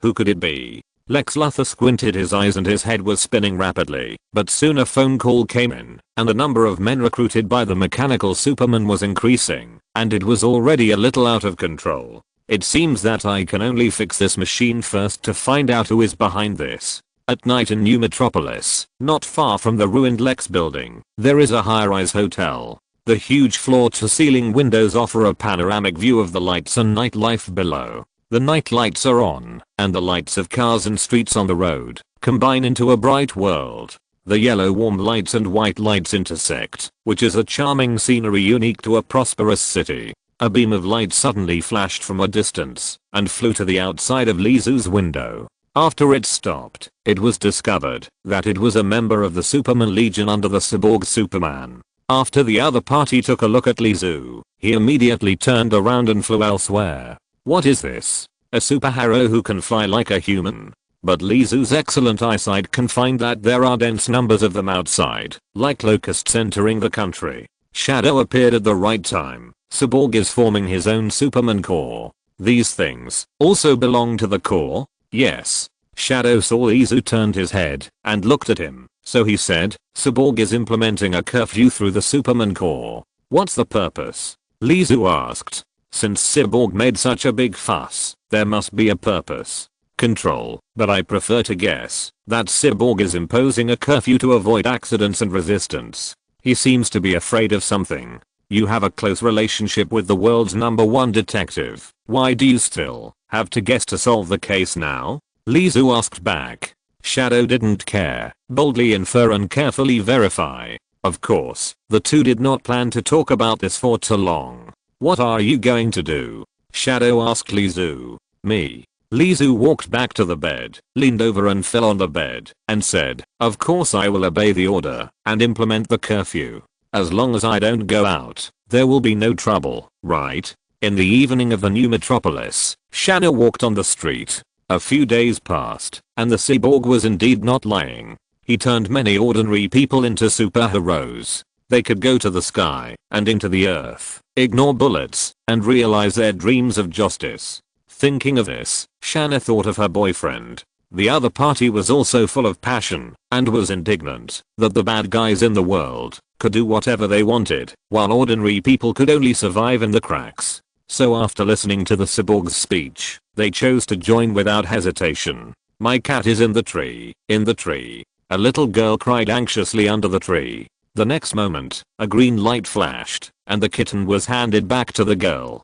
Thank you, thank you. The girl raised her tearful face and smiled at the Superman Legion, but the other party did not respond. Just said very mechanically, it is my responsibility to serve the citizens. It is my responsibility. Macaw. Shanna was surprised to recognize the other party's identity. Even though 90% of his body was wrapped in a uniform and only his face could be seen, it was enough for her to recognize that the person floating in the sky in the distance was her boyfriend. But what happened next was a bit chilling. Macaw, who had been a member of the Superman Legion for quite some time, completely ignored Shanna, as if Shanna was just a stranger in his eyes. Macaw? Shanna felt something was wrong, but she still said, we haven't been in touch since you joined the Superman Legion. We don't even know how you are doing. Thank God you look very good now. It's already 7:30 p.m. Macaw looked at Shanna mechanically and said, the curfew is about to begin. Every citizen please cooperate. Shanna was puzzled. Curfew? Macaw's words did not show any emotion. He said, Madam, it's curfew time now. Please obey the rules of the Superman Legion. Going out during curfew time is a serious violation of the system. Please go to the curfew punishment office. It's the 21st century now, and you still want a curfew? In the distance, a man cursed and rushed towards a Superman Legion soldier, but the other party was faster than him and subdued him in an instant. Please obey the curfew order. Macaw looked down at Shanna with a cold face. His eyes seemed to be looking at a stranger. Macaw. Shanna's face was pale. She didn't know what happened to her boyfriend. What kind of power could turn her boyfriend into a stranger without independent consciousness? Could it be Cyborg? Thinking of this, Shanna's heart beat wildly, and she almost fainted. They thought that Cyborg was a superhero, but in fact, Cyborg used brainwashing and other methods to completely control everyone and make them lose themselves. Before Shanna fainted, she had to follow Macaw and go to accept punishment. Of course, she wanted to run, but her legs could not run faster than flying. Now, she should pray that someone can save her boyfriend from Cyborg. The second week of curfew. In the evening, 6:30, a huge banner was torn open, and people shouting slogans were preparing for today's protest parade. Superman Legion, get out of New Metropolis. Get out of New Metropolis. Get out of New Metropolis. The shouts were deafening. We don't want a curfew. We want night parties. We want nightlife. We want nightlife. Nightlife. The whole thing of the street protest seemed very ridiculous, with all kinds of strange reasons, but the momentum was so strong that it was impossible to ignore. Lizu stood in the hotel, watching the parade, just to kill time. Lex Luthor is looking for you. A shadow appeared. What's the matter? Lizu half turned his head and looked at the shadow. He said that there is a problem with the Cyborg Superman. Chapter 347 Dark Lord, please come. When Lizu saw Lex Luthor again, his condition was not good. It might be the fermentation of the Superman cloning incident, coupled with the recent high popularity of the cyborg Superman, which made his presidential position increasingly unstable. Some people kept mentioning Lex Luthor's previous feats, which also led to more and more voices against him. Judging from his face, he was in a bad mood, with dull eyes and bloodshot. Lizu rarely saw this bold man, who was known as one of the smartest people on Earth, in this state. After all, in order to create a Superman belonging to him, Lex Luthor, he had spent too much effort in this regard, but he didn't expect that someone would intercept him halfway and step on him to reach the top. He is not Superman. This was the first sentence Lex Luthor said after seeing Lizu. Lizu looked at Lex Luthor strangely and then nodded. I know. Of course he knew that the other party was not the real Superman. In fact, it was not just Lizu and Lex Luthor. I believe that many people in this world knew that the guy with half a body of iron was not the real Superman. But in this world, especially in terms of extraordinary abilities, the basic public's cognition is difficult to control. Many people don't care whether it's the real Superman, the red cape, the S logo, whether it's Superman or not. What's the meaning? It doesn't matter. Lizu asked back, you came here this time just to tell me about this? He and Lex Luthor are allies, and the friendly relationship between the two sides has lasted for a long time, and even has been maintained until now, but the premise of being an ally is that both sides can benefit from cooperation. For Lizu now, no matter what the cyborg Superman is, it doesn't affect him much. On the contrary, it affects Lex Luthor more. In other words, if the sky falls, the taller one will be unlucky, and even if Lizu is unlucky, it will be the latter one. I'm preparing for what we talked about before. Lizu raised his eyelids and glanced at Lex Luthor. After all, solving the hidden danger is good for both of us, but I'm not interested in the cyborg Superman thing. Not interested? Of course not. If he wasn't interested, Lizu wouldn't stay in New Metropolis. Who is cyborg Superman? Lizu could guess who the person who could make the cyborg Superman appear on Earth was. Even though Lizu's appearance made this world different from any DC world he knew in his brain, the only thing that would not change was that the appearance of the cyborg Superman was not a coincidence. Looking at the Superman Legion, it was clear that there was definitely something wrong with that team. Lex Luthor did not seem to be ready to talk to Lizu about this. Instead, he changed the subject and said, another Superman has come to Lex Tower for the second time. Annihilator? Do you know him? No, Lizu shook his head, but he is not Superman. Superman is dead. Lex Luthor nodded. He certainly knew about this. Luthor continued, someone is deliberately attracting the Annihilator to attack Lex Tower. I have found the source. It is a very sophisticated instrument, a technological product that does not belong to Earth. Lizu was quite curious. Things seemed to be a little beyond his expectations. Lex Luthor continued, the Annihilus came for the instrument, but turned and left after destroying it. Lizu did not speak from beginning to end, and did not have the consciousness to answer. For a period of time afterwards, the two chatted for a while until Lizu sent Lex Luthor away. Lizu finally sighed. Alas, the bald man is a little disappointed. Lex Luthor used to be so powerful, he was an enemy of Superman, and worked with Lizu to reverse the world destruction plan of the Laughing Bat. But now Lex Luthor began to want to create his own Superman, worried that the cyborg Superman would steal his carefully crafted plan. Without Superman, his great goal has gradually become more realistic. But as the world, where Lizu wants to rest and stay temporarily, this planet really cannot be touched by the people behind the cyborg Superman. In the early morning, the sunlight with dew, with a bit of winter coldness, and the vitality of spring is about to come. The blonde woman wearing glasses pushed open the iron door in front of her. This is a cemetery, with rows of tombstones neatly arranged. Some of the tombstones are old, while some were just built not long ago, and the photos of the deceased on the tombstones are still brand new. The grabber keeper who got up early saw her, and took the initiative to come over. Hello, sir.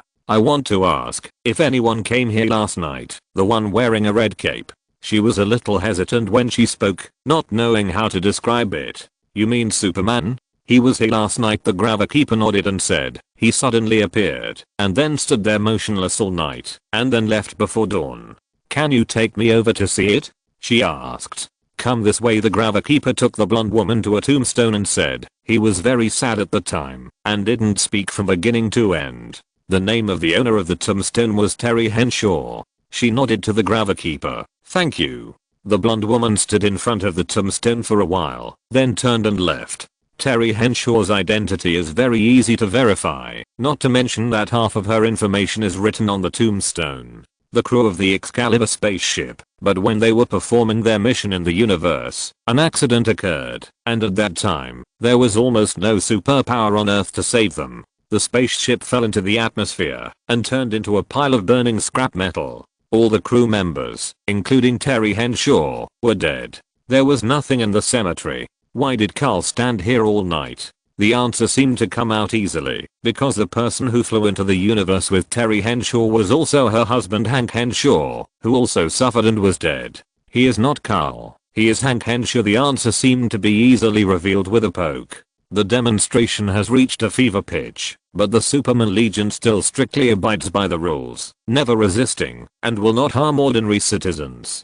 Get out of New Metropolis. Get out. Get out of Earth. Dictator. We want freedom. The black car stopped outside the demonstration team, across a street, looking at the black building in the distance. That is the symbol newly built by the mechanical Superman. The car window slowly lowered, revealing a young face. It was Superboy Connor. Connor turned his head and looked at Lex Luthor, who was sitting next to him. "I should go and beat up that mechanical Superman. He will know who the real Superman is." He was eager to try, but Lex Luthor said, "Connor, using fists is the characteristic of that big blue guy. You shouldn't be like him, a beast who can only use fists." What? Connor didn't quite understand. Boom. Heavy footsteps approached slowly. Connor leaned out of the car window and looked. In the distance, there were actually 30 or 40 little bald giants wearing black leather windbreakers and grayskin, walking towards them step by step with heavy steps. Connor was surprised. So strong. It was indeed very strong. Superman, who was known as the Man of Steel, could only be called a dwarf in front of him. Connor shrunk back into the car and looked at Lex Luthor. "Who are they?" Lex Luthor solemnly uttered a word. "Reinforcement." The Tyrant Legion walked towards them with heavy steps. The Superman Legion in the distance also noticed it and flew over quickly. One person flew to the same height as the leading tyrant, stretched out his right hand, and said, "No approach in front." The tyrant suddenly raised his hand, grabbed the other's head, and smashed it to the ground with a flick of his wrist. There were no extra words. The first moment the two sides collided, they were destined to solve the problem with fists. The tyrants can't speak, and the people of the Superman Legion are even more so. They just follow orders. A tyrant raised his hands high, easily grabbed two Superman Legion soldiers in the air, threw his arms, and threw them violently. The two people in his hands immediately turned into meteors. There are also a lot of Superman Legion soldiers in the sky. The first moment they found their companions being attacked, they gathered in a swarm and used them against the tyrants, and in a few seconds, they completely submerged the tyrants. The battle started. One side was strong but lacked numbers, while the other side was strong and could fly, and had a large number of people. However, seeing the soldiers of the Superman Legion swooping down like locusts, drowning the tyrants, the battle seemed to be developing in a one-sided direction. In the car, Superboy rubbed his hands. "Why don't we take action?" "It's not time for you to take action yet," Connor asked puzzledly. "Didn't you say they were reinforcement? If they were reinforcement, why don't we take action?" As a clone of Superman, he does have extraordinary kindness and integrity. At least he can't let his companions take action while he just watches the show. Lex Luthor shook his head. "Wait a little longer." One after another, huge human-shaped nets enveloped the tyrants, and there was a tendency that they could not break free. Boom. A big hand suddenly tore the net, and the elbow turned and easily smashed 4 or 5 soldiers away. Then, with the wild sound of dong dong dong, a net was completely shattered. The tyrant appeared again, but his appearance was greatly changed. The black leather windbreaker on his body disappeared, revealing a grey and strong body. The claws danced, and the soldiers were cut in half one by one. But the strange thing was that the soldiers who were cut in half did not bleed to death. Instead, the cut parts twisted and split into thick cables, connecting each other.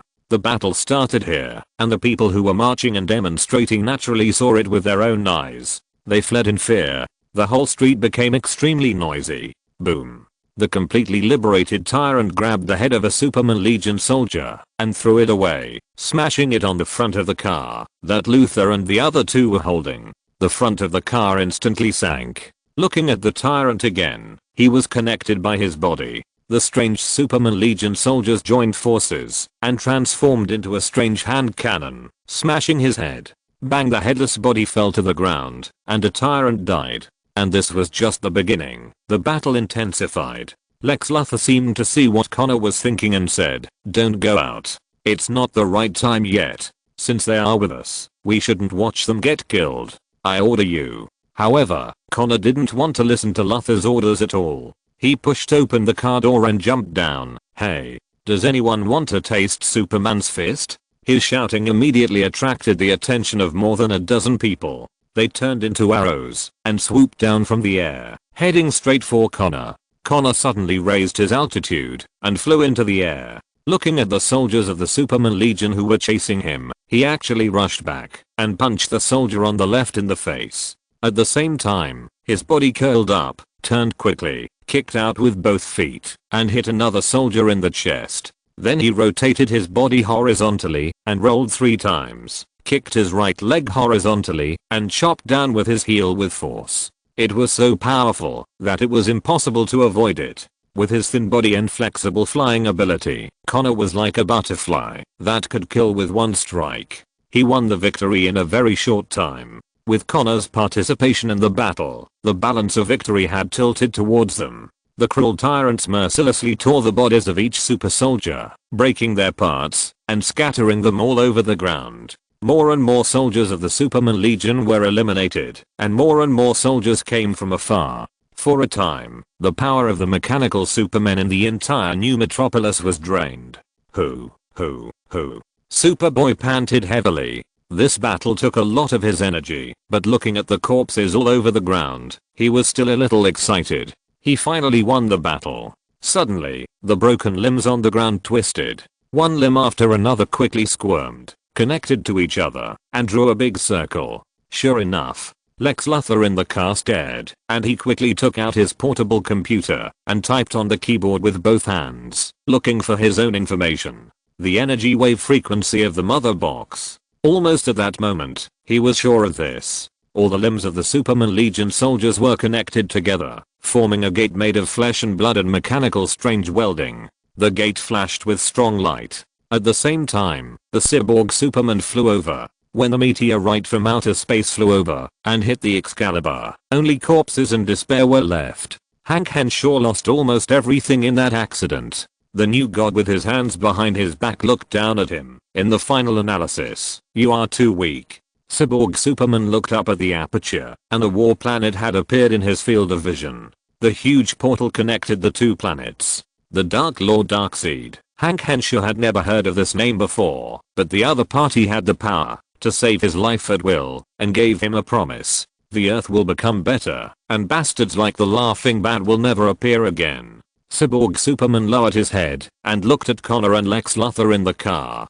"The existence of extraordinary humans is a mistake, so I will make up for this mistake," he said. "Dark Lord, please come." Chapter 348, the fourth. A planet beyond the Earth, spanning infinite space, apocalypse. The giant stood with his hands behind his back, his eyes emitting a red glow that could destroy the world. He turned his head slightly, and his gaze easily crossed the space and reached the Earth. A spaceship encountered a disaster and was completely destroyed. Most of the humans on board died instantly, and only one person's consciousness was still hazy, not completely dead. The giant closed his eyes, hiding the red light in his eyes, and naturally cut off his sight outside the Earth's near-Earth orbit. "I have brought him back." The voice sounded a little hoarse. The giant ignored the voice, but turned around and looked at the man standing still with his head down. "Steppenwolf, do you have any questions?" Steppenwolf said in a deep voice. "The Earth is already riddled with holes, and the special powers on it have almost all disappeared. If you want that planet, I will lead the army to fight for you. So, you don't need to go to so much trouble to find an Earthling." "Go to so much trouble?" The pace of Apocalypse's invasion cannot be stopped. Of course. Steppenwolf hurriedly half knelt on the ground, extremely humble. I'm not interested in that mud-like planet, but I'm very interested in the people on it. Has Krypton been destroyed? More than 30 years ago. Steppenwolf nodded and replied. The giant turned his head and looked at the body that had been lifted up and was almost collapsed. Death is about to cover your whole body. He didn't care whether the other party could hear him, but after hearing this, no one present doubted the truth of his words. But in front of me, death is also vulnerable. As he said, the giant suddenly raised his right hand and grabbed the top of the almost collapsed body. A skeleton hand happened to stretch out at this time and grabbed the collapsed body, but the giant's big hand was faster, grabbed the slender skeleton hand and gently threw it out of the void. This is a skeleton wrapped in a black cloak, burning with the flame of death, and in this world, this skeleton has another name, that is, the god of death. The legendary messenger of death. All life in front of it is a mortal existence, but today, the god of death was easily caught by this person on Apocalypse. Death. The giant glanced at the death in confusion, and then saw a red light burst out of his eyes. The red beam seemed to have life, chasing the death around, and strangely ran in the air for half a circle, until it hit the death and completely annihilated it, and the red beam just disappeared. The death, who made all the creatures in the universe terrified, was solved so easily. The gap in strength between the two sides was so great that there was no chance of a fair fight. The giant looked at the body indifferently, watching the other party turned into a half-human and half-machine appearance, until he finally recovered and woke up. As long as you take back the vitality from the hands of the death, even without the strong vitality, you can still be perfectly resurrected and recovered. I will give you a new life. The giant stood with his hands behind his back, looking at the half-human half-machine man indifferently. I am. The other party looked at his hands in confusion, as if he was looking at someone else's. You will become my vanguard and open the door to the earth for me. The giant's voice was filled with momentum and pressure that could never be resisted. You want to invade the earth? Henshaw couldn't believe it. Even if he died, he didn't want his hometown to be slaughtered by a group of people. It's not an invasion, the giant said. I'm the god of the universe. Now I can revive you with my power, and I can guarantee that there will be no more accidents on Earth from now on. And you only need to serve as a pioneer and open the portal between Apocalypse and Earth. Earth, New Metropolis. The battle intensified. With only the Superman Legion and the Tyrant Legion fighting, the battle actually involved 3 blocks. Blood was spilled in every corner of these 3 blocks. Even if ordinary people were unwilling to participate, they suffered unexpected disasters because they were in it. The mechanical Superman said, "Please come, Dark Lord." As his voice fell, the portal in the sky became larger and larger, almost swallowing the sky. Another planet, Apocalypse, was hanging outside the portal, as if ready to pass through the portal and smash down at any time. Although Superboy is a clone of Superman, his combat power is only 1/10 of that of the real Superman, but these powers alone are enough to make him occupy the highest point in the battle that no one can shake. A planet, so close. Superboy also looked up and looked at the big hole torn in the sky. A super planet actually appeared above people's heads, and the other party did not carry any friendship at all. The meaning of the planet was invasion. It's raining. Superboy looked up at the sky. On the Apocalypse, which was full of unstable energy and entangled with storms, dense black dots were hitting the earth at a very fast speed, as if it rained on the planet next door, but fell into the earth in the opposite direction. It's not raindrops. Lex Luthor shouted, "Quick, stop the mechanical Superman and destroy the portal." But it was too late to stop it now. The raindrops fell to the ground through the portal, but instantly transformed into a bunch of extremely powerful monsters. These winged, weird-looking monsters pounced on the fully released tyrants the moment they landed. The tyrants raised their claws and killed several of them with a light wave. However, compared to the endless black raindrops outside the portal, the tyrant's strange claws could not stop this force. After a few seconds, a tyrant's skin was already damaged. A drop of water wears away a stone, not to mention that the alien species, which are not weak in combat, are not difficult to tear a tyrant apart. As the first tyrant was torn apart, the second, third, fourth, The battle began to develop in an absolutely unpredictable direction. Knock knock, suddenly someone raised his hand and knocked on the car door. Lex Luthor, who was thinking with his head down, was stunned. He turned his head and found that it was an acquaintance as expected. Lizu. A weirdo who he regarded as an enemy, but also as a friend. The other party always did things that made Lex Luthor uncomfortable or not uncomfortable. We must close the portal. Although we don't know what's behind the portal, if we continue like this, the Earth will be destroyed. Lex Luthor seemed to have found a good chance of winning after seeing Lizu, and he immediately said, "I know what's behind it." Lizu looked up and looked at the planet behind the portal that was almost pressing into the Earth's orbit. Cyborg Superman, Parademons, Darkseid. Although it was a little different from what Lizu imagined, but the boss behind is of a higher level. Lizu raised his hand and patted the car door. "Stop them. I'll take care of the things in front, and you'll take care of closing the door." Lex Luthor didn't say anything, but he lowered his head and operated quickly because he knew that it didn't matter whether he responded or not. If he won, the Earth would escape a disaster, but if he lost, everyone would be buried with the Earth. Superboy threw another quick punch, breaking up the Parademons who tried to group together to attack, and his punch was very heavy, far from Superman's. "Is this all you can do?" If there was an opportunity to mock, Superboy would never let it go. His body was like a rapidly swimming swordfish, swaying left and right in the air, and quickly dealing with the demons. But human power is limited. As the number of enemies continued to increase, Superboy's battle was increasingly controlled, and in the end he was even completely surrounded by the incredibly large demon army. It was unlikely that Superboy would be able to break through the formation because of his life safety. On the contrary, because he was surrounded, he seemed to be restrained and could only fight back in a panic. The situation became more and more critical. Heat vision. Red light spurted out from Superboy's eyes, sweeping a slight gap in the army that surrounded him. Superboy fought hard to finally find a way out. In a tiny moment, Superboy took the opportunity to rush out. Hoo. Superboy took 2 heavy breaths and landed on the ground. But a figure walking lazily attracted Superboy's attention instantly. "It's you?" Superboy was shocked. Of course he knew Lizu. After all, it was Superboy who came down from the sky and saved the dazed Lizu when he had a traffic accident last time.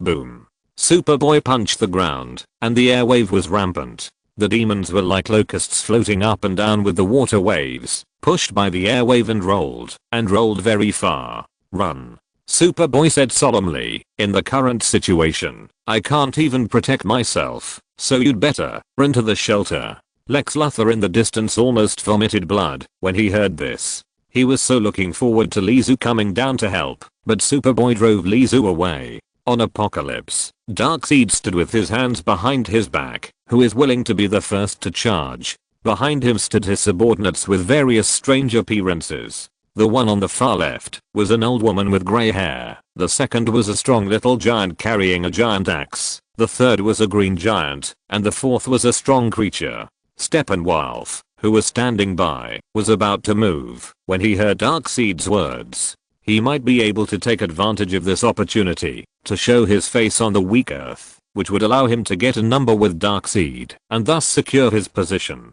He never expected that a voice would come faster. "I'm willing to fight for you." The majestic body was like a lion, with black hair and red eyes. Just standing there, it represented endless power and bloodthirstiness that could not be ignored. "Calabac?" Darkseid nodded. "Bring back the Earth." And Hank Henshaw's head. "Yes." Calabac jumped up, quickly crossed countless light years through the portal, and fell from the sky to the surface of the Earth. The powerful force hit the ground, causing the ground to roll and surge like waves, moving up and down unevenly. The boom sound was even more deafening. "Kid, hey. I heard that you are a clone of a Kryptonian." Calabac walked towards Superboy with a grin. "Want to try my Iron Fist?" Superboy rushed towards Calabac quickly, clenching his fist. He could feel the pressure brought by this monster that fell from the sky, so as soon as Superboy took action, he used his strongest strength. Snap! The big hand easily grabbed Superboy's small hand. The difference in strength between the two sides was too big and almost impossible to make up. Superboy's eyes widened. This was not the first time he was completely defeated in strength. However, Caliban looked more relaxed than anyone Superboy had fought before. Bang! Caliban casually threw his hand, and Superboy's body fell back uncontrollably and fell down. A large human-shaped pit suddenly appeared on the ground. Unbearable. Caliban was a little disdainful. After just one fight, Caliban realized that Superboy had a lot of strength, but only knew how to practice boxing randomly, so he took the upper hand completely with just one move. But this place is really nice. Looking at the hideous tyrants in front of him, Caliban became interested. He rushed forward, knocked down and trampled the demons along the way, and came to the two tyrants. Caliban grinned, pounced forward like a lion, grabbed the shoulders of the two tyrants with both hands, and his nails were stuck in the grey muscles. Haha.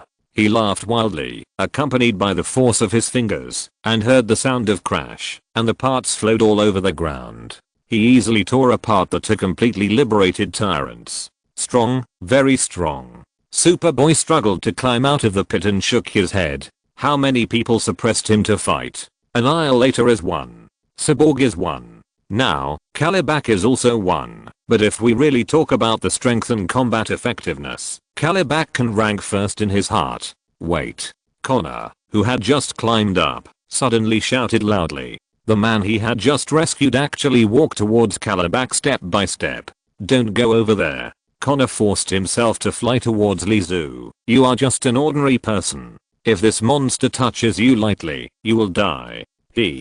Caliban appeared in front of Lizu in an instant, with his right fist clenched high. At the same time when the veins on his arm bulged, Caliban's fist smashed down towards Lizu's head. Bang! The collision of fists did not lead to a one-sided situation, but instead generated a powerful shockwave. All the demons within a radius of 2 or 3 kilometers were cleared out. You are very powerful. Caliban grinned. For Darkseid. After saying that, Caliban had already rushed towards Lizu. Lizu punched Caliban's face with his backhand, but Caliban, who had more combat experience, raised his hand to block it. The other hand was always pulled up.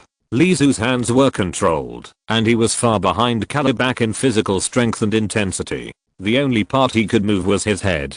So, in the eyes of Lex Luthor, Superboy Connor, Cyborg Superman, and Caliban, Lizu's eyes suddenly glowed red, shooting out 2 straight red lines. Heat vision. The signature skill of Kryptonians. Superboy couldn't believe it. Is this the 4th Superman? Chapter 349 Omega Necklace. Kryptonians strengthen their bodies by absorbing energy from yellow stars. Kryptonians in the solar system are born gods, with a power that makes people extremely afraid, and this power is difficult to surpass. The only thing that can check Superman is Superman's morality and justice.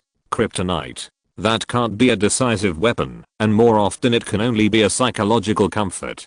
Countless forces in the universe stared at this aquamarine planet, and they chose to retreat, because Superman once protected this planet. However, when Superman died, the power in the dark could not be restrained. Apocalypse is definitely not the only one among them, but it is definitely the most powerful one. Lizu's skin looks pale and a little sick. The thin figure wrapped in a black windbreaker looks very thin and weak. But the blue veins around his eyes bulged, and the energy filled the blue veins red, and the hot red rays burst out from his eyes and hit Caliban's head. Because of the limitation of toyization, even if Lizu turned himself into a Kryptonian toy, the duration of the battle was extremely short, so he had to get rid of Caliban as quickly as possible. But the opponent was after all the top warrior under Darkseid. With the ground shaking with smoke and explosion, Caliban was hit by the red beam, and his head was hit by the heat vision like a drilling machine, and he kept exploring deep underground. He soon disappeared from everyone's eyes.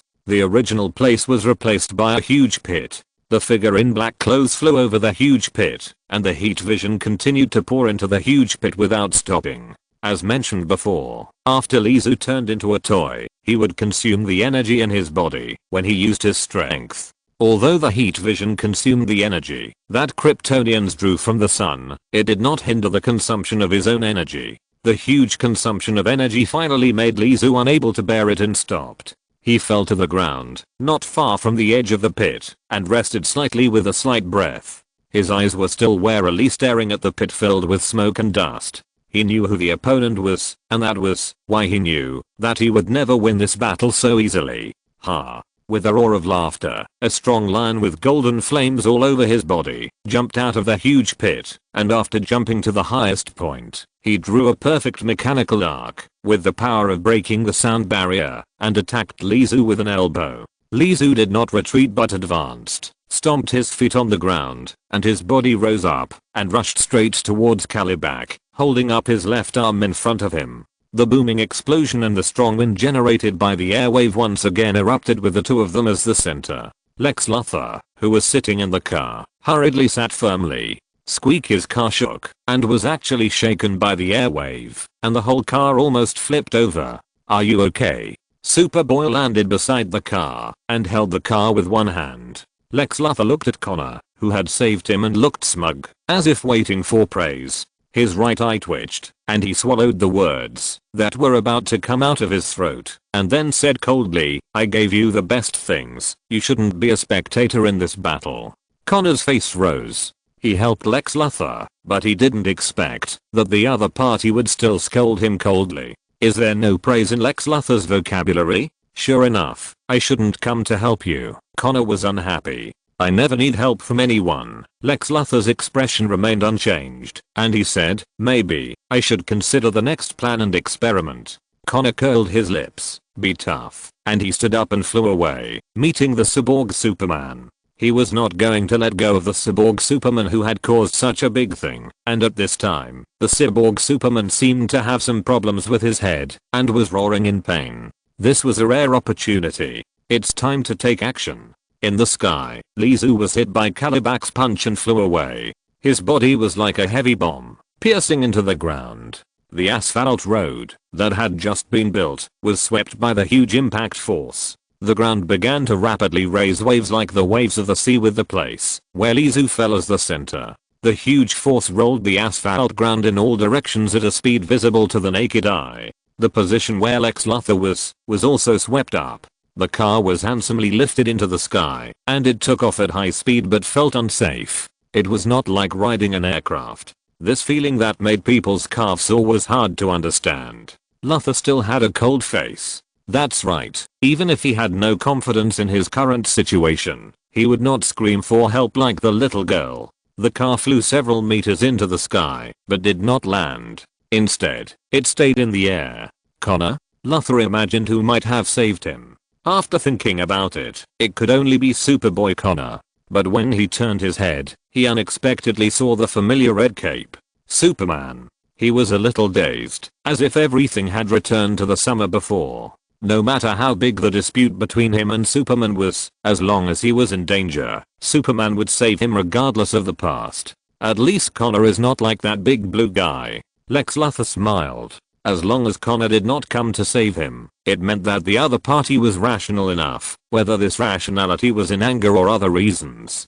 This was something to be happy about. He would teach a Luthor Superman, not a copy of the big blue guy. Soon, Luthor returned to normal, and he finally saw who had saved him. A head of golden hair fluttered, and the delicate and soft face was completely different from Superman's resolute face. It was Supergirl, the only Kryptonian left on this planet. Speaking of Supergirl's fighting power, her fighting power may not be much worse than that of the real Superman, especially on Earth. No matter who was fighting, the two siblings restrained themselves, fearing that if they accidentally exhaled a lot of air, this paper world would be blown apart. But Supergirl will never become Superman. Not to mention that she did not grow up on this planet and does not have a strong sense of belonging to this planet, and Supergirl is only known because of the S on her chest. She is not Superman and cannot replace Superman. This is why Lex Luthor dared to clone a Superman himself to replace Superman, because he knew that Supergirl could never do it like Superman. Supergirl did not hold back. Lex Luthor, I don't see you in such a mess very often. If Cole were here, I believe he would be very happy. She learned about the story of Lex Luthor from her cousin, and the story between Superman and Lex Luthor is not a secret. Luthor said, if he were here, no one would dare to invade openly. I didn't expect you to say good things about Carl. Supergirl was a little surprised. Luthor continued to say with a cold face, I can close this door. Now you need to stop the things that may continue to jump out from inside. I have a feeling that what will appear next is terrible. Terrible. Not only Lex Luthor thought so, Supergirl also felt the same way. She glanced at the cyborg Superman who was fighting with Superboy in the distance and finally chose to fly towards the portal. Taking a deep breath, her cheeks bulged. With a sudden spit, the cold air swept violently towards the portal, covering it completely. With a clatter, the demons fell down like dumplings, as if the dark sky had collapsed. It was not only Luthor and his men who knew that more dangerous people would appear. Lizu, who was fighting Kalibak, knew it even better. He was now just fighting Kalibak with the toy body of Krypton. If he met the Dark Lord, Lizu took a deep breath, his back shook, and the reaction force of the explosion of his body bounced him up. His body hit Kalibak like a solid iron ball and instantly smashed him away. He did not stop, but gritted his teeth to catch up with the flying Kalibak. The sound barrier had long been torn, and he seemed to be wrapped in a layer of white mist. The black windbreaker was pulled straight, and the cloth was torn. The clothes were about to collapse. Flying at supersonic speed, Lizu caught up with Kalibak. He raised his right hand and punched Kalibak in the side of his face. The burly lion who was about to react was once again punched and flew towards the sky behind. Lizu's body stiffened slightly in the air. His right hand turned into a plush toy with the naked eye.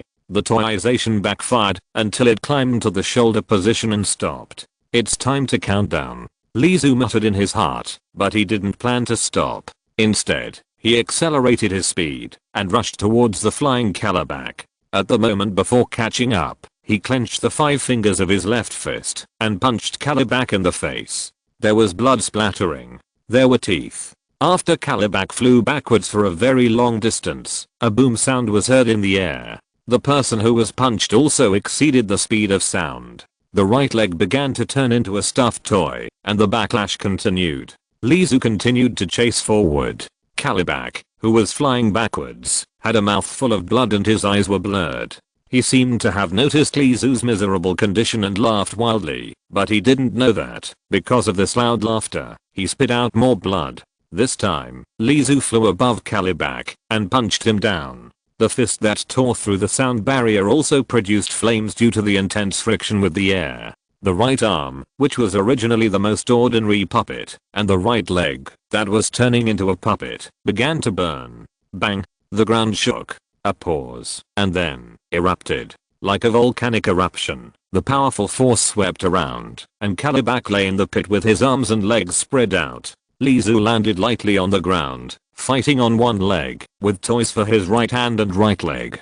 He turned his head and blew gently, extinguishing the flames. Ahem. Ha ha ha ha ha. Kalibak spit out blood and laughed. You are very powerful. Are you a Kryptonian? At this time, Lizu's backlash had also stopped, just hitting his thigh. No. Lizu had already been fully prepared for the miserable state of his body. At least, in his opinion, it was not miserable. Lizu glanced at Connor, who was fighting with Cyborg in the distance, and was at a disadvantage. There was also Supergirl, who tried her best to stop the invaders swarming in the portal, and asked, Apocalypse plans to rob this planet? Kalibak, who had been laughing ha ha ha and thought he had won, suddenly became quiet. This planet? Ha ha ha ha. The Dark Lord has conquered countless planets. Is this backward planet worth him sending me? You don't look good either, Lizu said. Ahem. Kalibak spit out blood, struggled hard, turned over, and lay on his side. I don't feel ashamed to lose to the Kryptonians.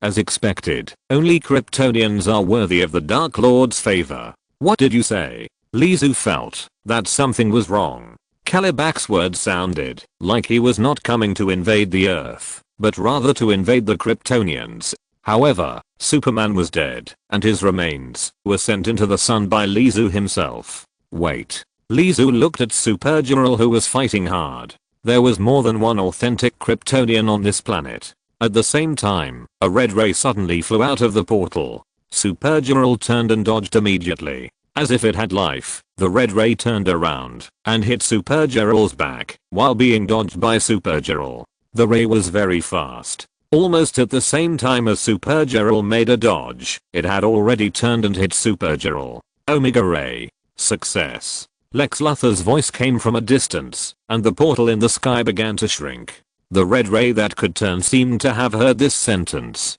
The remaining half of the ray did not hit the shaky Supergirl, but turned around and attacked Lizu. The speed was very fast, and the Omega Ray could turn freely, not following the straight line propagation of light. Lizu's eyes twitched, and at this critical moment, he made a quick decision. Almost subconsciously, he raised his left fist and smashed it towards Kalibak's head. If the Omega Ray hit his back, he would not be able to dodge, so he could only let the Omega Ray hit his fist as much as possible. Fortunately, in Darkseid's eyes, Kalibak's life was more important than Lizu.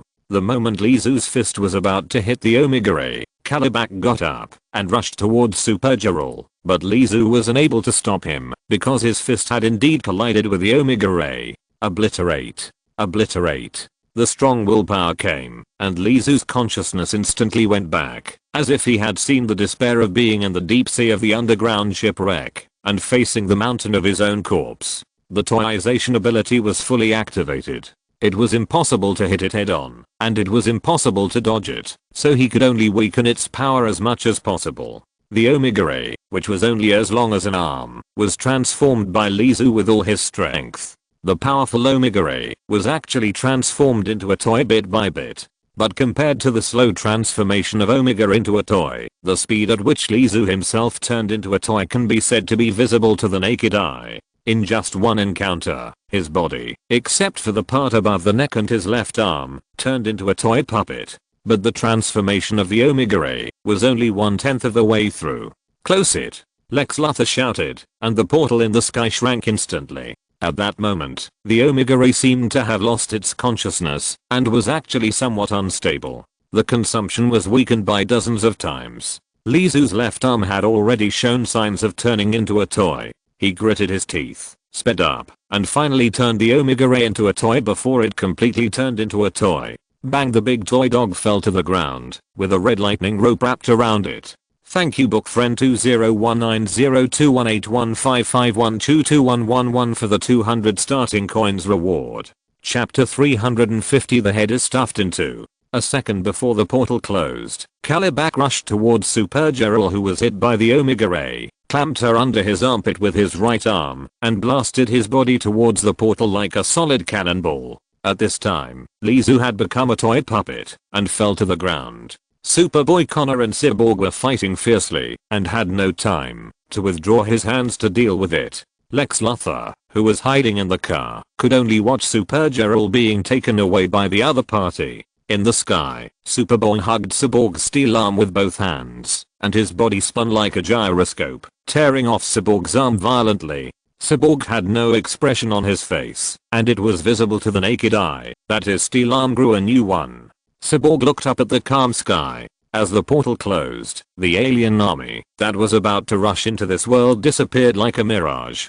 The Dark Lord will surely come back again. Cyborg turned his head and looked around. Without fighting, he turned around and rushed into the sky and left. Superboy Connor wanted to catch up. Wait. Lex Luthor pushed open the car door, walked out and said, "Don't chase." He knew very well that Superboy was no match for Cyborg Superman, and forcing him to chase would only lead to his death. The battle was over, and as the portal closed, the limbs of the Superman Legion soldiers that made up the portal fell like rain, merging with the bodies of Tyrant and Parademon. At this time, an armed helicopter came over, the helicopter door opened, and the Marines landed on the zipline. "Sir." The leader nodded and greeted Lex Luthor. "Yes, this is a malicious alien invasion, but it's over." Lex Luthor looked at the huge toy dog lying on the ground in the distance, a furry stuffed toy, which looked very abrupt in this sea of corpses and blood. Who was lying there? Toyman. Toyman, in theory, can make any toy, and can also turn anyone into a toy. Lex Luthor once knew the other party's ability, and although he was on guard, he did not take the Toyman seriously. But what ability did the Toyman show in World War I just now? He could actually turn himself into a Kryptonian, and not by changing into someone else's appearance, but by using his own body. This was the biggest problem. They didn't have complete information about the Toyman. Lizu, who had turned into a toy dog, could be said to be waiting to be captured. Oops. Sorry, a somewhat frivolous voice came from a corner.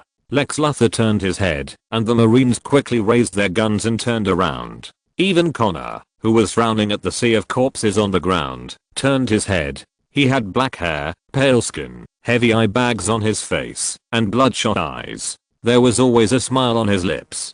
Toyman Lizu. My stuff is left here. Lizu walked to the toy dog, bent down and carried it on his shoulder, and turned to Lex Luthor and said, I'll leave first. If there's nothing else, watching the figure carrying the huge toy dog as tall as his body walking farther and farther. Lex Luthor wanted to open his mouth several times, but he held back in the end. Mr. President, why did you let him go just now? A woman's voice came from behind the car.